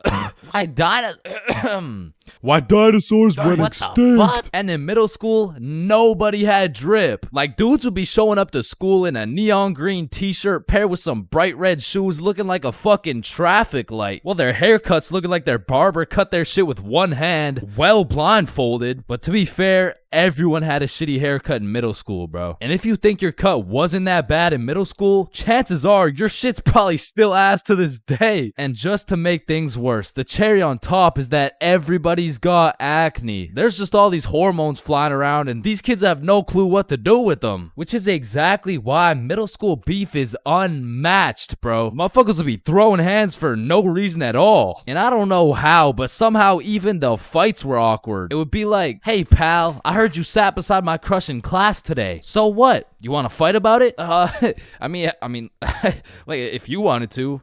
That, like, I'm not scared. Like, yeah, we can fight. Okay, let's freaking go, pussy. Fuck, I wasn't ready. Sorry, was that too soon? No shit, Sherlock. Okay, you can hit me back so we're even. But if two dudes were throwing hands and their crush is watching, They're about to fight to the death. But the thing is about middle school fights, I didn't know this was possible, but somehow both motherfuckers end up losing the fight. I remember one lunch at my middle school, a dude whipped out some boxing gloves for no reason at all, and all of a sudden we're running a whole fight club. Kids would be betting their lunch money on who's gonna win and shit, but we never laid down any ground rules. So one day, JJ hit Timmy with a spinning back fist and put his ass to sleep. And I'm hyped because I just doubled my lunch money, but Mr. Principal didn't seem too hyped to see one of his students knocked out on the ground. So of course JJ gets in trouble because he's just that one kid who's always in trouble but never got expelled. Like I could have swore dude was on his 3rd strike 5 strikes ago. But man, middle school had some characters, bro. There was that one guy that would walk through the halls blasting music on his speaker, the kid who used to sit in his chair like this, the dude who hit puberty and midlife at the same time. Mr. Donaldson, can I get some help on the subtraction?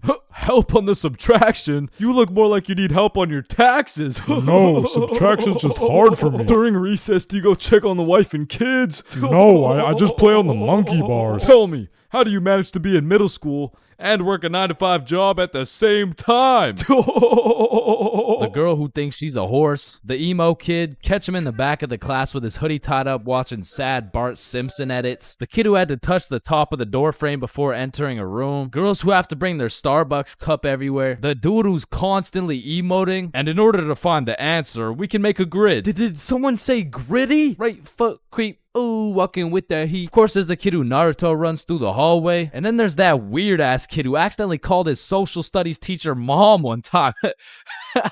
It was probably an accident, though. Fuck! And I have no idea why, but there's something about teaching middle school that had all these teachers going through a midlife crisis. I remember one day our science teacher was teaching us about rainbows. Does anyone know what a rainbow is? Yes, Jaden. Refraction of light through water droplets. Oh, wow. That's right. How did you know that? Reddit. Oh, okay. Where did you read it? Reddit. Yeah, but where did you read it? Reddit. Jaden, I can't do this right now. Just tell me where you found this information. Reddit? God damn it, Jackson. You're the reason my children get their shit whooped every night. Now, I don't know what she had going on in her life, but the way she broke down talking about beating her children to a group of 12-year-olds really gave me the impression that she shouldn't be teaching middle schoolers, bro. And I don't know who was in charge of hiring these teachers, but I also had a deaf teacher, which, you know, it's cool and all, but it did make it a little bit harder considering the fact that, you know, she was the fucking music teacher, not to mention the fact that she was also half blind. And I think the idea there was that she could somehow feel the vibrations of the guitar or something, which didn't seem to work too well considering the fact that I got a fucking A in music and I can't play the guitar for shit, but I guess I just like I smelled good or something. I don't know. And I don't know about y'all's experiences, but I feel like kids were just mad touchy in middle school. Like you'd be sitting in math class minding your own business, and for no reason at all, a motherfucker would tase you in the side of the ribs. And I remember when kids first learned about these pressure points, it was all fun and games. Someone would just poke you in the ribs like, pressure point, that tickles. Then there would be a new pressure point dropping every week. It got to the point where these 12-year-olds were hitting pressure point combinations and paralyzing your legs and shit. Hey bro, let me try this new pressure point on you. Yeah, sure, go for it. It tickles. And it was the same shit with this game. Like, you really couldn't trust anybody, bro. Yo, what's that on my leg? Shit. Got him. Oh, shit, there's a bug on you. God damn it, dumbass. Oh, fuck, I just broke my leg. Bro, I'm not stupid. You didn't just break your leg. No, I'm serious, bro. I promise, on everything. On my entire life. I just broke my leg. Look. Bro, I remember I got punched so many times, my arm was on life support. It was about to fall off, like, And thinking back to middle school, there's just so many things that make me cringe, bro. But by far the cringiest of them all is the relationships, man. And believe it or not, I had my fair share of middle school relationships. I remember one day I was sitting in class and this girl came up to me and said, Chains, I have a crush on you. And that's really all it took to have a young Chains in love. Head over heels. We went to the movies together. We went to my house and watched movies. We went to her house and we also watched movies. Now that I think about it, all we really did was watch movies. We didn't really talk that much. I mean, I didn't really have a way with my words at the age of 12. So, do you like movies? Yeah. Yeah, I like movies too. That's why we're here at the movie theater. I also like popcorn with the butter It tastes like I like how it tastes. And one day we went to the mall and I took a good look at my girlfriend of 2 weeks and thought, man, I don't even know this girl. Like who are you? I remember we were inside Zoomies at the time and I said, hey, Jessica, you're a great person and all, but I don't really think we're compatible like that.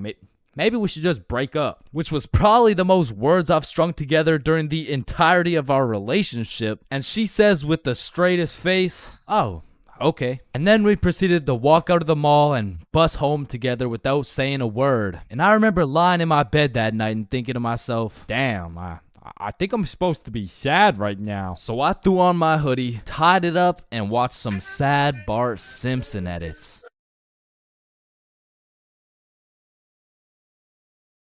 First dates have the potential to be magical, fantastical, romantical, a night you will never forget. But they also got the potential to be straight booty. I mean, first dates are just a gamble, bro, especially if it's from a dating app. Like, you could show up to your first date with a 5'4" blonde Tinder girl and end up finding out she's 5'9". And she's brunette. And she's a dude. I mean, first dates from dating apps is kind of like buying one of those SpongeBob popsicles from an ice cream truck. Like, you know it's not gonna look the same as the advertisement, but the question is, how fucked up can it really be? And let me just say, extremely fucked up. I'm talking massive buck teeth, eyes crossed with a bite taken out of it, and I'm not talking about the popsicles. And these are the exact reasons my very first date was not from Tinder. Also because I was in grade 7. And that would be illegal. And when I was in grade 7, I was 12, as most grade 7s were. And for whatever reason, me and my homies loved going to the mall after school, which was weird because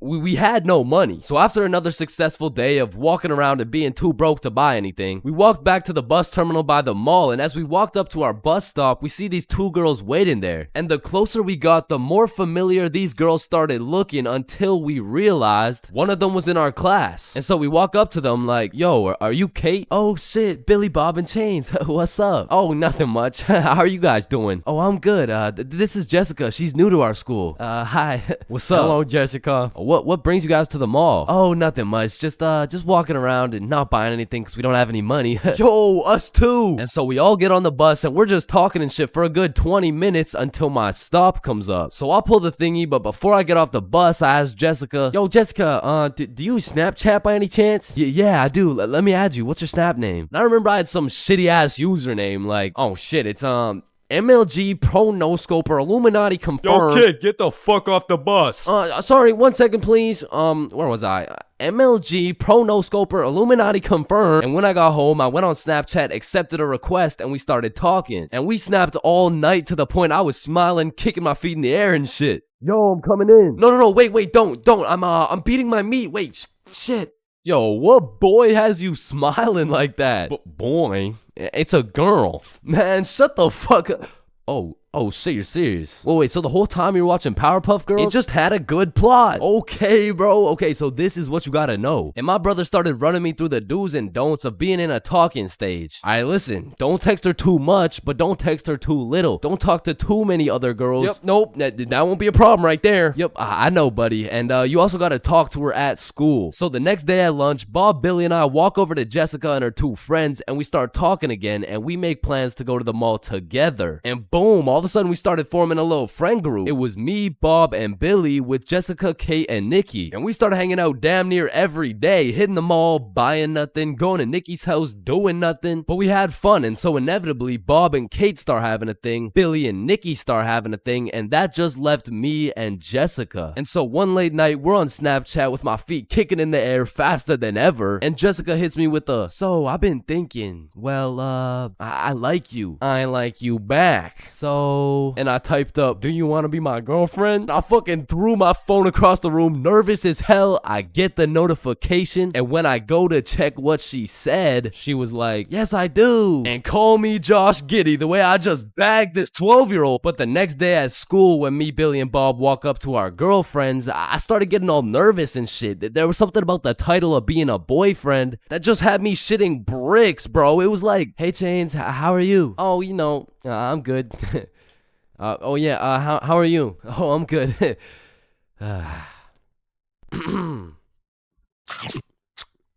But now that all 3 of the boys had acquired girlfriends, Billy was like, hey, why don't we all see a movie this weekend? Like it'll be a triple date. Yeah, that's a great idea. Yeah, let's do it. It's a date, triple date. Yeah, fuck yeah. And by the time the weekend rolled around, I was still terrified of the fact that I was going on a date. And to be honest, I was also scared of the movie, bro. We came to watch It, which as a 12-year-old sounded like straight nightmare fuel, bro. But nonetheless, me, Bob, and Billy hop on the bus and arrive at the movie theater fashionably late. And so when we walked through the doors, there was our 3 little girlfriends excited for our first dates. So we all walk up, hug, and then go to get our tickets. And I dropped my entire life savings on her ticket and then go into debt for mine. But nonetheless, we head to the theater. Wait, should we get popcorn? Oh yeah, of course. Hey man, how much is a large popcorn? Large popcorn, that'll be $10. Damn! What happened? Are you okay? Yeah, I just realized they ran out of popcorn.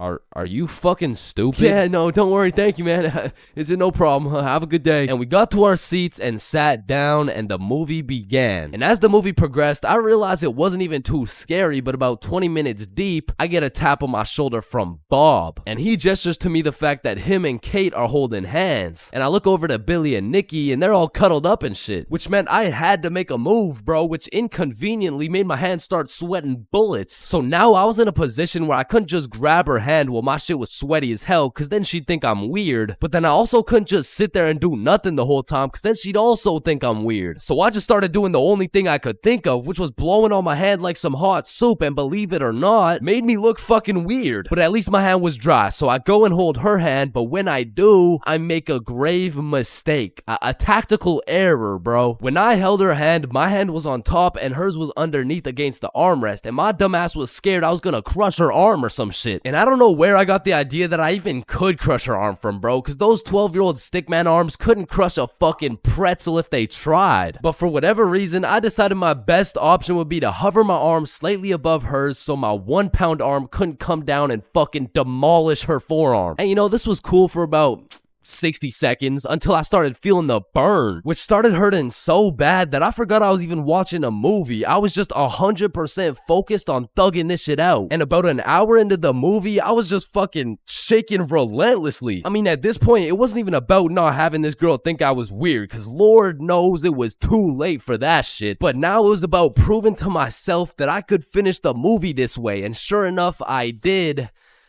But at what cost? Wow, you were so scared you were shaking, huh? No, I wasn't scared at all, actually.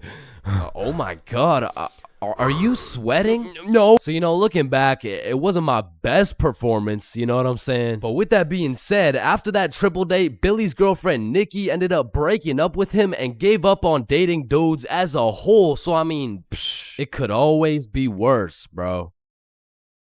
Aw, can I pet your dog? Yeah, for sure. Aw, what's your name, little guy? His name's Ben. Ben. Aw, he's so cute. I just wanna punt that motherfucker.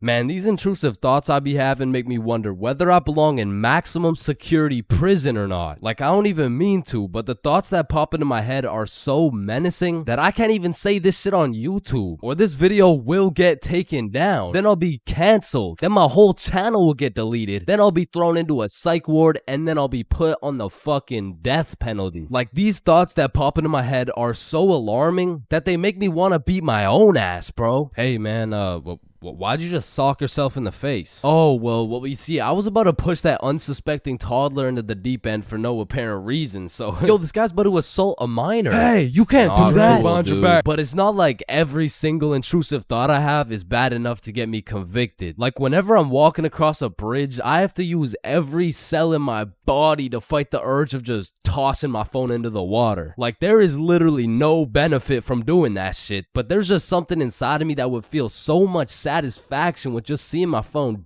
dissipate into the water. You know, maybe you get that urge because it would just be satisfying to do some shit that's out of the box. Some shit that nobody else would do just to break the simulation a little bit. Cause I could be having the best day of my life. I could wake up, get the meanest pump in, hop in the shower, eat the most fire breakfast, and draw the most pristine stickman I've ever drawn. But as I'm casually walking beside a bunch of cars that are going 65 miles an hour, I'm still gonna have the urge to just throw myself in front of a car, bro. And it's not even on some emo shit. Like, I want to live, but I also want to dive into some oncoming traffic. But at least I'm not the only one who does this. Like other people do this.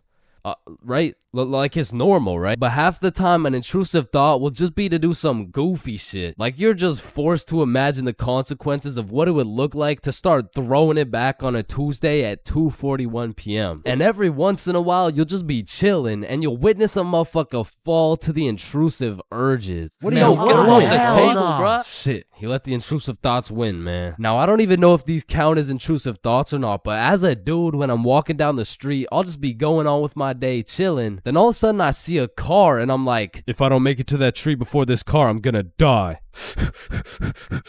Aw, shit. Honestly, these kinds of intrusive thoughts are kind of motivating. Like, it's the same thing as having a hype man at the gym, except instead of that positive reinforcement, if you don't get those 3 extra reps, you're gonna die. It's like whenever I'm at the gym hitting those Bulgarian split squats, I be having mental wars with myself. Oof, that was a good set, man. I think we're done. 5 more reps or you're a bitch. Damn, good shit. All right, I think we could wrap it up. 10 more, pussy. Who the fuck's gonna carry the boats? I told you we should have stopped, bro. 15 more or you like dick. Now that I think about it, there's a good amount of people in prison right now who just succumb to their intrusive thoughts. Cause intrusive thoughts are just like that demon on your shoulder telling you to do the most devious shit possible. And I know there's a bunch of motherfuckers out there who just listen to that little guy. Hey, man, you see that lovely old lady right there? Yeah, you're gonna hit her with a mean right hook. Well, what's in it for me? Nothing. Shit, alright. But to be honest, there is a handful of times where I've let the intrusive thoughts take over. One of the most memorable was way back when I was 5 years old. Me and my older brother were just dicking around, doing some 5-year-old shit. Keep in mind, this story takes place before your boy had even developed consciousness. So I was just a little munchkin doing munchkin shit. Then suddenly, this urge came over me. It was unlike anything I'd ever felt before. It was dark, irresistible. And for no apparent reason, I bit my brother's arm. And this was probably the most satisfied I'd ever felt in my entire life. But it was followed by shame and regret because I had no excuse. Ow, why the fuck did your dumbass just bite me, bro? I felt like it. And one of my lowest IQ moments of all time took place when I was in grade 8. It was goddamn sewing class, bro. And I remember I was having a particularly miserable day, so I was just going through the motions. We were all gathered around this big table with our sewing machines, some fabric, and some scissors. I remember I was working on some shitty little big chungus stuffy. But on this particular day, the sewing machine cable was looking mad thick and juicy. And like I said, I was having a bad day, which is exactly why the intrusive thoughts decided to catch me at my worst. Psst, do it. What? To do what? Oh, you know what to do. You're the one with the scissors in your hand, buddy. How did these even get in my hand? Now cut it. Cut it, Chains. No. Why the fuck would I? The wire exploded with smoke and my heart dropped so fast, bro. And everyone around the table just stares me down. And I'm thinking I can somehow cover this shit up like I didn't just take some fucking scissors and snip that shit like an umbilical cord. Maybe I could convince the teacher the cord snipped itself or some shit. But as I look down at the scissors in my hand, there's literally a chunk missing from the scissors. They look like they survived World War II. But barely. The scissors are all charred up and shit, and just like that, my plan of convincing her I didn't cut it went out the fucking window. You take one look at the cord, one look at the scissors, and one look at my dumbass face, and you could piece together exactly what happened. So my sewing teacher walks over looking pissed as hell, and she tells me to go sit in the corner. So I take my charred scissors and sit in the corner like I'm a 5-year-old, but to be fair, I made a 5-year-old decision like I was in grade 8. I was 14, bruh. What kind of 14-year-old cuts the cord to a sewing machine cause he felt like it? Like if my 14-year-old son did some shit like that, I would tell the kid I'm going to get some milk and I'm calling it quits. I would have to have another kid and try it all over again cause that kid is going nowhere in life, man. So as I'm sitting in the corner realizing I'm a disappointment, it was one of those moments where you fucked up so bad you don't even feel any emotions. I was just sitting there straight faced like, well, fuck me. It was really one of those moments where you just want to stop existing. So after the class ended, the teacher came over to me and she said, Chains, why the fuck did you cut the cord of the sewing machine? No, Miss Sewingson, you gotta hear me out. Okay, this better be good, Chains. What was looking mad juicy and the scissors just teleported into my hands. I don't even know. You did what? Mom, it was the intrusive thoughts that they told me to do it. I'm about to intrude that ass. The fuck?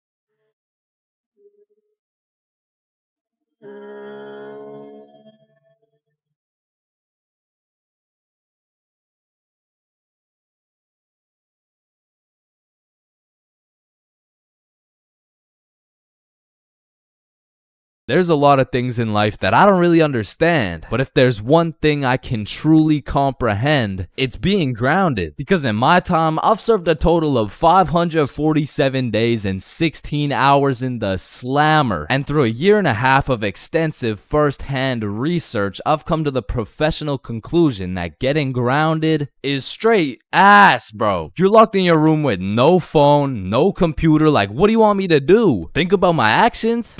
Hell nah. Being grounded had a young me doing the stupidest shit ever, bro. Like I was popping handstands, hitting my head against the wall, playing with the door stopper thingy. Shit, I got so bored I even read a few pages of a book like an absolute nerd. And now that I think about it, Percy Jackson and the Battle of the Labyrinth was actually a spectacular read. Now listen, there's only one thing worse than being grounded, and that's being falsely imprisoned for life.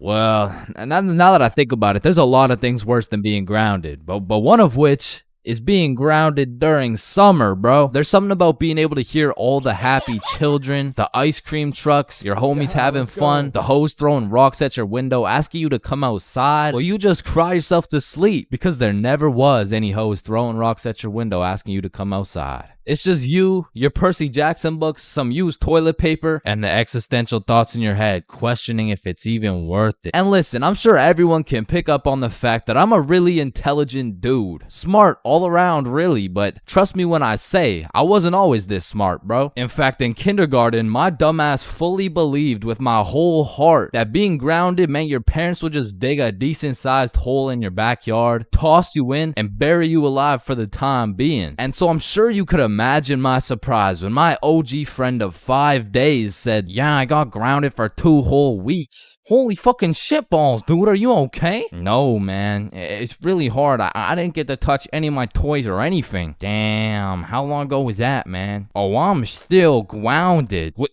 No, you're not. Yeah, dude, I'm grounded right now.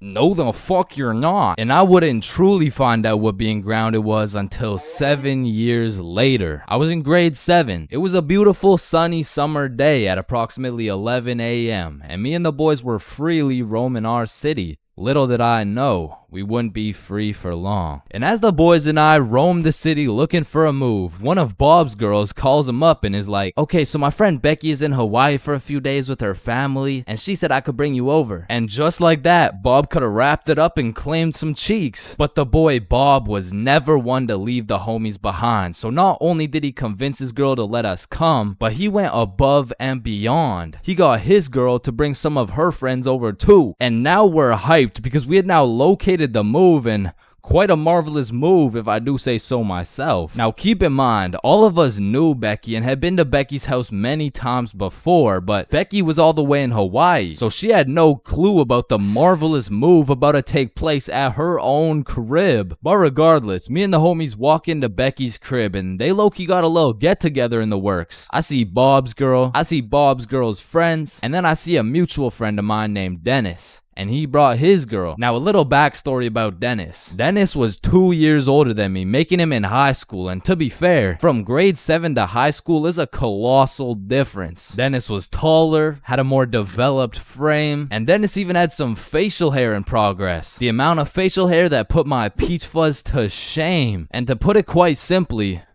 Dennis was a menace. But regardless, that's my homie's homie, so I walk up and dap him up. And then everyone heads over to Becky's room. Now keep in mind, Becky had simply invited Bob and Bob's girl to come over, and somehow we ended up being 8 people deep in that joint. And so that means technically, the other 6 of us were straight trespassing. So we were all chilling in Becky's room, chopping it up for a good hour and a half, until eventually, people start exploring her house. Now in Becky's room, it was just me, Bob, Bob's girl, and Bob's girl's friend named Lily. And so we're all just talking until I hear someone yell from the room down the hall, "Yo, Chains, get in here right now!" And I don't know exactly what I was expecting to see as I walked into that bathroom, but it was absolutely not seeing Dennis drop a condom filled with water on Billy's head. And of course I laughed because that's comedy gold right there, but it also made me realize maybe we shouldn't be here dropping condoms on each other's heads. But who was I to tell Dennis what to do? He had facial hair, so he was practically a grown man to my standards. So I just turned around, went back to the room, and continued chilling with Bob. And as we talked, the music progressively got louder, and Dennis progressively became more of a menace. And it had got to the point where the speakers were booming, and Dennis was lobbing condom water balloons off Becky's balcony. And then one time, Dennis either almost hit or just missed Becky's neighbor with one of these condom water balloons. So this grown man looks down at a condom that seems to have fell from the heavens, then he looks up and sees Dennis scrambling inside the Becky's crib with the speakers blasting music, and then he continued on his way. And we were all just having a fantastic time in Becky's room until we hear the downstairs door swing open, and we all absolutely shit our pants and run onto the balcony. "Hey,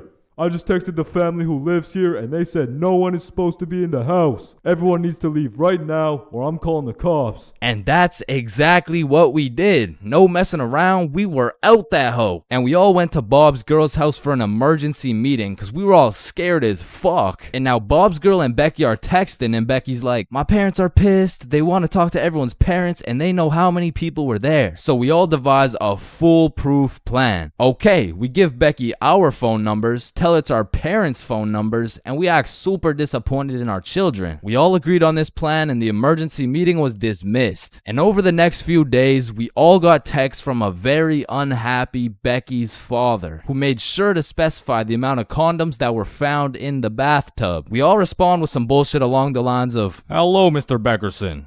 I'm very sorry to hear about the inconsiderate acts of Chains and how he's invaded your home. Rest assured, Chains will feel the wrath of this thick leather belt as it repeatedly beats against his cheeks to discipline him for his heinous actions. Thank you for bringing this to my attention." But come to find out, Lily's dumbass responded with some shit like, "Dear Mr. Beckerson, thank you for letting me know, but Lily did nothing wrong as she didn't know she wasn't allowed there. Plus, she didn't even make a mess or anything, on God. Put some respect on my daughter's name.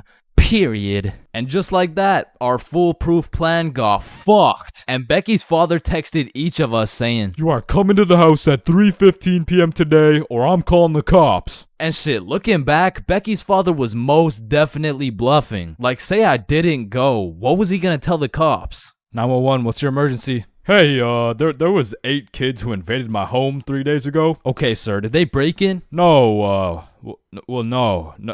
My daughter gave them the key." "Sir, why the fuck are you calling 911? There was condoms in the bathtub." But like I said, I wasn't very smart and I didn't have the brain capacity to think that far ahead. So everyone shows up to the house and Becky's father sits us down and makes each of us individually call our parents and explain what we had done. And I went first. "Hey mom, so I went to Becky's house the other day, but she was in Hawaii and I wasn't really invited. There was condoms in the bathtub. Needless to say, we all got our shit whooped, and I received my very first grounding with the sentence of 1 month in the slammer.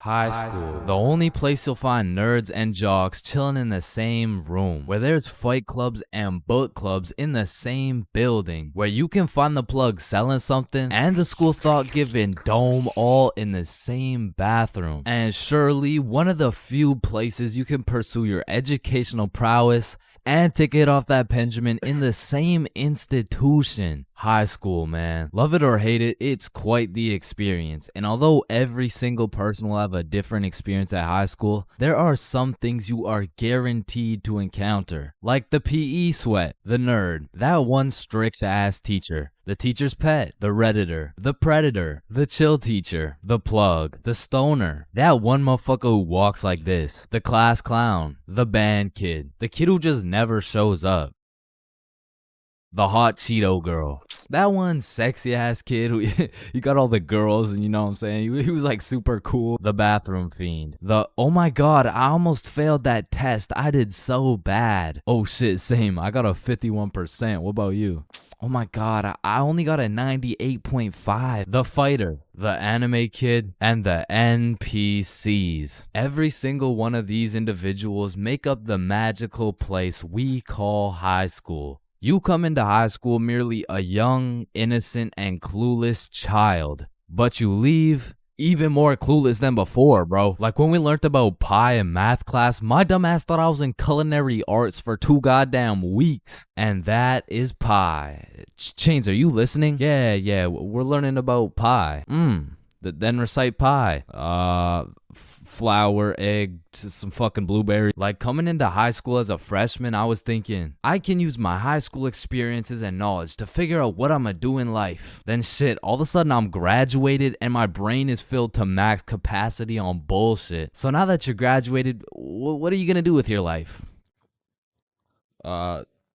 The mitochondria is the powerhouse of the cell. But one of the most majestic parts of high school is the bathrooms, bro. Like it's a proven statistic that only 1 in 30 kids actually go to the bathroom to take a piss. And Lord knows what the other 29 are doing, bro. I mean, it could literally be anything from a secret fight club to a drug ring to a fucking Bible study. Like nothing is out of the picture when it comes to high school bathrooms, bro. But the bathrooms are not the only place where some fuck shit goes down. Cause you know high school students love to see fights, so when there's the slightest hint of beef, there's a motherfucker instigating that shit. Oh shit, my bad, bro. Nah, it's all good, don't worry. Yo, personally, I wouldn't take that shit, bro. What? Nah, it's fine. Like, he practically just called you a bitch. Wait, really? No, it was an accident. Wait, what's that? Oh shit, he just said he's smoking on your grandma's pack right now. Hey, don't be talking about grams like that. Ah, shit. Wow. But tell me why when some entertaining shit happens, I just happen to miss school that day. Like I'll go every day of the month, but I get sick for 1 day? Damn, I'm glad as fuck I'm not at school right now. Yo. Holy shit. Chains, where are you? I'm in my bed right now. Why? Ooh. Jeremy and Tom are running the ones right now. Fuck, the one day I didn't go. Wait, what's that in the background? Oh shit, yeah, they got Lil Uzi performing at school today. What? Uzi's at our school? Yeah, check it out. Yo. Oh, and they brought in Gordon Ramsay cooking up free lunch today as well. What? Oh, and I almost forgot, Elon's pulling up and giving everyone Teslas. So no, I'll see you later, man.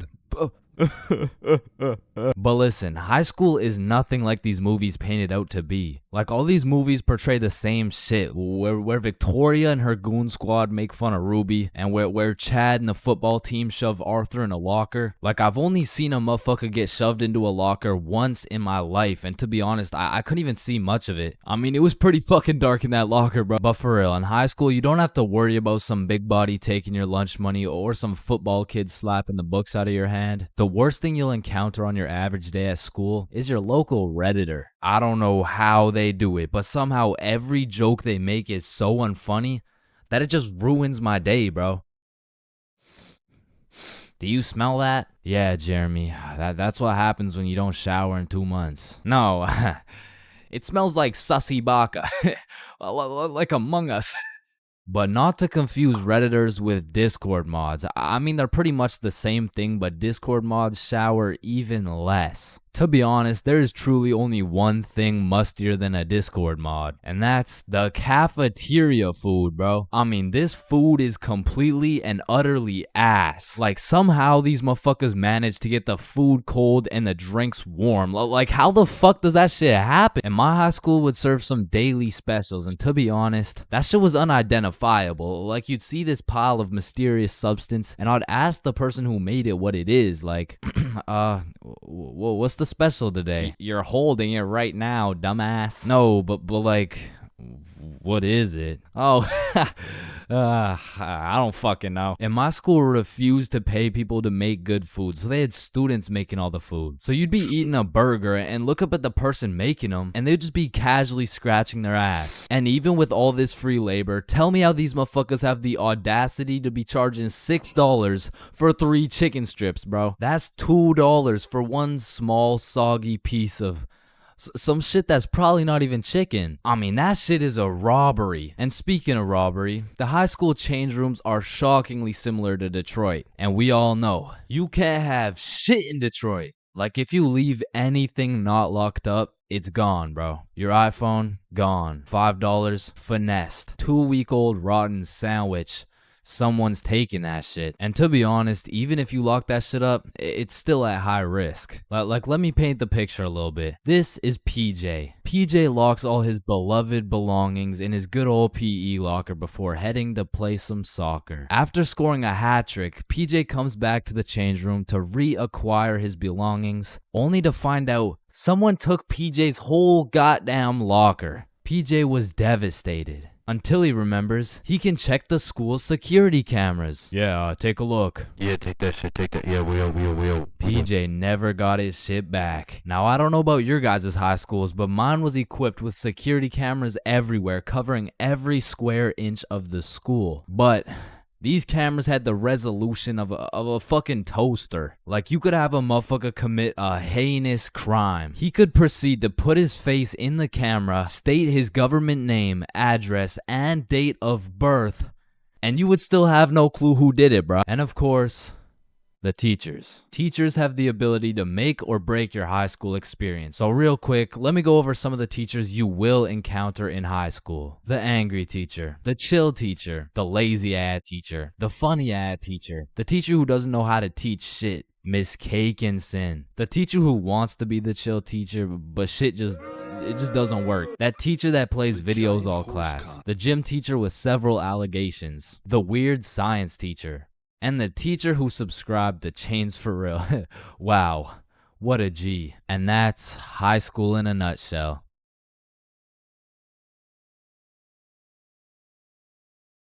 Man, sometimes this world can be a little cold. It can get a little gray, but there is nothing that can bring more excitement and vibrance to your life than having a crush. I mean, it gives you something to wake up for, something to smile for, someone to impress, and someone to be absolutely crushed by, leaving you more depressed than ever before. Which is when you get a new crush. I mean, crushes make the world go around. Everyone's had a crush at some point in time, and sometimes that shit gets too serious. I mean, I've had homies prepared to throw away their entire lives just to impress their crush, bro. Oh my god, look at these big weights. I wonder if anyone's strong enough to lift these.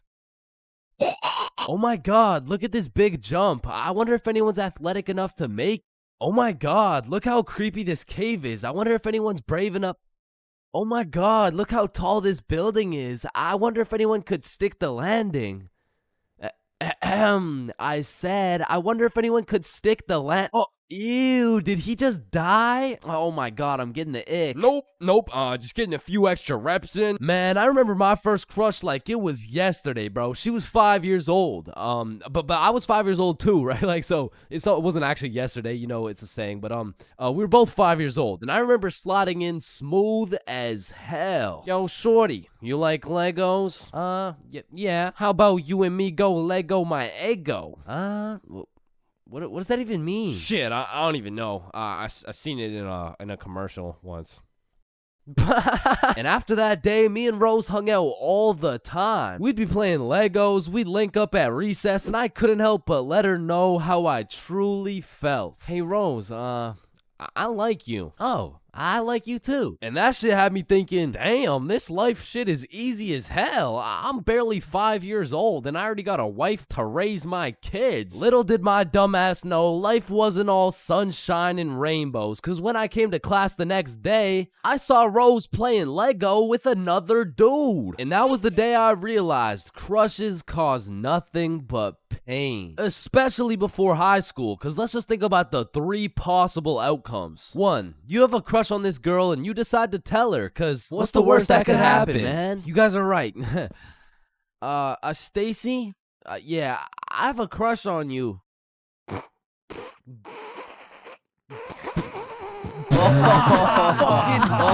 ugly as fuck. Or 2, you never build up the courage to tell her and end up watching your crush sit in a tree with the faster kid who had the light up Skechers and the Charizard EX. And we all know what happens when Stacy and Jimmy are sitting in a tree. Or outcome 3, you confess to your crush and it's the perfect scenario. I like you too. Now you've officially started your first middle school relationship, which is probably the worst outcome of all, bro. Cause now you've been sentenced to 14 days of relentless cringe and countless awkward scenarios. And I say 14 days because that shit's lasting 14 days max, bro. Hey, Stacy, do you want to be my girlfriend? Yeah, okay. Oh, yeah, awesome. Yeah, awesome. Woohoo.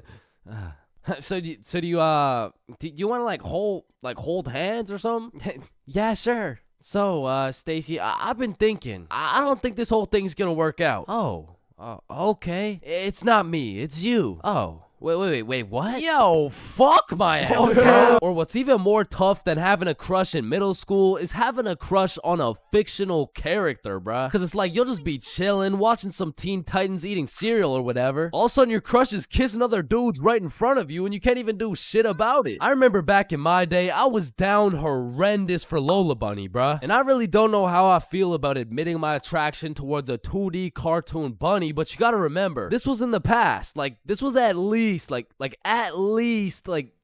2 months ago. And maybe I'm tweaking on this one, but the red fish from Shark Tale, bruh, she was different, bro. And her name, I think it was Lola as well. Shit, maybe I just like cartoon girls named Lola or something. That's exactly what I want to hear. No. And I don't know about you, but for some reason, whenever I would talk to my crush, it was like I got an instant nerf, bro. I'm talking minus 10 charisma, plus 15 stutter, minus 5 strength, and plus 350% chance of getting put in a random ass headlock. Like I could be in the worst scenario of all time with a girl who has 5 kids and is married to a member of the cartel. And just cause she's not my type, I'll get an instant stat boost that'll have me pulling like Mr. Duke Dennis himself. But put me in a room with my crush and all of a sudden I got the same charisma as fucking McLovin. Hi. Hey, it's 10:33. What? AM, like in the morning. Like I'm saying, it's 10:33 in the morning. Fuck. And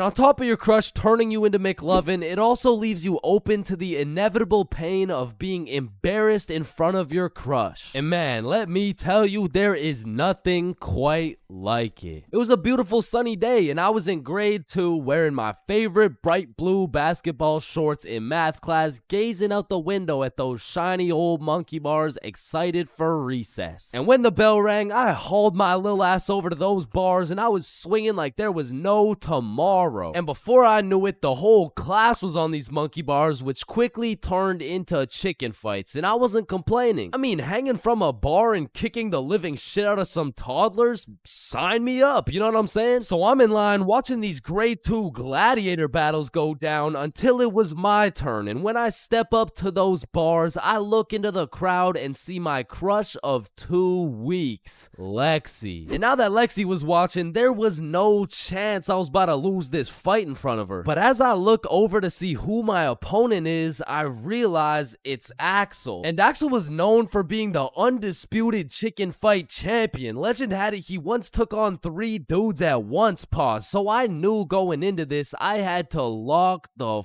fuck in, bro. So we climb over to each other and he's kicking my shit in off rip until I hit his ass with my specialty move, the Python squeeze. And in 10 seconds flat, let's just say I folded that motherfucker's clothes with him still in him. And everyone was hyping me up because I just did the exact equivalent of dunking on Michael Jordan in his prime with Beyonce watching. So of course Axel's pissed. Hey Chains, you, me, rematch now. And I look over at Lexi and she looks over at me and now I can't back down. So we get back in position, climb over to each other, and I go for the Python squeeze again, and this motherfucker Axel just winds up and kicks me in the balls. And I'm not gonna lie, that hefty kick to the dick accessories was the worst pain I had ever felt in my 7-year-old life. But I couldn't just drop and lose to Axel in front of Lexi, so with all the pain and anger I feel radiating from my nuts, I hit Axel with the meanest 20-piece combo in chicken fight history, and he drops. And then he pantsed my shit, bro. And embarrassed, I drop and try to run away, but the shorts around my ankles trip me and I face plant. Face down, tighty whities up, balls in shambles in front of everyone, including Lexi. And some people like to say, oh, it could always be worse, but this time, I don't know. I don't know, man. I don't know. So the moral of the story is, man, fuck Axel, bro.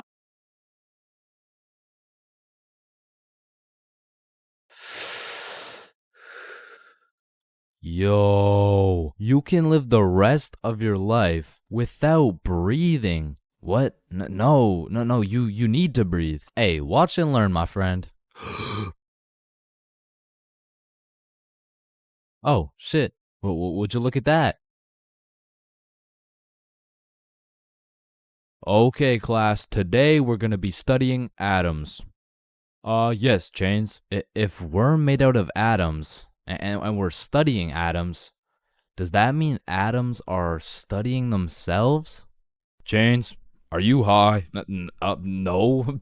No. Damn. You know how everyone says, oh, I took a shit. No, you never take a shit. You leave it. Yo, guys, I just took the meanest shit I've ever seen. Hell no. Bro, isn't it crazy that you can imagine what it would feel like to lick any object you look at? Bro, why are you looking at my balls like that? Oh, hell no. You know what I just realized? Yeah, what? Walking around with 1 crowbar is much more suspicious than walking around with 3 crowbars. Bro, is that your car? Oh, shit. Yo, this burger is busting in my mouth right now, bro. I know, this shit is scrumptious. The ham, it's just exquisite. Wait, ham? There's no ham in the burger. It's a hamburger, dumbass. Of course there's ham in the burger. No, the patty, it's made out of beef. Bruh, that's like saying a hot dog isn't made out of a dog, for Pete's sake. Damn. You're high as shit. Okay, when I say sun, do you think of day or night? Obviously the day, that's when the sun's out. Okay, makes sense. But what if I were to tell you that you see more suns in the sky at night than you do in the day? Whoa. You are hereby sentenced to 35 years in jail for repeatedly kicking a pregnant woman. Objection, Your Honor. When you really think about it, everyone in this room has repeatedly kicked a pregnant woman before. Even you, Your Honor. Fuck. Holy shit.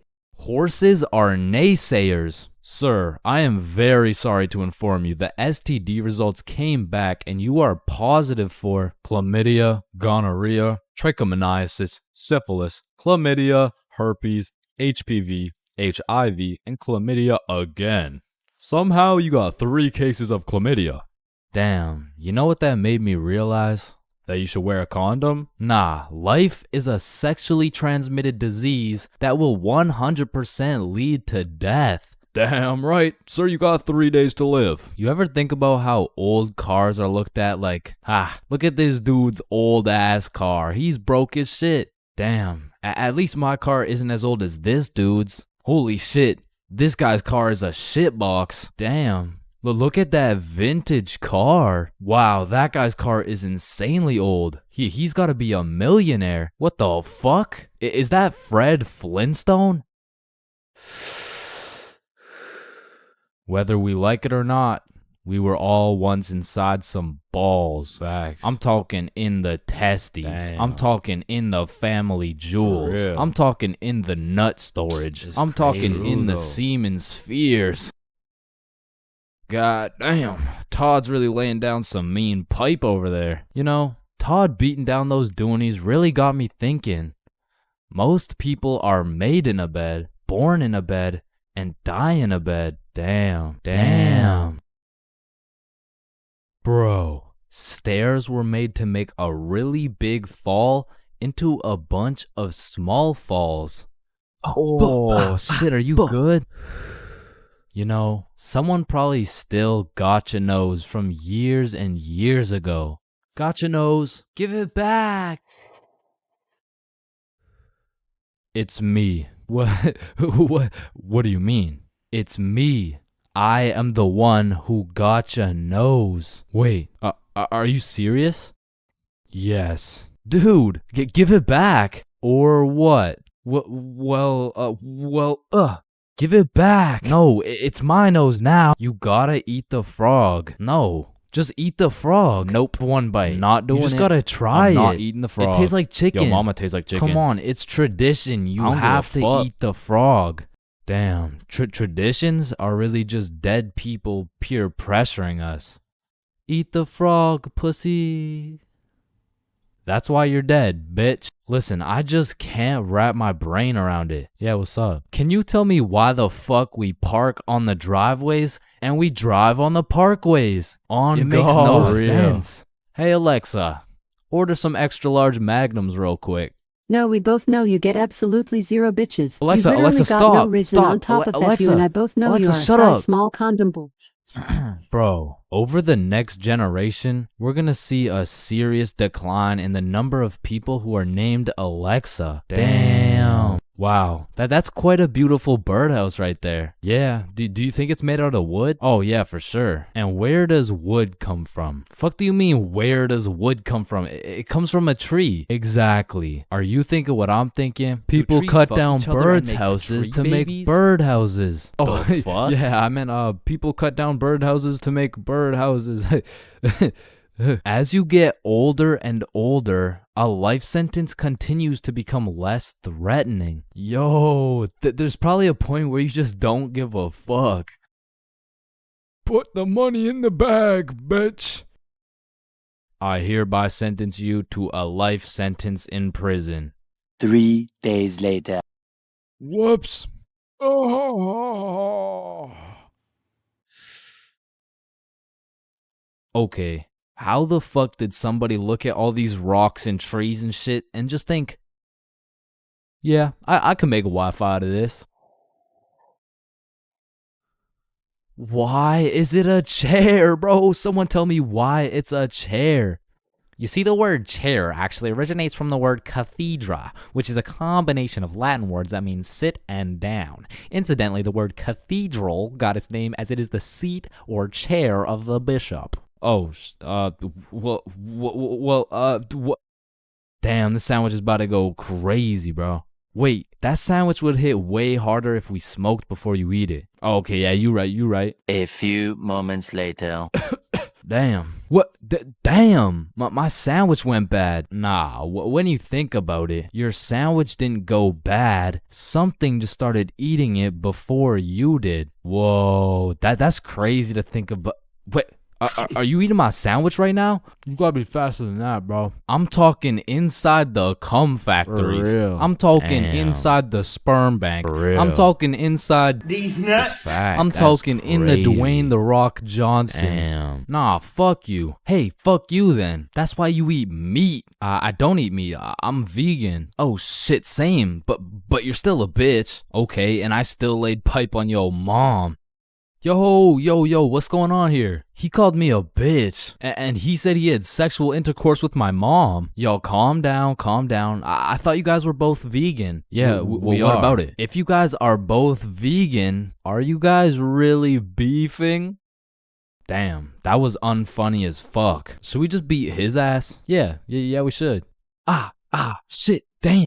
I see here. Looks like your toothpaste hasn't been doing the job. Try this one. 9 out of 10 dentists recommend this toothpaste. Wait a minute. If dentists make their money off people having bad teeth, and 9 out of 10 dentists recommend this toothpaste, why would I choose to use this one? Go. Shit, he knows. Man, you ever think about how the ocean is just some really big soup? Damn, I guess you're right. Or have you ever thought about how there's more airplanes in the ocean than submarines in the sky? Oh shit, apparently not. Damn, we're high as fuck. Man, you know what I just realized? What's up? Your balls are kind of like a body bag of sorts. You know what I'm saying? You gotta stop looking at my balls, bro. Okay, but who named it a chair? Like, who just looked at this thing and was like, oh, yup. This is gonna be called a goddamn fucking chair. Boo. Oh, you scared me half to death. What happens if you get scared half to death twice? Oh, I don't know. It's just a saying. Boo. Oh shit, is he dying? I think. Damn. When you really think about it, most guys will get their first set of flowers at their funeral. That's some real shit. Wait, Chains, are you high at a funeral? No.